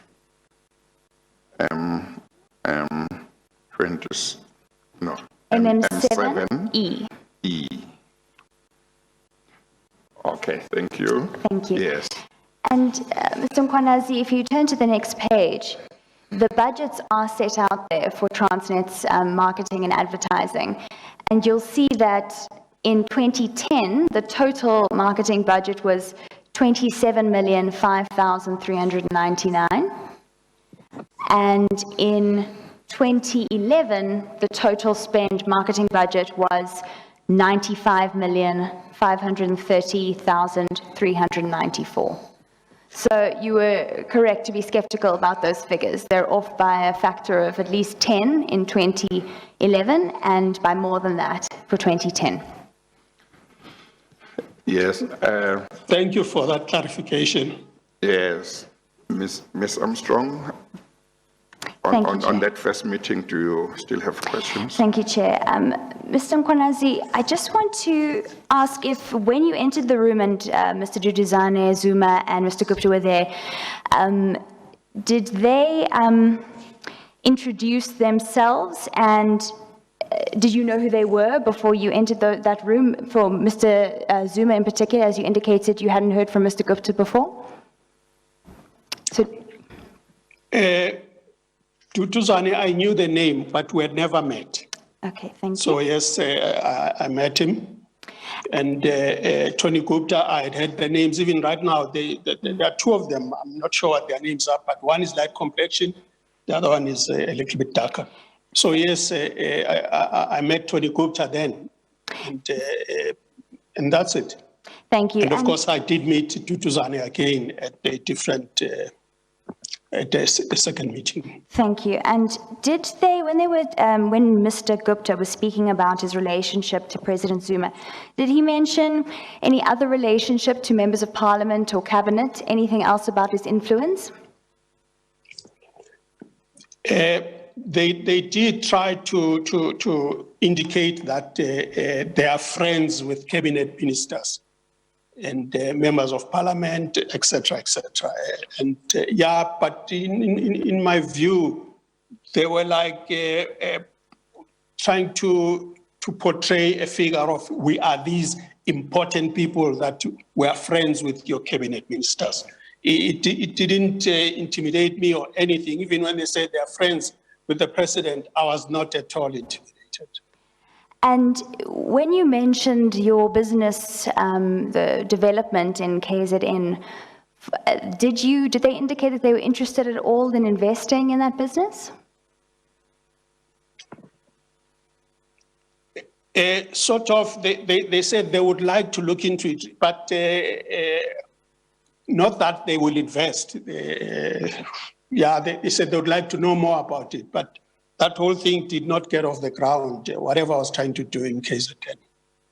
And when they asked you about the marketing budget of Transnet, and they asked to have, I think you said 30 to 50% allocated to the New Yes. Age newspaper, To them, yeah. What was the tone of this? Was this a request, something they expected? How did you interpret it? Don't forget, in my interpretation of their approach, they had no clue about how business works. Zero clue. They behaved as if a Transnet is like a spaza shop who, when somebody comes and say, give me 30% of this, you just give. So they had no clue about business protocols, how to run businesses. So which is why then, even when they came with that figure of 1 billion, they asked for this 30 to 50%. I could see that for some reason, these people have never been in business, and now I must educate them that this is how an organization like Transnet procures for services, whatever services they are. And of course, I did indicate to them that Transnet procures in a particular way following a procurement manual. And did you suggest during the course of the meeting or at the end that you wanted to have a second meeting? Yes, I did, because from where I sat, I felt that the loop is not properly closed. I personally wanted that somebody from within the department be present to hear what I call these dreamers talking about a R1 billion marketing budget and asking for 30 to 50% of that. So I did say I would like to have a second meeting with you guys. Okay, thank you, Mr. Mkhwanazi. So after that meeting, so you want... Before Yes, before we certainly. move on to the next meeting, did you say that they said that Mr. Zuma, who was president at the time, used to visit their house once a week? Almost weekly, yes. Almost weekly. That's what they Yeah. said. They said that, yes. Yes. Now, in terms of the discussion there, you have been using they. I think most of the time. It's the one guy. Was it's, it both of Tony. them? Was it both of them speaking, namely Tony? No, Gupta and- Tutuzane never uttered a word. He never uttered a word.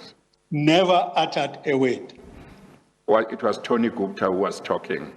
Tony Gupta was talking. At some stage, I had to ask Tutuzane, are these people telling the truth about their relationship with your father? That's the only time he opened his mouth. And he confirmed it, that they're friends with the president.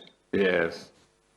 Well, that's interesting that you say that, because I have had I've had evidence from quite a few people who said they had been to meetings with Mr. Tony Gupta and Mr. Tutuzane Zuma at the Gupta residence. And most, if not all of whom have said during the discussions that they had at such meetings, Mr. Tutuzane Zuma was silent and didn't say much. One of such witnesses was Mr. Jonas, who said he had a meeting with Tutuzane Zuma. And of course, in his case, there was also Mr. Hlongwane, and on his version, that is Mr. Jonas' version, there was also a Gupta brother there. He could not say which one, but it would appear that if there was well, actually, I think Mr. Tutuzane Zuma and Mr. Hlongwane said that on the occasion when they met with Mr. Jonas, Tony Gupta was the only Gupta brother who was around. So Mr. Jonas said during his meeting with them there, Mr. Tutuzane Zuma didn't say much. Mr. Dukwana, a former MEC from the Free State, also gave evidence of a meeting which he said he had at the Gupta residence with Mr. Tony Gupta and Mr. Duduzane Zuma. He too said Mr. Duduzane Zuma didn't say much in that meeting. I think there is another third person, maybe even fourth, who have given evidence along the same lines also that at these meetings, Mr. Duduzane Zuma would be very quiet and Mr. Tony Gupta would be the one doing the talking. So you are giving evidence to the same effect about Mr. Duduzane Zuma. Is that right? That is correct, Chair. He was abnormally silent. Yes. Now, one of the things that you have said, and you must just confirm in case I didn't understand, did you say that they, and I assume now I must say Mr. Tony Gupta because you say Mr. That's Duduzane correct. was quiet most of the time. Did you say Mr. Tony Gupta said that sometimes when Mr. Zuma would be in their house, they would ask him to sing Umshini Wami for them? Is that what you say he said? Yes, I said so that when I say in their house, at their functions, I don't know what functions At their are these. functions, yeah, yes. It's like maybe they entertain a lot, they call people to a hall or gatherings. Yes, he did. Yes. Okay, thank you. Thank you, Chair. We can move then to the second meeting. Tell me about the second meeting that you had with them. Thank you, Chair. Naturally, as I indicated, post this meeting, when I got the request then to that second meeting, I did brief advocate, the good advocate Mahlangu, that Hlangu, look, I've had a first meeting with Tony, and I want you to be present because I want to have a witness. Just that tell us who this is- Advocate Mahlangu was.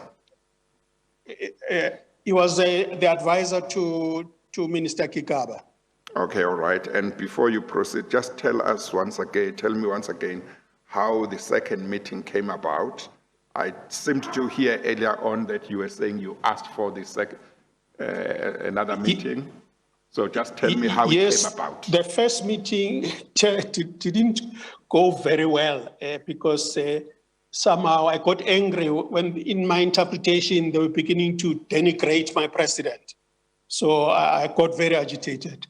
So the first meeting didn't go very well. Then they suggested that we meet again, and I agreed because in my mind then I knew that I wanted to bring a witness to see these types of business people.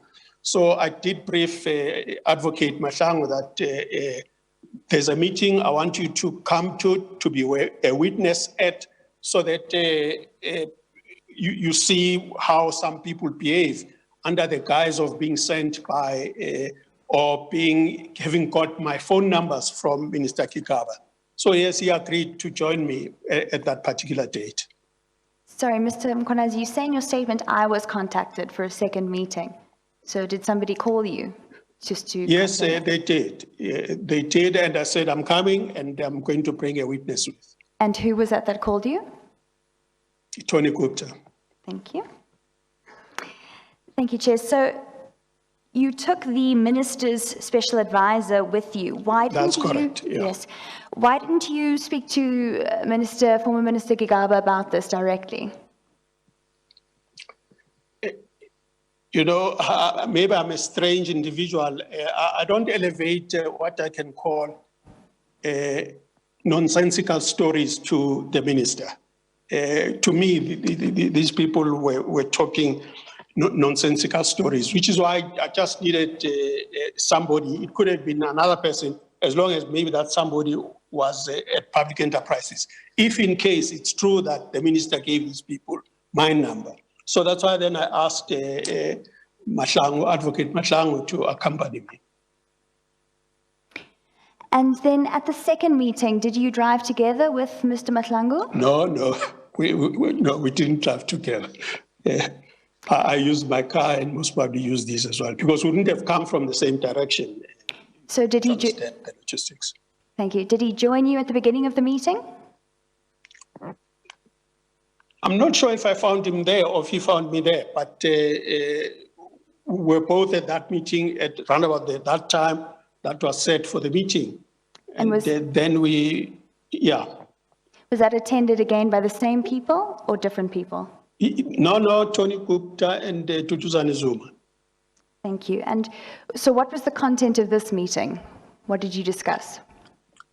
No, it's a follow-up, and I explained why advocate was there, so that in front of an official of the department who works for the minister, I'm explaining to you guys as whatever the company, TNA or Sahara, or whatever they're called, that this is how Transnet procures. They did repeat their request that they are requesting this 30 to 50% of the marketing budget. Yeah, they did repeat that.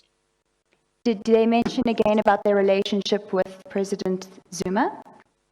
No, not in too much detail, but they did confirm that, yes, they are friends of the president. And what was Mr. Mahlangu's reaction to this? I was the one doing the talking. He was almost like an observer as well. He observed same as Tutuzane.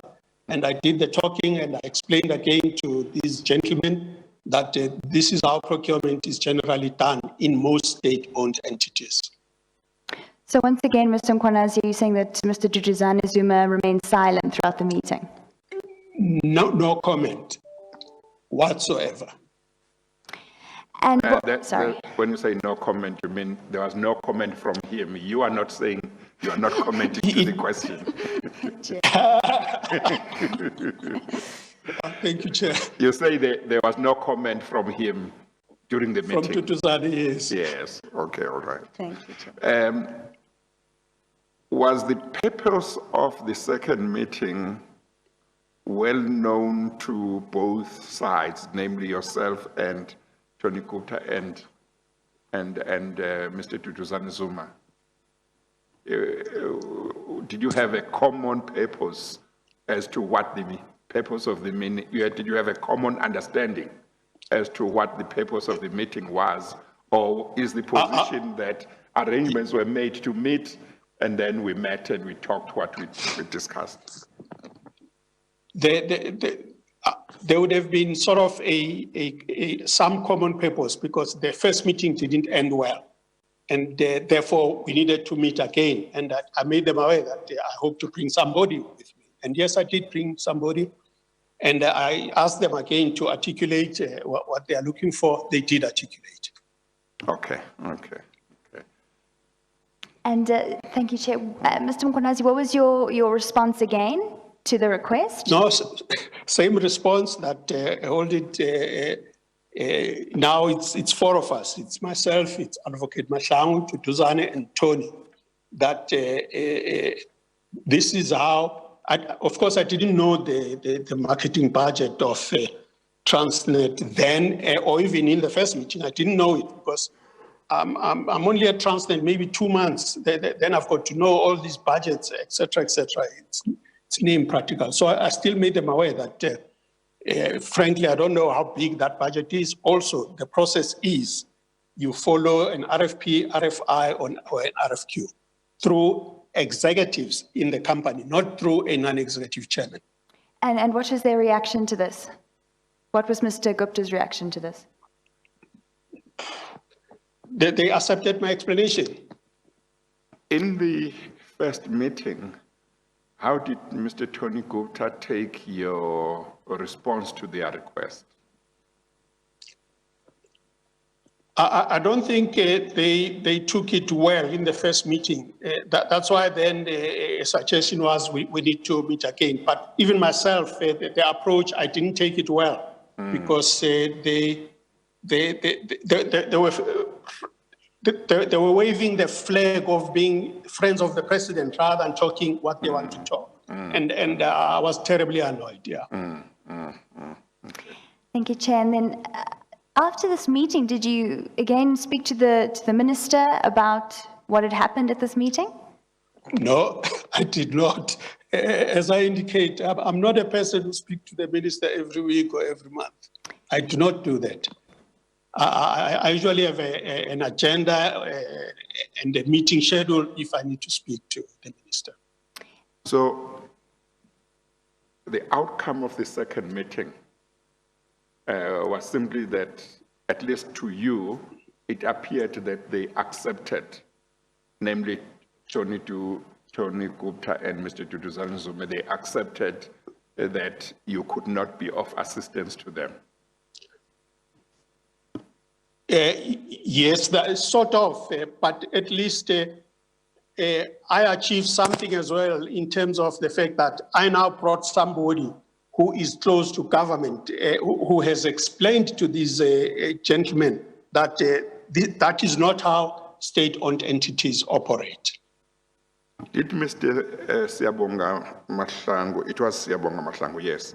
Yes, Did he confirm to them that how Transnet procures goods or services was exactly the way you had stated? Chairman, I don't think he would have confirmed anything because I doubt if he would have known himself too. Oh, in terms of how things are done, because he's an outsider. Yes, okay. But he was there, he observed, he witnessed what was discussed. He did observe, yes. He didn't say much himself, and the meeting ended. Yeah, thank you. Yes, Chairman. Thank you. Thank you. And Mr. Mkwanazi, did you note any change in your relationship with Minister Gigaba after this meeting? No, there was no change because the things that we do, there are certain meetings that we hold, almost like quarterly meetings with him, or once in 6 months meetings with him under certain conditions. Those meetings went ahead. I didn't see any change whatsoever in him. Did you say earlier on, before you became non-executive chairman of the Transnet Board, you had known Minister Gigaba for quite some time and you had known him quite well? Yes. And you knew him quite well, reasonably well? Maybe not quite well, Chair, but I knew him. But you knew yes. him, yeah, okay. Thank you, Chair. And just before I move to another page, Mr. Mkwanazi, that second meeting, how long after the first meeting was it? Maybe 2 weeks. Thank you. Then, Mr. Mkwanazi, I just want to direct you to a news article that's at page MM37. Okay. Chair, this MM37, I would like to label exhibit MM7F. It's not just labeling. I'd like to enter it into the record. You ask that it be admitted, Admitted as exhibit MM7. MM7F. Thank you, Chair. Exhibit M7, what's the letter? F, Chair. F for F. full. That's indeed. Okay. Okay. The Business Day article at page 37 will be admitted as exhibit MM7F. Indeed, Thank you. So, Mr. Mkwanazi, this is dated the 9th of June, 2011, in the Business Day. And the headline is, and it's written by Peter Bruce, the headline is Chairman of Transnet, Eskom and Denel to go. Are you familiar with this article? Yes, I am. Did you read it when it came out in the Business Day? To read it is an understatement. It was a shocker.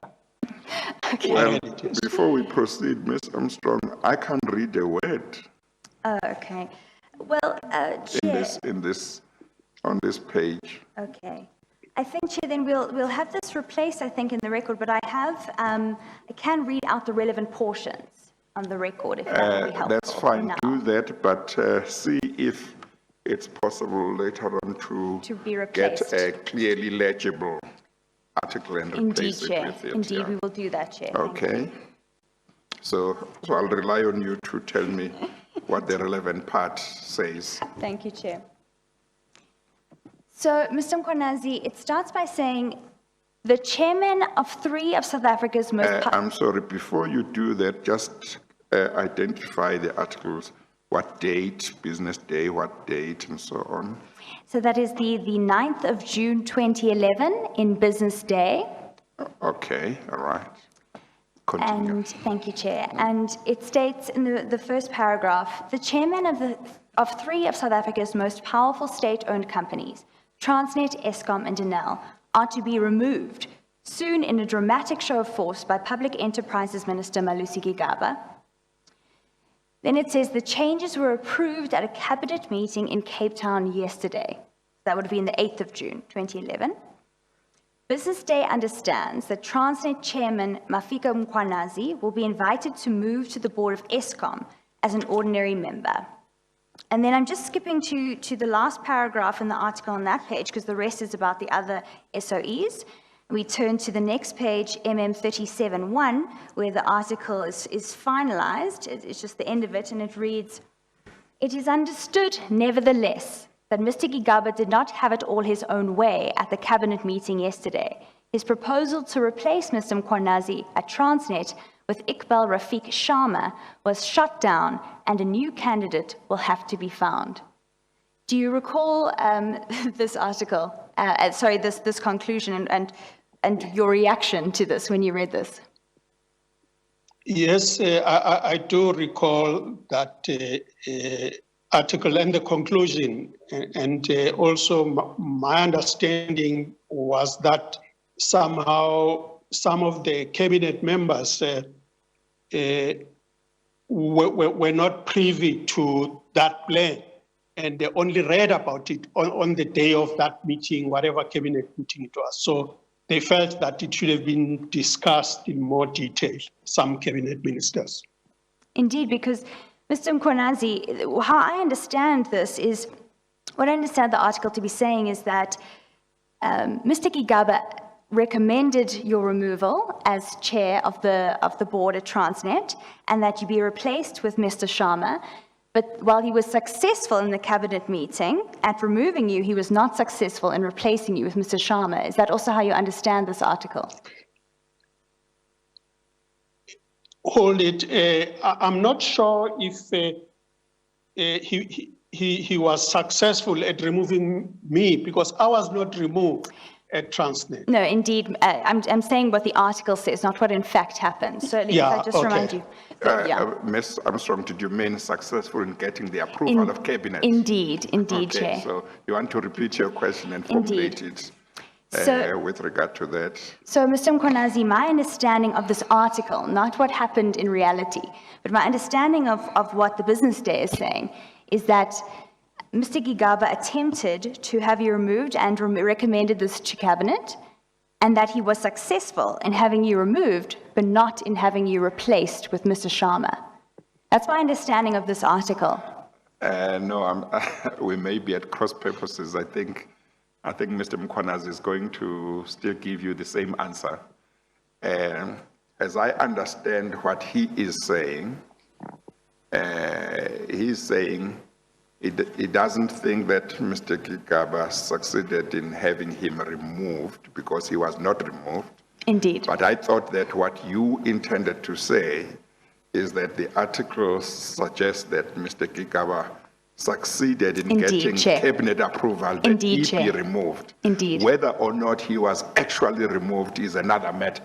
Indeed, Chair. So, Okay.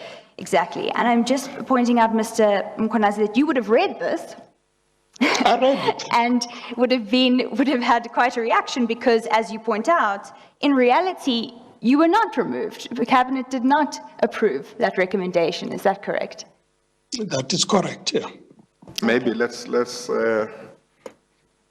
just tell me what you understood the article to be saying and what your reaction was.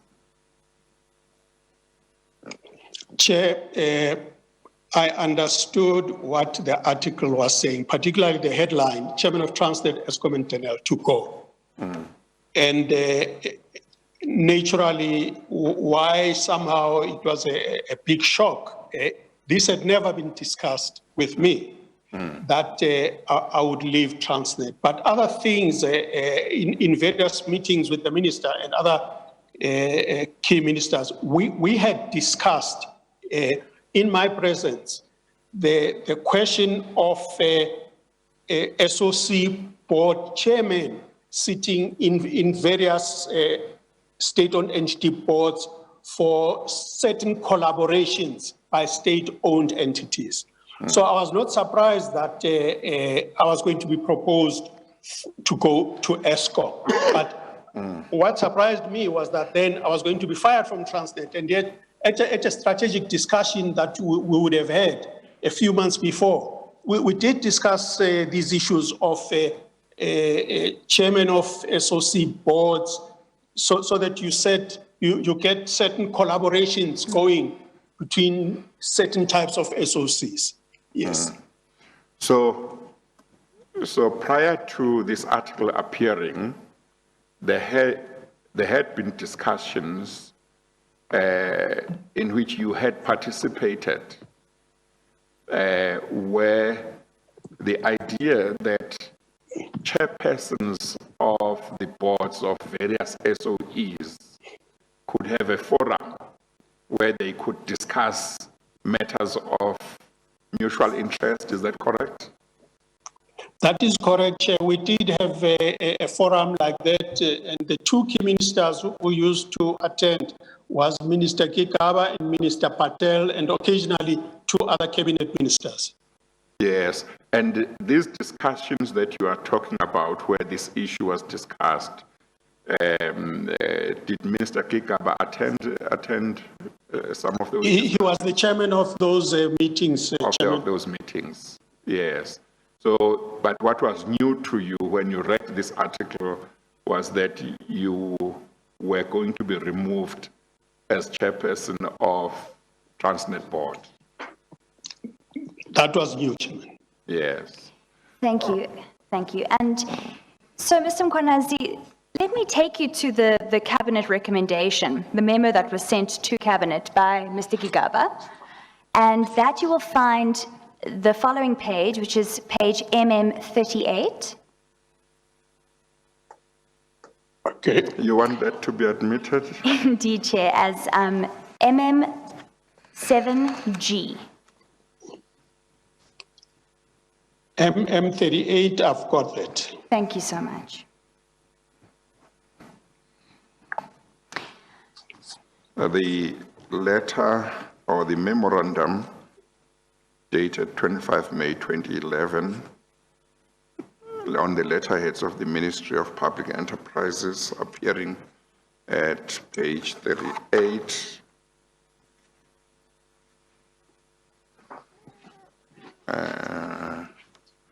Will be admitted. It's written Cabinet Memorandum number 4 of 2011 will be admitted as Exhibit MM7G. Thank you, Chair. So, Mr. Mkhwanazi, paragraph 2.2 indeed does say, further, for Cabinet to concur with the appointment of Mr. Iqbal Sharma as chairperson and non-executive director of the Transnet board. So that was the recommendation regarding the chair position of Transnet. And then in paragraph 3.2, which is on the following page, page MM39. In addition, it is recommended that 2 non-executive directors of the Transnet board not be reappointed at the annual general meeting of Transnet to be held on the 24th of June. And in their place, 2 nominees are recommended to be considered for appointment to Transnet as non-executive directors. Furthermore, it is recommended that Mr. Iqbal Sharma, a current member of the Transnet board, be appointed as the chairperson and non-executive director of the Transnet board to replace Mr. Mafika Mkhwanazi, the current chairperson. So, Mr. Mkhwanazi, this was indeed the proposal before Cabinet. And Mr. Mkhwanazi, do you know what transpired at that meeting, what the outcome was? I've got no idea. Which meeting now? this cabinet meeting to deliberate on these recommendations. I've got no idea. And the outcome, Mr. Mkonazi? For you, the outcome of the The meeting? outcome, Yes, no, the outcome, I was not replaced. okay. So, Did Mr. Gigaba and you speak about this article after it had appeared in the Business Day? Chairman, we did talk about the article after it appeared. And his response was somebody had leaked something which was work in progress, and therefore it was leaked in a wrong way. Did you? We did discuss it. Did you ask him whether it was true that he sought cabinet approval for your removal from as chairperson of the board of Transnet? Or maybe you didn't put it like that, but in effect, did you ask him to confirm whether that is true? Chairman, I did not ask him as Directly. straightforward as you say. Yes. But his response was there was work in progress within his department and it was leaked to the press. Did that response suggest that he was saying he had not as yet asked the cabinet to approve your removal from Transnet? I just want to make sure I understand clearly what he told you or what your understanding was of what he told you. Chairman, what he told me is different to what had been submitted to cabinet. Yes. But I'm not privy to the cabinet debate Of course, around Yes. why Mr. Iqbal Sharma should become chairman. Yes, yes. But based on what he told you, was your understanding that he was saying he had not as yet asked cabinet to approve your removal from, or is that something? No, that- Chairman. No, Chair, because he had done it. It's just that he didn't get the approval of that resolution at cabinet level. He had already done it, as I see in terms of his CAB memo. Yes. No, I understand that. And when you answer these questions, feel free to reflect properly because it's many years ago, so that when you answer, you are comfortable with your answer. So leaving out what we know because we are looking at these documents now, but bearing in mind what the article in the Business Day had said, when you spoke to him, he did not say anything to suggest he had not made the approach to cabinet that the business article suggested in terms of what he told you and how you understood what he said. Well, after this article had appeared, naturally, I'm not privy to, it's the first time I see this document. Thank you very much, this CAB memo. Oh, okay. I've never seen it. So post the article, because also other board members were now asking me questions that we've read that you've been fired.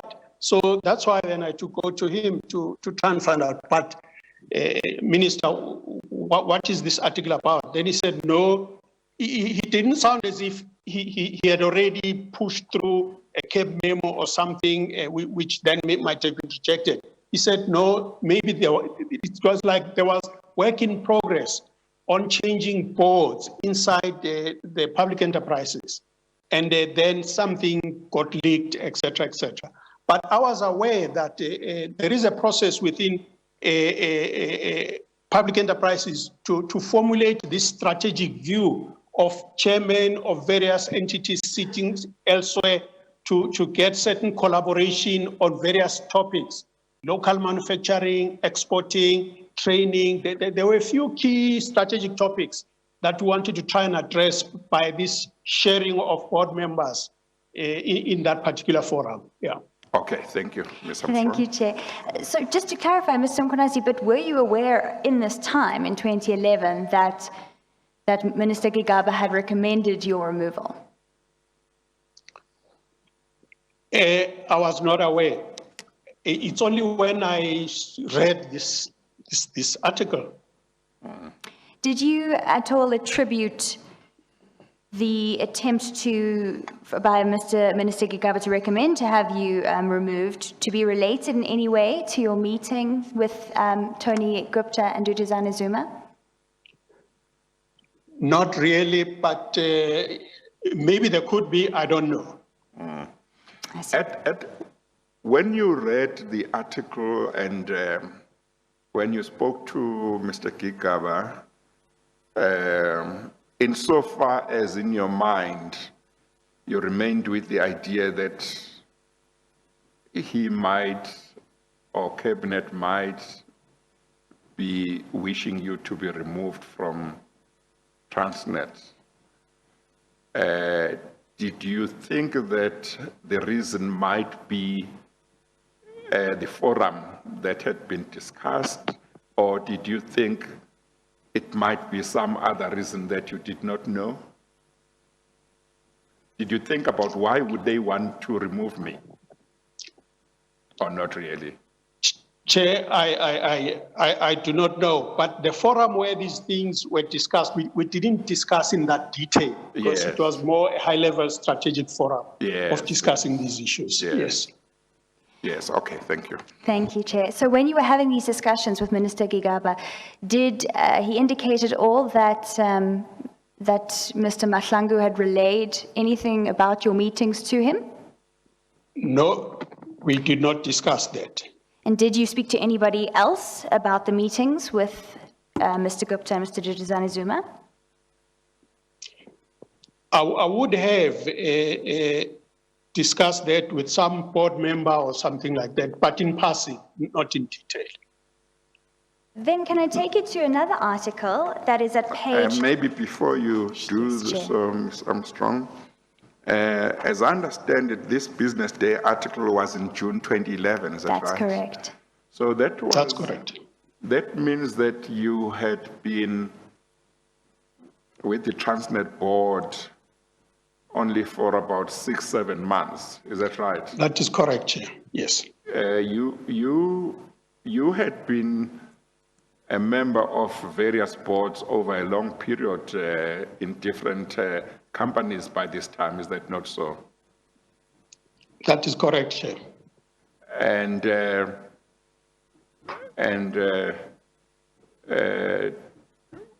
when you have been a member of a board of a company for 6 months, it seems to me that it's quite a short time to be removed. It is short, Chair. Are you able to comment on that?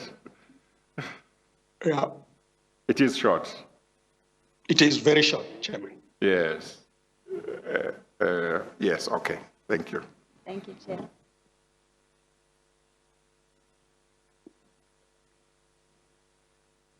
Then let's move to page MM23 of that bundle. Okay. So, Chair, again, I ask that this be admitted as an exhibit as MM7C. You said 23. That's correct, Mr. Mkhwanazi. Yes, I've got it, yes. What is this document? Just identify it. So Ms. this Armstrong. document is an article from the Mail and Guardian entitled Going Off the Rails, dated 4 March 2011.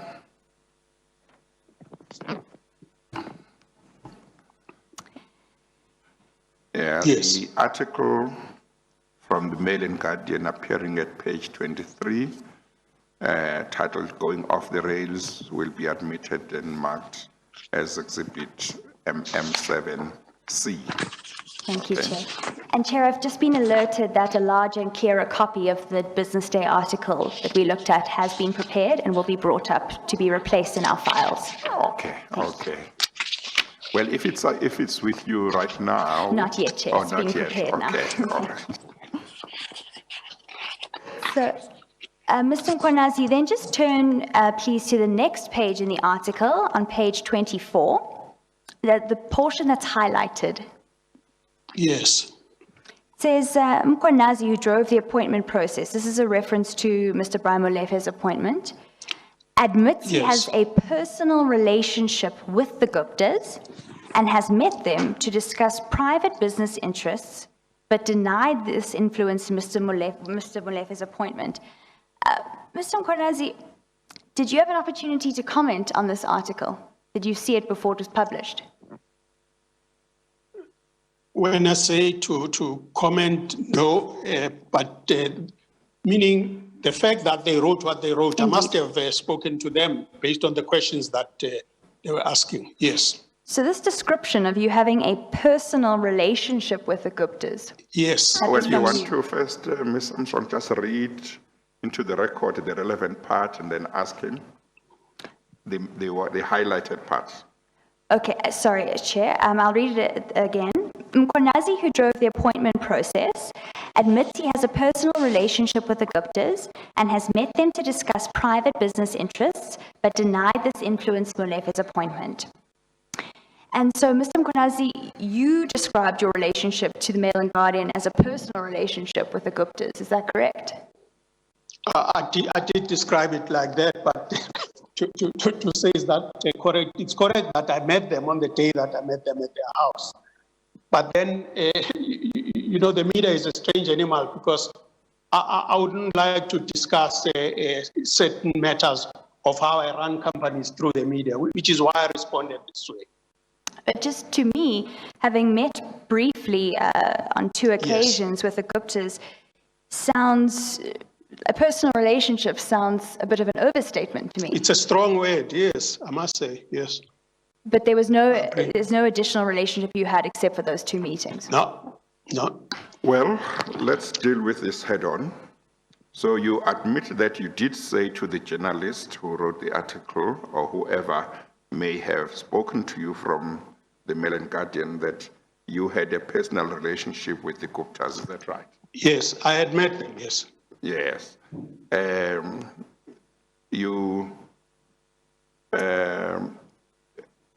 As we speak today, do you stand by that description that you had a personal relationship with the Guptas, or do you not? Chairman, a personal relationship is too strong a word. For 2 meetings I had, which maybe lasted an hour and a half in total, both of them. But why did you use that word? No, at the time I used it because I wanted to dismiss the media off my back. They were on to too many issues, if I can use the word. But that doesn't sound right, that you would say you have a personal relationship with them to dismiss the media if, in fact, you did not have a personal relationship with them. What do you say to that? Chairman, you know the use of the English language when you are a Zulu-speaking person gets a little bit tricky. But yes, I did have 2 meetings with them, and I did say that I had a personal relationship with them. Yes. Okay, all right. Ms. Armstrong? The article goes on to say, asked what these business interests were and whether they were disclosed to the board, Transnet said, all our board members are required to disclose their private interests at each and every board meeting. Mr. Mkhwanazi has no existing business interests with the Gupta family. The discussions he's had with them were exploratory and did not result in a partnership. So again, Mr. Mkhwanazi, your testimony was that there was a brief mention in the general discussions in your meeting about your business, That's correct. Property development you had in KZN, is that correct? That's correct, yes. sounds exploratory discussions that didn't result in a partnership. Once again, sounds like a more significant discussion on that topic than what you've mentioned. Yes, I'm not sure why they have that in as if it's a quotation, but that matter was never ever touched on again of what I was trying to do there in KZN, because it never happened. It fell through almost that same week or 2 weeks later. And so, Mr. Mkhwanazi, you've told the Mail and Guardian journalists that you had these meetings with the Guptas, is that correct? Yeah, And that you spoke about private business interests, is that correct? that's correct. But you don't seem to have, or did you, mention anything about what Mr. Tony Gupta had asked you about? No, I did not. About procurement and the allocation to the new I age? did not. And why not? It's not in my nature to start discussing what I can call board issues or company issues with the media. There are many of other issues, by the way, in the past 20 years, 21 years I've been at Transnet that I've never discussed with the media in terms of whatever they might have been. Did you disclose what had been discussed with the board of Transnet? What had been discussed? With Mr. Tony Gupta about the question of dedicating 30 to 50%? No, I did not discuss that with the board. You need to understand one strange thing about state-owned entities. In a year, when you are like a chairman or group chief executive, you get 100 proposals or calls from people who want to procure something from your organization. It is so common, and it includes everybody. At times, it starts even with the president himself. So the point you are making is you can't be telling the board about all of these. Exactly, Chair. Many occasions when somebody or other has some discussion with you that doesn't end anywhere, that doesn't lead anywhere. Is that the point you are making? That is correct, Chair. Just another example, at these TNA breakfasts, which I attended, 8 to 10, whatever the number is, people would queue to talk to me and ask for business opportunities in Transnet. Of course, as a civil servant, I would stand in a queue, they would come and I would talk. This one goes, this one goes. It's part of my job. But Mr. Mkhwanazi, what might perhaps be a bit unusual was that your number in this case was provided to Mr. Tony Gupta by the minister himself. Yes, it was unusual, yes. And so that unusual aspect, you didn't mention that to the journalists at Mail and Guardian? No, I did not. Or to the Transnet board? No, I did not. So even though that was unusual, why did you decide not to include that information in your statements to them? Include which information? So even though it was that aspect of the interactions was unusual, that they got your number from Minister Gigaba, why did you? No, I did not. But I did not see a need to do that. Yeah. Why didn't you see a need? No, I didn't. She didn't see it. Especially when people are. If you want to say. You can see they're fishing. If Ms. Armstrong, if you think that there were grounds for him to have seen a need, you can explore those grounds. I could have, yeah. But otherwise, if you say he didn't see a need, he didn't see a need. Indeed, Chair. But if you say, what about this, what about this, what about this, didn't all of this show you that there was a need? That's different, then you can do that. Thank you, Chair. I think the elements, the unusual element is of the minister giving Mr. Gupta your number is the aspect that I just wanted to probe further, because Mr. Mkhwanazi, your answer was that you didn't feel the need to tell the board or the media about this meeting because you get many requests, they're very usual. And I was just probing that there was, in fact, an unusual aspect of it, which was that the minister had, according to Mr. Gupta, connected you and put you in touch. And I was probing whether that unusual aspect might have prompted you to treat it differently and perhaps alert somebody else. Thank you. Thank you, Mr. Mkhwanazi. And were you aware of other officials at the time? I'm sorry. Thank you, thank you. Mr. Mkhwanazi, did you ever have occasion to ask Minister Gigaba whether Tony Gupta was correct in saying he got your details from him? Chairman, we have never discussed You have that never matter, discussed it, yes. even Okay. today, or Yes. we've never discussed that. Yes, okay, thank you. And did you hear at the time about any other people or officials being approached in this way by members of the Gupta family to have a meeting? No, I was not aware of any. I only became aware of these approaches once the commission was set up, and Masego and others, and a lot of other people did come to the commission to make inputs. Then, in my mind, it was, this thing was quite common at the time. Yeah, I didn't know. And did you, before you were approached by the commission to give evidence, did you feel the need to come forward and disclose the meetings that you had? No.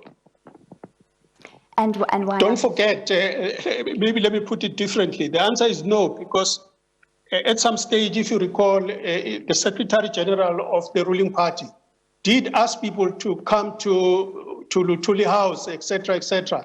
I felt that these people are not honest. They themselves know what is happening, so I didn't even go there.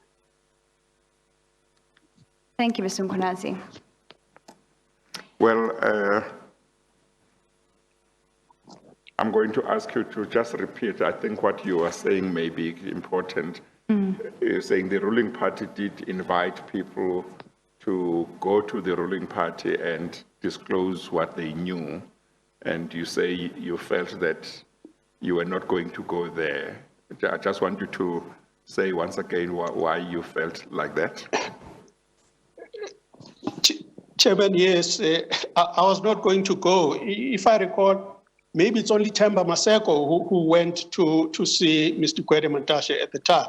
But I felt that whatever the Gupta family is doing, it's a well-known thing within the ruling party. Okay, thank you. Thank you, Chair. Then, Mr. Mkhwanazi, I'm not going to ask you too much about the New Age breakfast. We've already heard extensive evidence about those. But you do say in your statement that you attended a number of these breakfasts. Is that correct, the New Age breakfasts? That is correct, yes.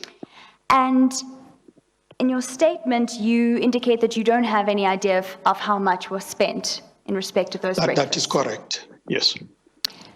But of course, so we've had testimony. So, for example, from Mr. Patlane has explained that from 2012 to 2017, over 122 million rand was spent on the New Age breakfasts.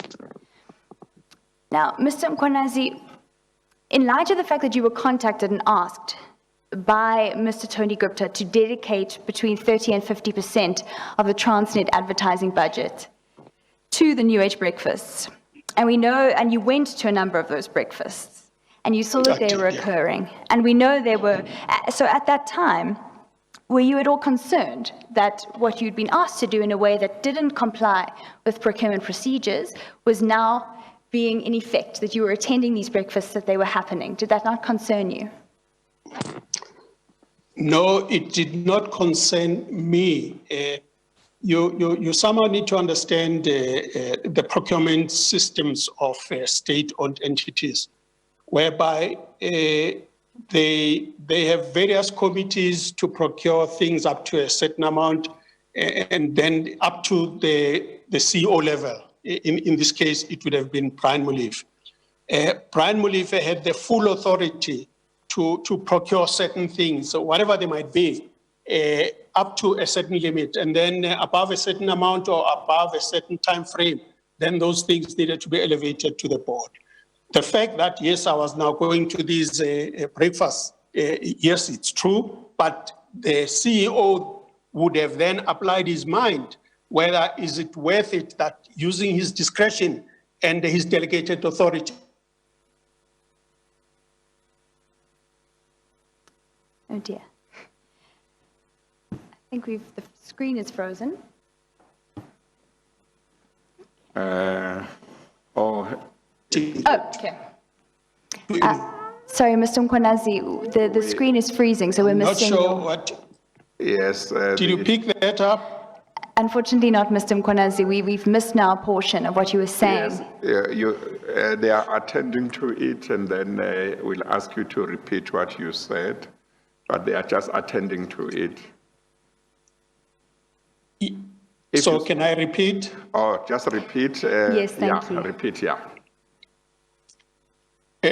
Advocate Amy, can you repeat your The remark? question. Indeed. Then I will respond again. So, Mr. Mkhwanazi, your testimony was that you were approached and you were asked by Mr. Gupta to dedicate 30 to 50% of the Transnet advertising budget to the new age. You said, this is an inappropriate way of doing things, this is not how we do business. But then, you then attend yourself a number of these breakfasts. So you see that in fact, Transnet is spending budget on the new age. Did this not concern you, given your the approach by Mr. Gupta? No, I think he said earlier on, his response to the Guptas was, you are talking to a wrong person. Yes. You must go to management, executive management. That's what he said. Indeed. And therefore, if they went to management and management granted them whatever they wanted, it wouldn't necessarily be inconsistent with what he said. Indeed. That's my recollection. Is that what you said? That's correct, Chair. Yes. Okay, so Mr. Mkhwanazi, you were not concerned, if I understand you correctly, because you imagined that you assumed they had gone through those They correct had channels. followed the processes, yes. Thank you, Mr. Mkhwanazi. Then, Chair, I see that the time is already 5 o'clock. Yes, we should try and finish because Mr. Mkhwanazi has waited for this time for a long time. And I think certainly from my side, I think we can finish. I assume that we shouldn't be more than 30 minutes more, or am I too ambitious? Unfortunately, Chair, I just need to deal with, How much time do you think we need? I think approximately an hour, Chair. About an hour. We have to deal with the ESCOM evidence. Mr. Mkhwanazi, from your side, you are happy for us to continue? Chairman, I'm happy to continue. Yes, I can let's. confirm, Chair, just to Yes. put it on record, that we are prepared and ready to continue, Chair. Thank you. Thank you very much. Then let's continue. I'm hoping it won't take an hour, Okay. but let's I'll certainly do my let's best, Chair. continue. Yeah. Okay, so just to We may or may not. We may at some stage need a short break. What time did we start? How long have we been? about 3:15, I believe, we began. So we're close to 2 hours. That's correct, Chair. Maybe it might be the convenient time to take a short break. Thank you, Chair. We'll take a short break, Mr. Mkhwanazi, and then we are going to resume.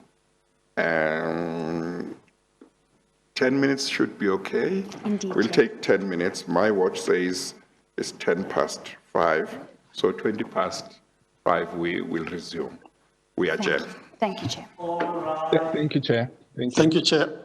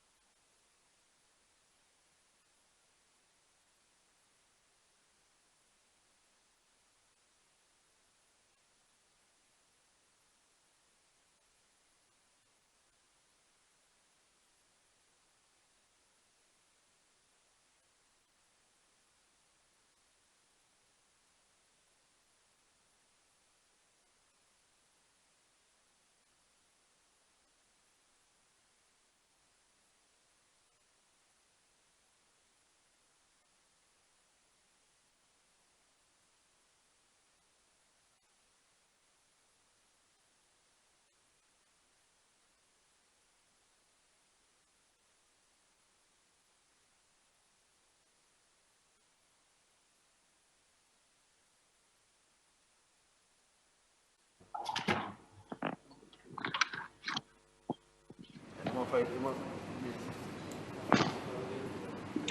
ref.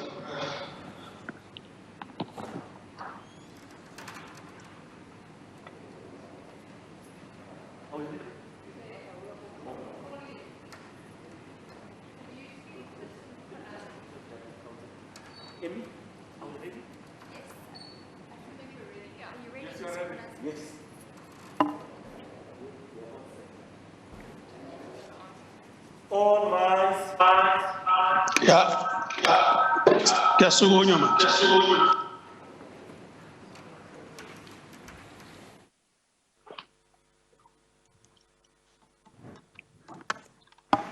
Okay, let's continue. Thank you, Chair.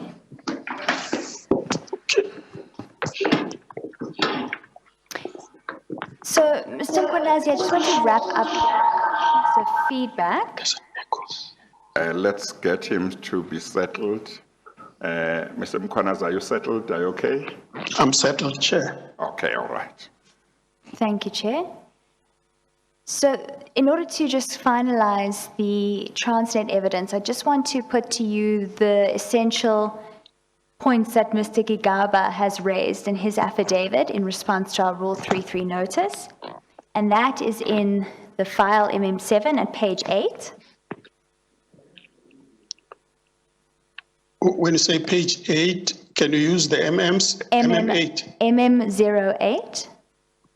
Okay. Whenever she says page 8 or page whatever, without mentioning MM, you must know it's still MM.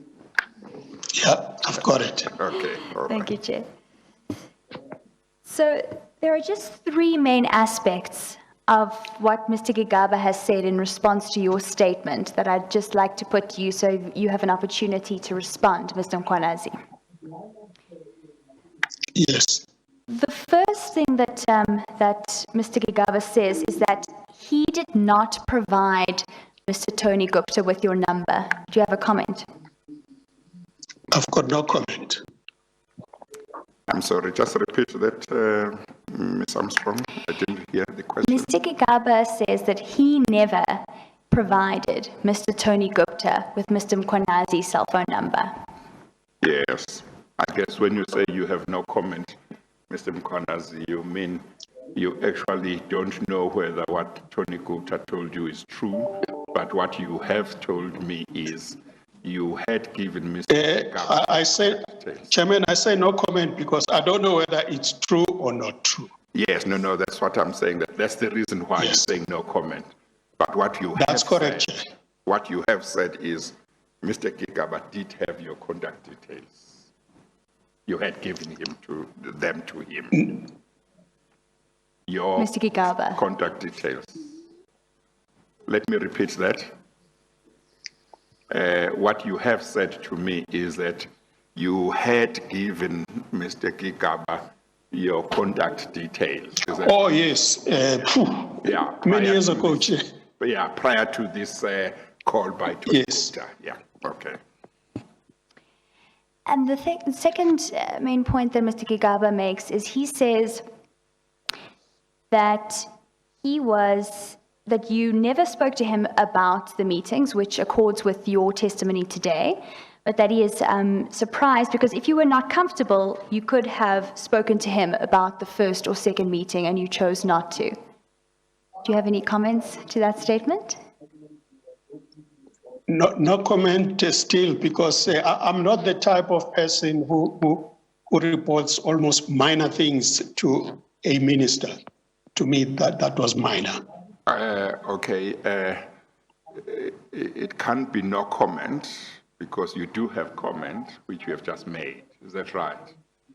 You are providing a reason why you would not have raised the issue with him. Is that right? Yes. Yes.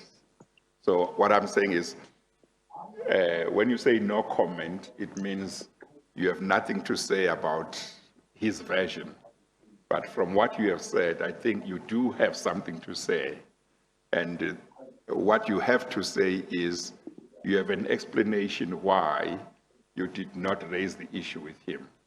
And that is, you are not the type of person who would raise this kind of issue with the minister. Is that right? That is correct, Chair. Yeah, okay. Thank you, Chair, for that. And the final point that Mr. Gigaba makes that I'd like to raise with you is that he says he was not aware that Mr. Siyabonga Mahlangu, his special advisor, attended the meeting with you and Mr. Gupta. Do you agree or disagree with that statement? I don't know, but I didn't tell the minister that I'm taking Siyabonga to that meeting. It was something I arranged between myself and Siyabonga.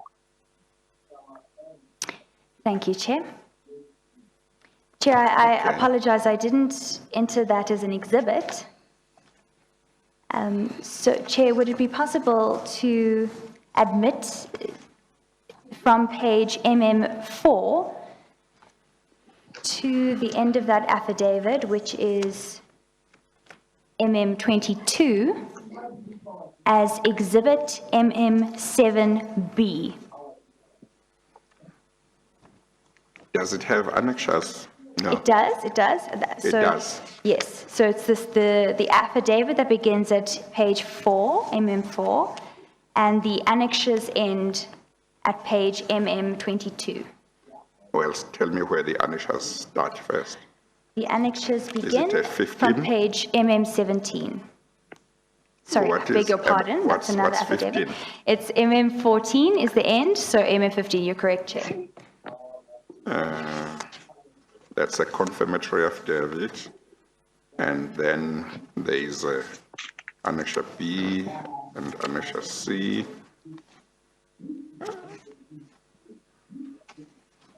We'll have to say the statement by Mr. Malusi Knowledge Kanyezi Gigaba, appearing at page 4.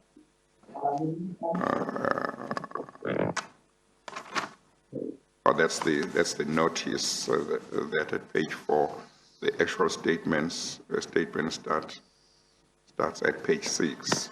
Indeed. But the notice and the statement will be admitted and marked as exhibit MM7. What's the letter? That is B. B. And that is the statement plus its annexures. Indeed, Chair. Okay, Thank you. thank you. Thank you, Chair. Chair, that concludes the evidence on Transnet. So, Mr. Mkhwanazi, I'd just like to move to the evidence about your time at Eskom on the board, which began on June 2011 and came to an end in December 2014. And in particular, I'd like to ask you about that end part of your tenure on the board, so November, December of 2014. And in particular, I would like to ask you about this contract that Eskom had concluded with the New Age, and that was a contract for 43 million rand. Do you have any memory of that, Mr. Mkhwanazi? Yes, I do. In terms of the documentation, is it something I must open up Not of yet. the 3 documents? Not Okay. yet, Mr. Mkhwanazi. No, we can talk off the cuff, yeah. Yes, yes. Maybe before you proceed, Ms. Armstrong, from what date did you become a director, a non-executive director of Eskom to what date? I think it was June 2011 to December 2014. Okay, so going back to that Business Day article, you did join, you did join the Spot on, board. Chairman. You did join the ESCOM board as a non-executive director. The only difference is that you were not removed from the Transnet board. That is correct, Chairman. Yes, okay, all right. Indeed. Thank you, Chair. So the 43 million rand contract between Eskom and for advertising in the New Age. So you indicate you were aware of that contract? That is correct, Advocate. Yeah. And do you recall that towards the end, in November and December of your tenure, 2014, on the Eskom board, you were considering that contract? Do you recall that? That is correct. After the forensic people had finished their work, yes. That's quite right. And that is a report by SNG. There was a forensic report done on this particular contract. Is that what you're referring to, Mr. Mkhwanazi? That is correct, Chairman. Do you recall in general terms what that report concluded about the contract? At the high level, Chair, it concluded on two issues or two individuals. It concluded that the 43 million contract was irregular. And it concluded that the clause, the exit clause that was supposed to be there, which was removed by somebody, that was wrong of that somebody to do that.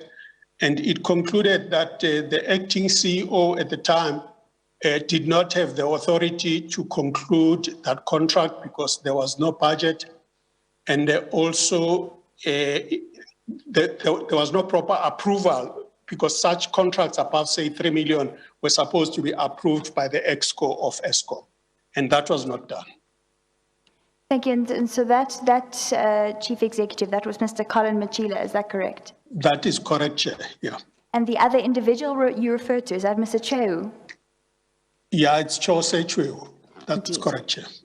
Thank you, Mr. Mkhwanazi.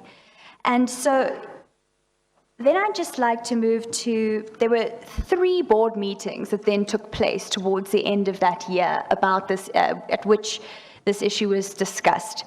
I'd just like to take you, Mr. Mkhwanazi, to the very last minute, and that will require us to go to leave our file MM7 and to move to exhibit MM3. And that was the exhibit in respect of Mr. Mark Pamensky's evidence. Yes. What page, Chair? We'll just make sure that the chair has that file.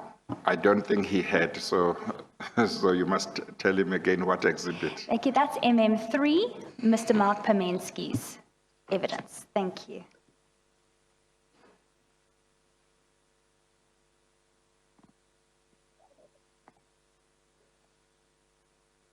Are you going to come back to this or not? No, Chair, thank you.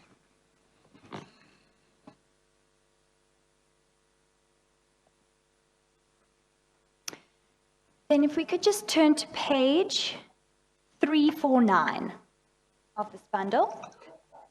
Okay.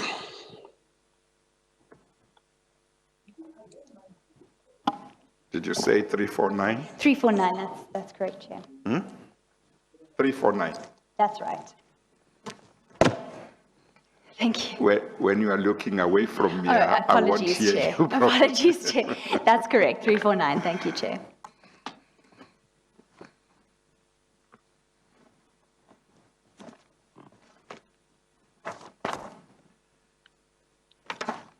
Yes. So here are the minutes of a meeting at the 8th of December 2014. Now, this must have been, Mr. Mkhwanazi, right before the end of this must have been one of the last board meetings you attended. Is that correct? That is correct, Chair. Thank you. And I confirm that you were at this meeting. It says you were present. Is that correct? That is correct, yes. Okay. And I just want to move to page 351.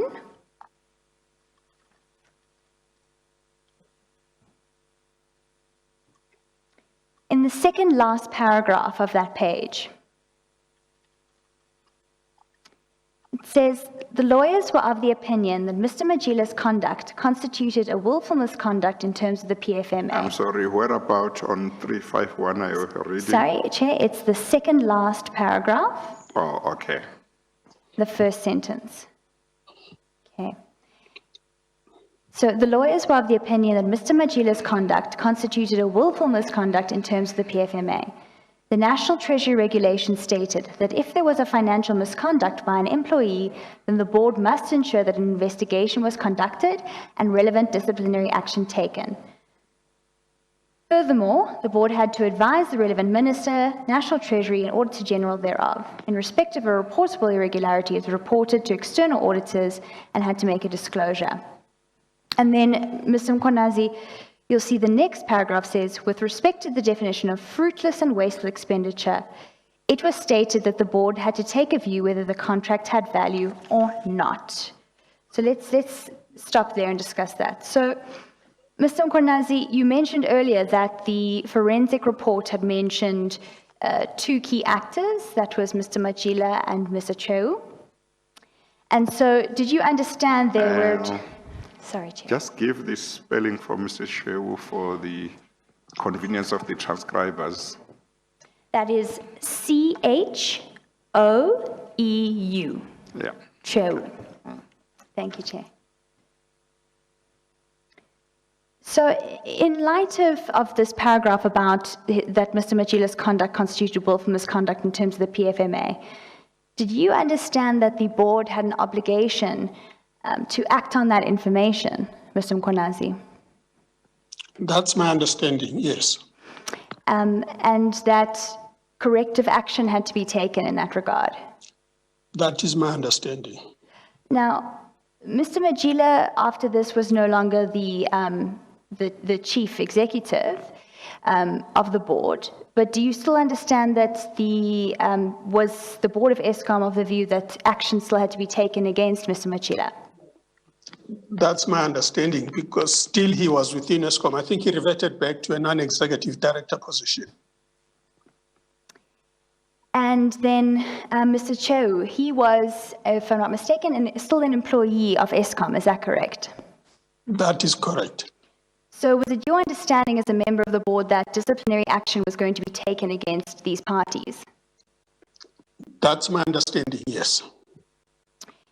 The second point that I mentioned was fruitless and wasteful expenditure. What do you understand that to mean? You need to go back to the actual PFMA. And in this case, it was irregular, yes, because he exceeded the delegation. They did not had an exit clause, etc. Now, whether it was fruitless and wasteful, somebody else, then a specialist in analysis of what value did the company get out of that 43 million, needs to be done. And then based on that, then the board can then define it as a fruitless and wasteful expenditure. Unless you've got somebody doing that analysis, at the time we had not done that analysis as a board. Thank you, Mr. Kuraz. That's very important. So at this time, there'd be no analysis into commercial value of the contract. Yes. But did you understand that that was going to still be done at some future date? The irregularity is a given, and the wrong clause is a given. They shouldn't have done that. Okay. But whether then as auditors and as an audit committee, how do you then define this? You need to apply your mind. Yes, it would have been irregular in a particular way unless regularized by a board, but then conditional regularization on condition that you take action against the two executives involved. Okay, Sorry. sorry, Chair. As I understand it, wasteful and fruitless expenditure is when an entity's money is spent in vain, as it were. The entity doesn't derive That is correct. any material value from that expenditure. Would that be your understanding as well? Chair, that is my understanding. Being a person an engineer, typically if you build a bridge and Yes. then you get the full payment and the bridge is not built, or even one brick is laid, Yes. that's fruitless and wasteful. Yes, yes, or the bridge is built halfway so that it can't be used. That would still be. I agree, fruitless Chair. and- Yes, yes. That's fruitless and wasteful. Okay, all right. So you're saying that what you were sure about at this stage was that this was irregular expenditure because the necessary approvals had not been obtained. That is correct, Chair. There was no budget. But whether it was wasteful and fruitless was something that you could only arrive at after a certain exercise had been done. And at that stage, is correct, that Chair. exercise Yes. had not been done yet. That's correct, Chair. Yeah, okay. Thank you, Chair. That's very helpful for me. So, Mr. Mkonazi, let's then turn to the next page. It's page 352.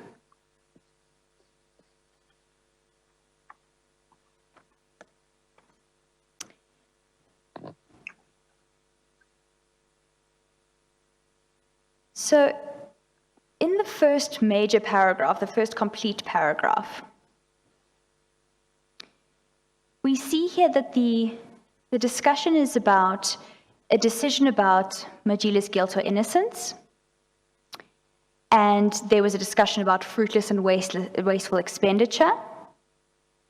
And then we see the statement halfway down the paragraph. It starts with the sentence that it's about 6 lines down.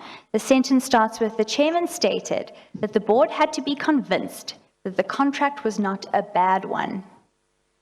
And then if you go on to the end of that paragraph, it says, Ms. Latuli stated that the handover report had to reflect the board had considered whether or not the contract was a bad one and had concluded that the contract was not a good one at this time. Could you just explain what do you understand by a good or bad contract meaning? I can't explain that. Also, my understanding, it would be difficult to, it was irregular, that's it. Yeah. Okay, so when the board talks about, and the minutes reflect that this was not a good contract, we see it in a number of places. Again, in that same page, on the second last paragraph, they were of the opinion that the contract was not a good contract. So are you saying you are not sure what that means? To a certain extent, I know. How can you have a contract with no exit clause? That's a bad contract. Okay, so Yeah, Well, that's a bad contract. you could have a contract without an exit clause. I'm now talking in general. Let's leave out this one. Provided when you look at its entire, you look at it in its entirety, and the value you are going to derive from it as a party to that contract is good. The value you'll derive from it is good. And you have built into the contract enough checks and balances to safeguard your interests. It happens all the time, does it not? For example, that an employer has a fixed term contract with an employee. And normally what that kind of contract means is neither the employer nor the employee can get out of that contract before the expiry of the fixed period, except if there is a breach of the contract. In the case of an employee, except if the employee misconducts himself or herself. But other than that, you are stuck there, both of you. But it may be that as an employer, you say, this employee has got very rare skills, and he or she is in high demand, they want him in other companies, so I want to secure him or her for this period. Are you more or less in agreement with that? That you can have that situation? That is correct, Chair. Yes, but you are saying in certain circumstances you need an exit clause.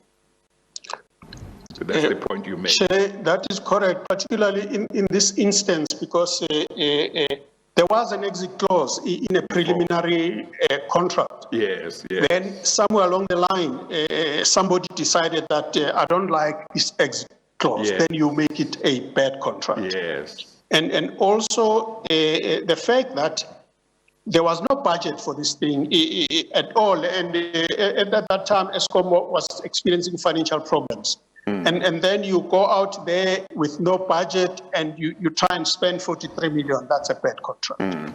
Of course, even with this kind of contract that I was talking about,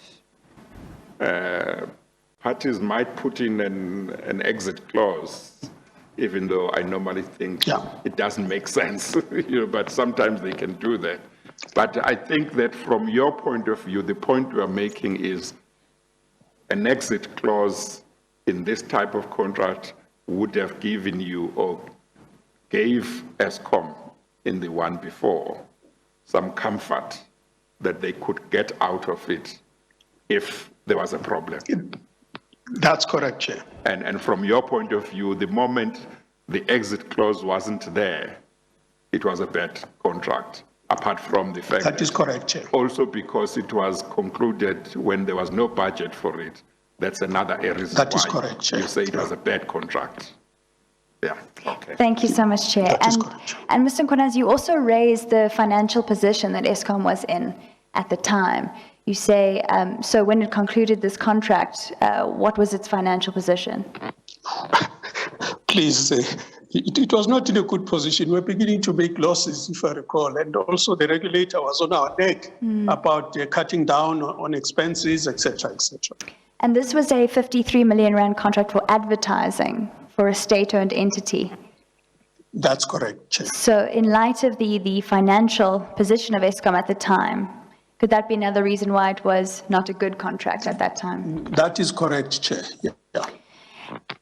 And I emphasize that Ms. Luthuli emphasizes here that it must be in the handover report to the new board. Is that your recollection? That's my recollection because we were preparing to hand over to the new board. And So- which is why she insisted that that be captured. This captured that it was a bad contract. It was not a good contract That's at this correct. time. Yeah. Thank you. Can I ask this? You have been in the boards of a number of companies, and you had been before your time at Transnet and ESCOM, based on what you said earlier on. I think from the mid-1980s, you were already involved. Yeah, that's correct, Chair. Now, do you know of any circumstances under which a contract which has got financial implications for a company, which is concluded when there's no budget for it, would still be regarded as good? Chair, you need to have a budget for every line expenditure in Yes. your organization. Yes. Yeah. That's why this frankly was not correct. So if there is no budget for it, it should be regarded as a bad contract. That's correct, Chair. Yeah, okay. Thank you, Chair. Excuse me, Chair, if I can just come in there, I'm still here. Just to correct something that the council said before you intervened, Chair. Yes. Ms. Luthuli did not suggest that the board should hand over to the new board to say that the contract was bad. Her recommendation, rather, was that the board had considered or not, whether the contract was a bad one. So I just wanted to make sure we correct the chair so that, we don't get confused in terms of what the recommendation was in this instance. Yes. Let's read out the full statement. Yeah, just read out the full statement. So on page 352, it states, Ms. Latuli stated that the handover report had to reflect that the board had considered whether or not the contract was a bad one and had concluded that the contract was not good at this time. At least now it has been read in full. I think the next thing would be to just double check with Mr. Mkhwanazi, the witness, whether that changes anything in terms of the response that he has given. Chairman, it does not change anything because this is a record of that last board, which Yes. then would have been handed over to the new board, which started in January 2015. And in the resolution below on that, there are clear statements that indicate that there are certain irregular things that did happen. And but the contract was bad, yes, but it's the technicality of irregular, no exit clause, no authority, etc. That must be handed over to the new board. I understand this statement by Ms. Lutuli to mean that she was saying,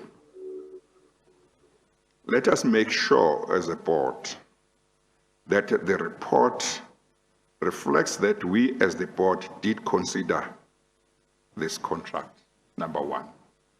Number two, having considered this contract, or the report must reflect that having considered this contract, we concluded that this contract is not good at this time. That's my understanding of what she is saying. Is that your understanding as well, Mr. Mkhwanazi? That's my understanding, Chair. Okay, all right, thank you. Thank you, Chair. So then, in summary, Mr. Mkhwanazi, as a member of the so-called old board, before the new board had to make its decision, you've said that, am I correct, that the old board was not going to determine whether to ratify the contract or not? Hold it at that particular meeting. But don't forget, if that old board had had one more meeting, because there was an issue of the auditors as well, putting pressure on us to fix this irregular expenditure. So the old board, in my interpretation, having articulated what needed to be done, would have ratified that contract conditionally to disciplinary action being taken against the two gentlemen who were basically the authors of this document. But that old board didn't have the time to actually come to that point because now it was handing over. Okay, I think, Mr. Mkhwanazi, your understanding of the concept of ratifying might be different from Ms. Armstrong's understanding. Now, when you say the old board, if it had time, would have ratified the contract by taking disciplinary action against the two persons concerned, is that right? Chair, yes, it would have been a conditional ratification because don't forget, in the external auditors would have defined it fully as irregular if it has not been ratified. So you ratified that we understand it was irregular, etc., and we've taken these steps. So we now adopt it as board that this contract can continue to its termination. Oh, okay, maybe I was wrong to think you have a different understanding, but let me tell you what I understand when you say the old board was going to ratify the contract conditionally if it had time. Yeah. Now, for me, what that means is that you were going to approve the contract, and of course you say conditionally. We can talk about conditionally in due course. That is correct. Is that what you mean? Is that what you mean? That you That is are going to correct, approve? Yes. Now, How can you say the old board was going to approve the contract when you don't know or you didn't know what the outcome was going to be of the exercise that you talked about of establishing whether ESCOM would get value out of this or not? Chair, In other words, let me clarify. In other words, my understanding is you would want to first find out, is this contract worth anything to ESCOM? When it's worth anything serious? And if you concluded, or the exercise concluded, that ESCOM is going to get no value out of this, there's no way you would approve the contract. That's what I think. But you must tell me what... Chair, these types of contracts, particularly in the issue of marketing and marketing contracts, the definition of value is quite difficult, because you then need to quantify the number of hours that you got on exposure through television, and you must quantify it in numbers, that per flighting of an ad or anything. And also, at the time, if you recall, there was a special messaging that ESCOM was going to the public with, in terms of trying to talk about the load shedding and all the other things, and people saving electricity. So there was an element of value, but the issue is, was that value worth 43 million? That's the exercise that needed to be done. But there was value in ESCOM trying to have this publicity in terms of what they were trying to achieve as an organization. Because they were talking about, even in the advertisements that were flighted, they would talk about illegal connections and all the other things that are wrong, which are happening out there, affecting ESCOM infrastructure. But let us assume that the board undertook that exercise of establishing what value ESCOM was going to derive from this contract of 43 million. And the outcome of that exercise was that the value that ESCOM was going to derive from this contract was 3 million.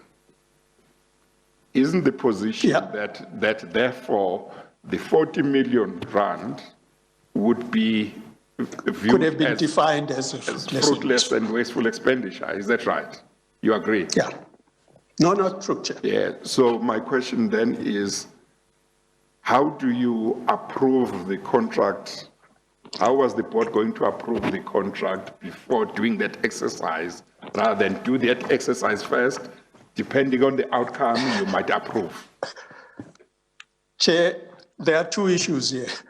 One is the irregular contract that the board would have ratified.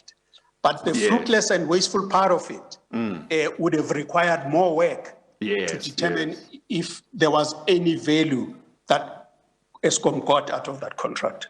Yes. Now,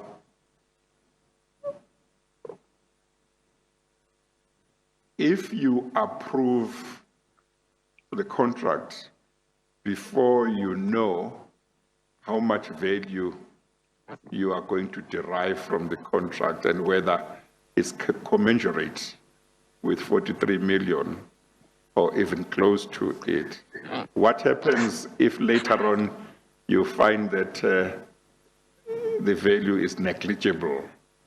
Aren't you in trouble for having approved it already? Chair, there are two issues there. Maybe we're confusing issues. Yeah, please help me. There was a board that ended its term in December. Yes. We're talking about that board. I was part of that board. Yes. Then there's a new board that took over in January. It was chaired by Zola. By Zola. Zola Tsotsi. And subsequent to that, there was another board chaired by Dr. Ben Gubani. Yes. it is those two boards that then took a different view on what to do with this contract.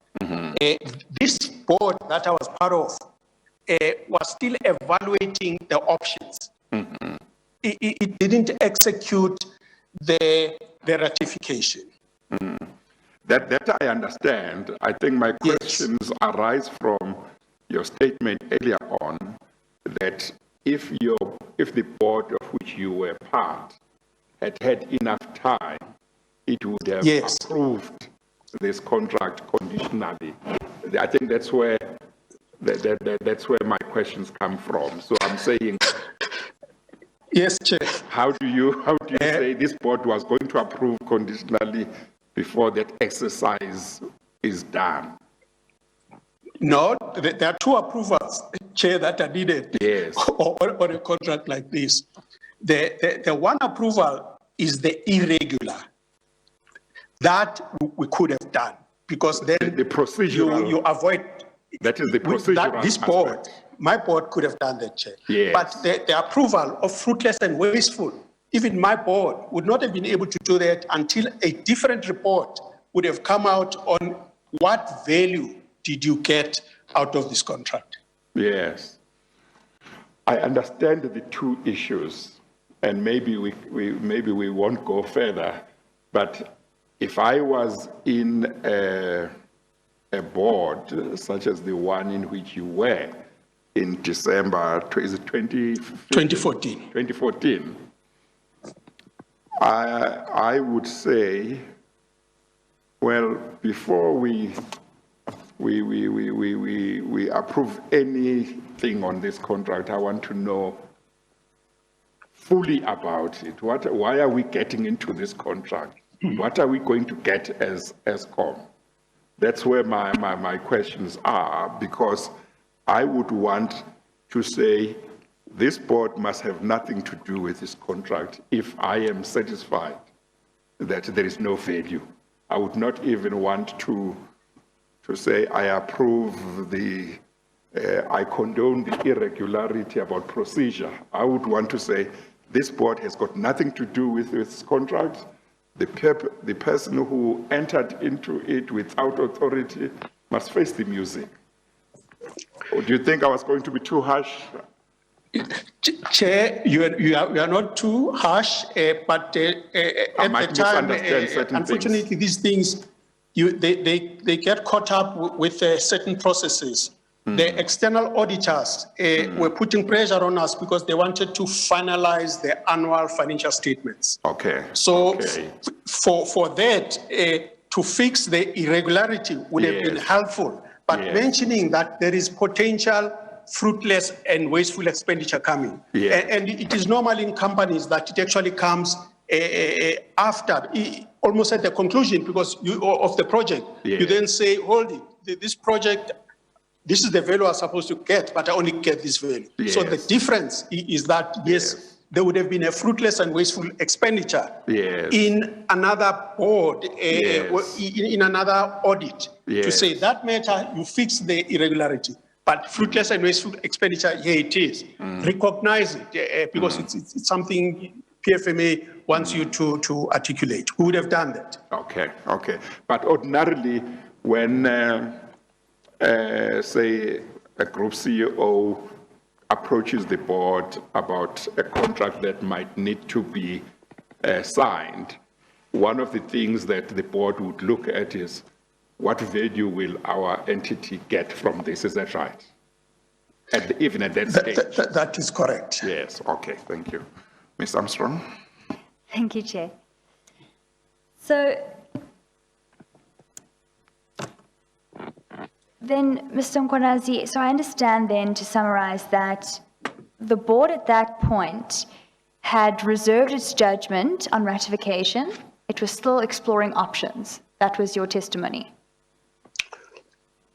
I think his testimony forget. is on the irregular. This was a handover expenditure. board. Yes. Yeah, on the irregular expenditure, he says they were going Yes. to approve that. We could have. Yeah, Yes, they you could could have have. if they had time. Yeah. Okay. Yeah, but they did not because of time. Okay. But the other one was still going to be investigated about fruitless and wasteful Indeed. expenditure. Yeah. The fruitless and wasteful would have been dealt with following that. Yeah, okay. Okay, thank you.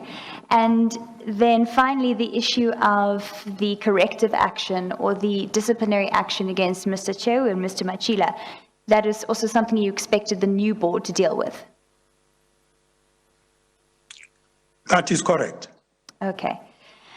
And with all these very important things for the new board to consider, and an emphasis in the minutes about, at the very least, the fact that this was not a good contract being conveyed, and then also you pointed out, Mr. Mkhwanazi, in the resolutions, that Ledwaba Mazwai attorneys and the company secretary were going to prepare a summary and final resolution on the discussions and the decisions around the New Age sponsorship contract for signing by the chairman of the board, chairman of the Audit and Risk Committee, for inclusion in the handover report to the new board. So all of these discussions were now going to be passed over in this handover report. Was that your understanding? That is correct, yes. So with all of these important considerations, would you have considered it good corporate governance to convene a live board meeting to discuss these issues before the board took further action? Wait. Which board now to The consider? new board. I apologize. My board or the new board? The new board, when they took over, would you expect it to be good corporate governance for them to convene a meeting to discuss all of these issues? Chair, Before- if I may come in, Chair, and try and assist Yes, the process. Mr. Chair, one Mkhwanazi, of the the lawyer. confusions I think arising out of this is that the timelines between the vacating of office of the board at that time and the new incoming board was so slim that for someone who is not close to the process may actually think they were on the same board at the same time. So just for clarity, for example, Chair, Mr. Pamensky was never on the same board with Mr. Mkhwanazi. In fact, he came in, I think, 2 or 3 months after that, after the board that the old board, as you refer to, had already made their recommendations insofar as how the irregularity and the expenditure should be dealt with in that regard, Chair. So I think it would not be fair to, ask a question of that nature to Mr. Mkhwanazi, whose term at the time had already expired. So I think, Chair, it's important that we draw that line and make sure that Mr. Mkhwanazi only answers for the questions, that relate to his term of office. So whether or not it's good corporate governance for a board to have a round-robin decision, et cetera, I think that depends from board to board and organization to organization, as well as the communications policy that a particular board would have in that instance. Yes. So all I'm asking for, Chair, is that let's stick to the term of office of Mr. Mkhwanazi, and anything beyond that would only be supposition, Chair, and consequently would be, taking the forum's time. Thank you, Chair. That's my. Yes, thank you. I think one concern I had with the question is you didn't lay a basis for asking for Mr. Mkhwanazi's opinion on whether it would be a good governance practice or not. So if there is no basis that is laid, there might be a problem with that. Indeed, Chair. And the basis that I was hoping to point out to Mr. Mkhwanazi was there were so many important issues that still needed to be determined by the new board. With respect to a large contract, sponsorship with a New Age, with respect to disciplinary action that had to be taken with 2 of the employees, with identifying fruitless and wasteful expenditure, and Maybe your problem is the reference to good corporate Indeed, Chair. governance. Maybe if you just let's ask say, a question. indeed, what would have been, Mr. Mkhwanazi, your expectation, and perhaps as a member of the old board? Okay, hang on. Mr. Mkhwanazi, the lawyer, I think you understand, maybe she's going to put the question in a different way. Indeed, Chair. Yes. We will give indulgence, Chair. Yes. Yes, okay, thank you. Advocate Amy, Yes, can I respond? yes, yes. It's an opinion. Now, the old board had two reports, the Lidwaba Mazwai report and the Koboto report. And those reports were clear. Anybody who would have taken those two reports and read them thoroughly, now being the new board, I'm not sure how would they have arrived at a different conclusion. I'm really not sure. Now, even in terms of saying, can you do this telecon or round robin? First, you need to read the two reports before you can commit to a telecon or a round robin on an important subject like this, because it's not easy to discipline a chief executive of an organization. It's quite a process. So yes, they needed the two reports and the two conclusions before they would have taken the decision they took in June 2015 to ratify the contract, yes.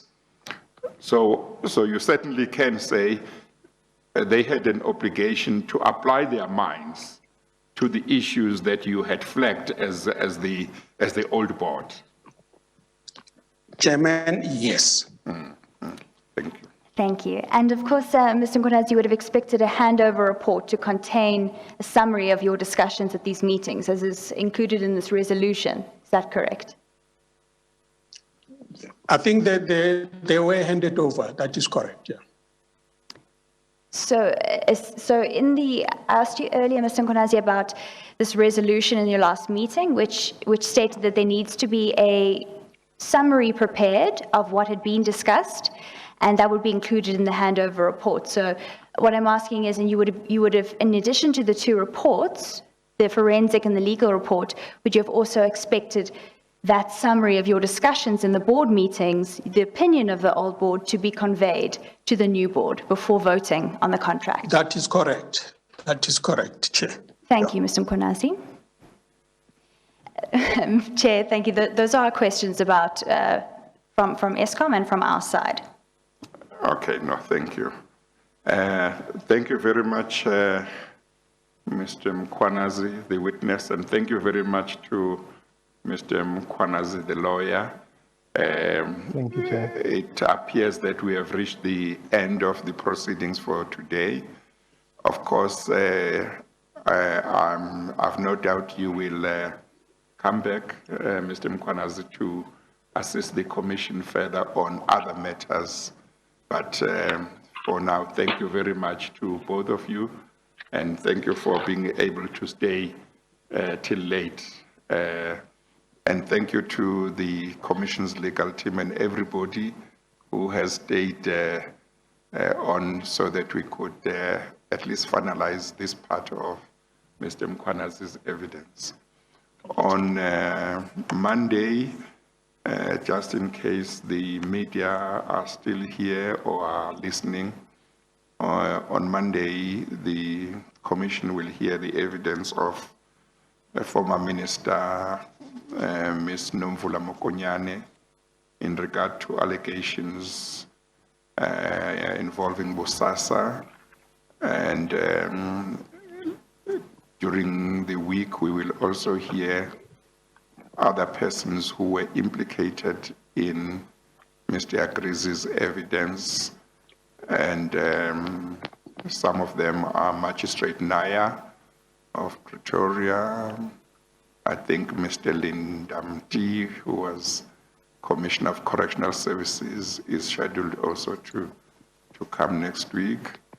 There might be one or two others. Mr. Vincent Smith was meant to come, but arrangements have been made. He has been released. He will come some other time.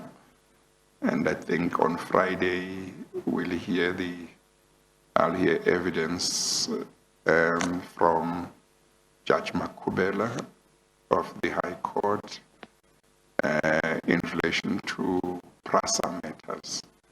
So I thought I must just indicate that so that where we are able to, we indicate which witnesses we will be having and which work streams we will be dealing with. Okay? Thank We you, are Chair. Sorry, could I just hand up that Business Day clear version of the article? yes, Thank you. So that our yes. files are complete. Yes. Thank you. Mr. Mkonazia, you would have had an electronic Chairman. version. Thank you, Chair. Got an electronic copy. Yes. Thank you very much. I Thank think you very much.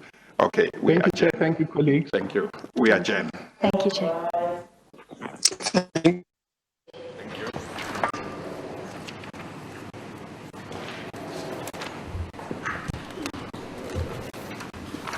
Okay.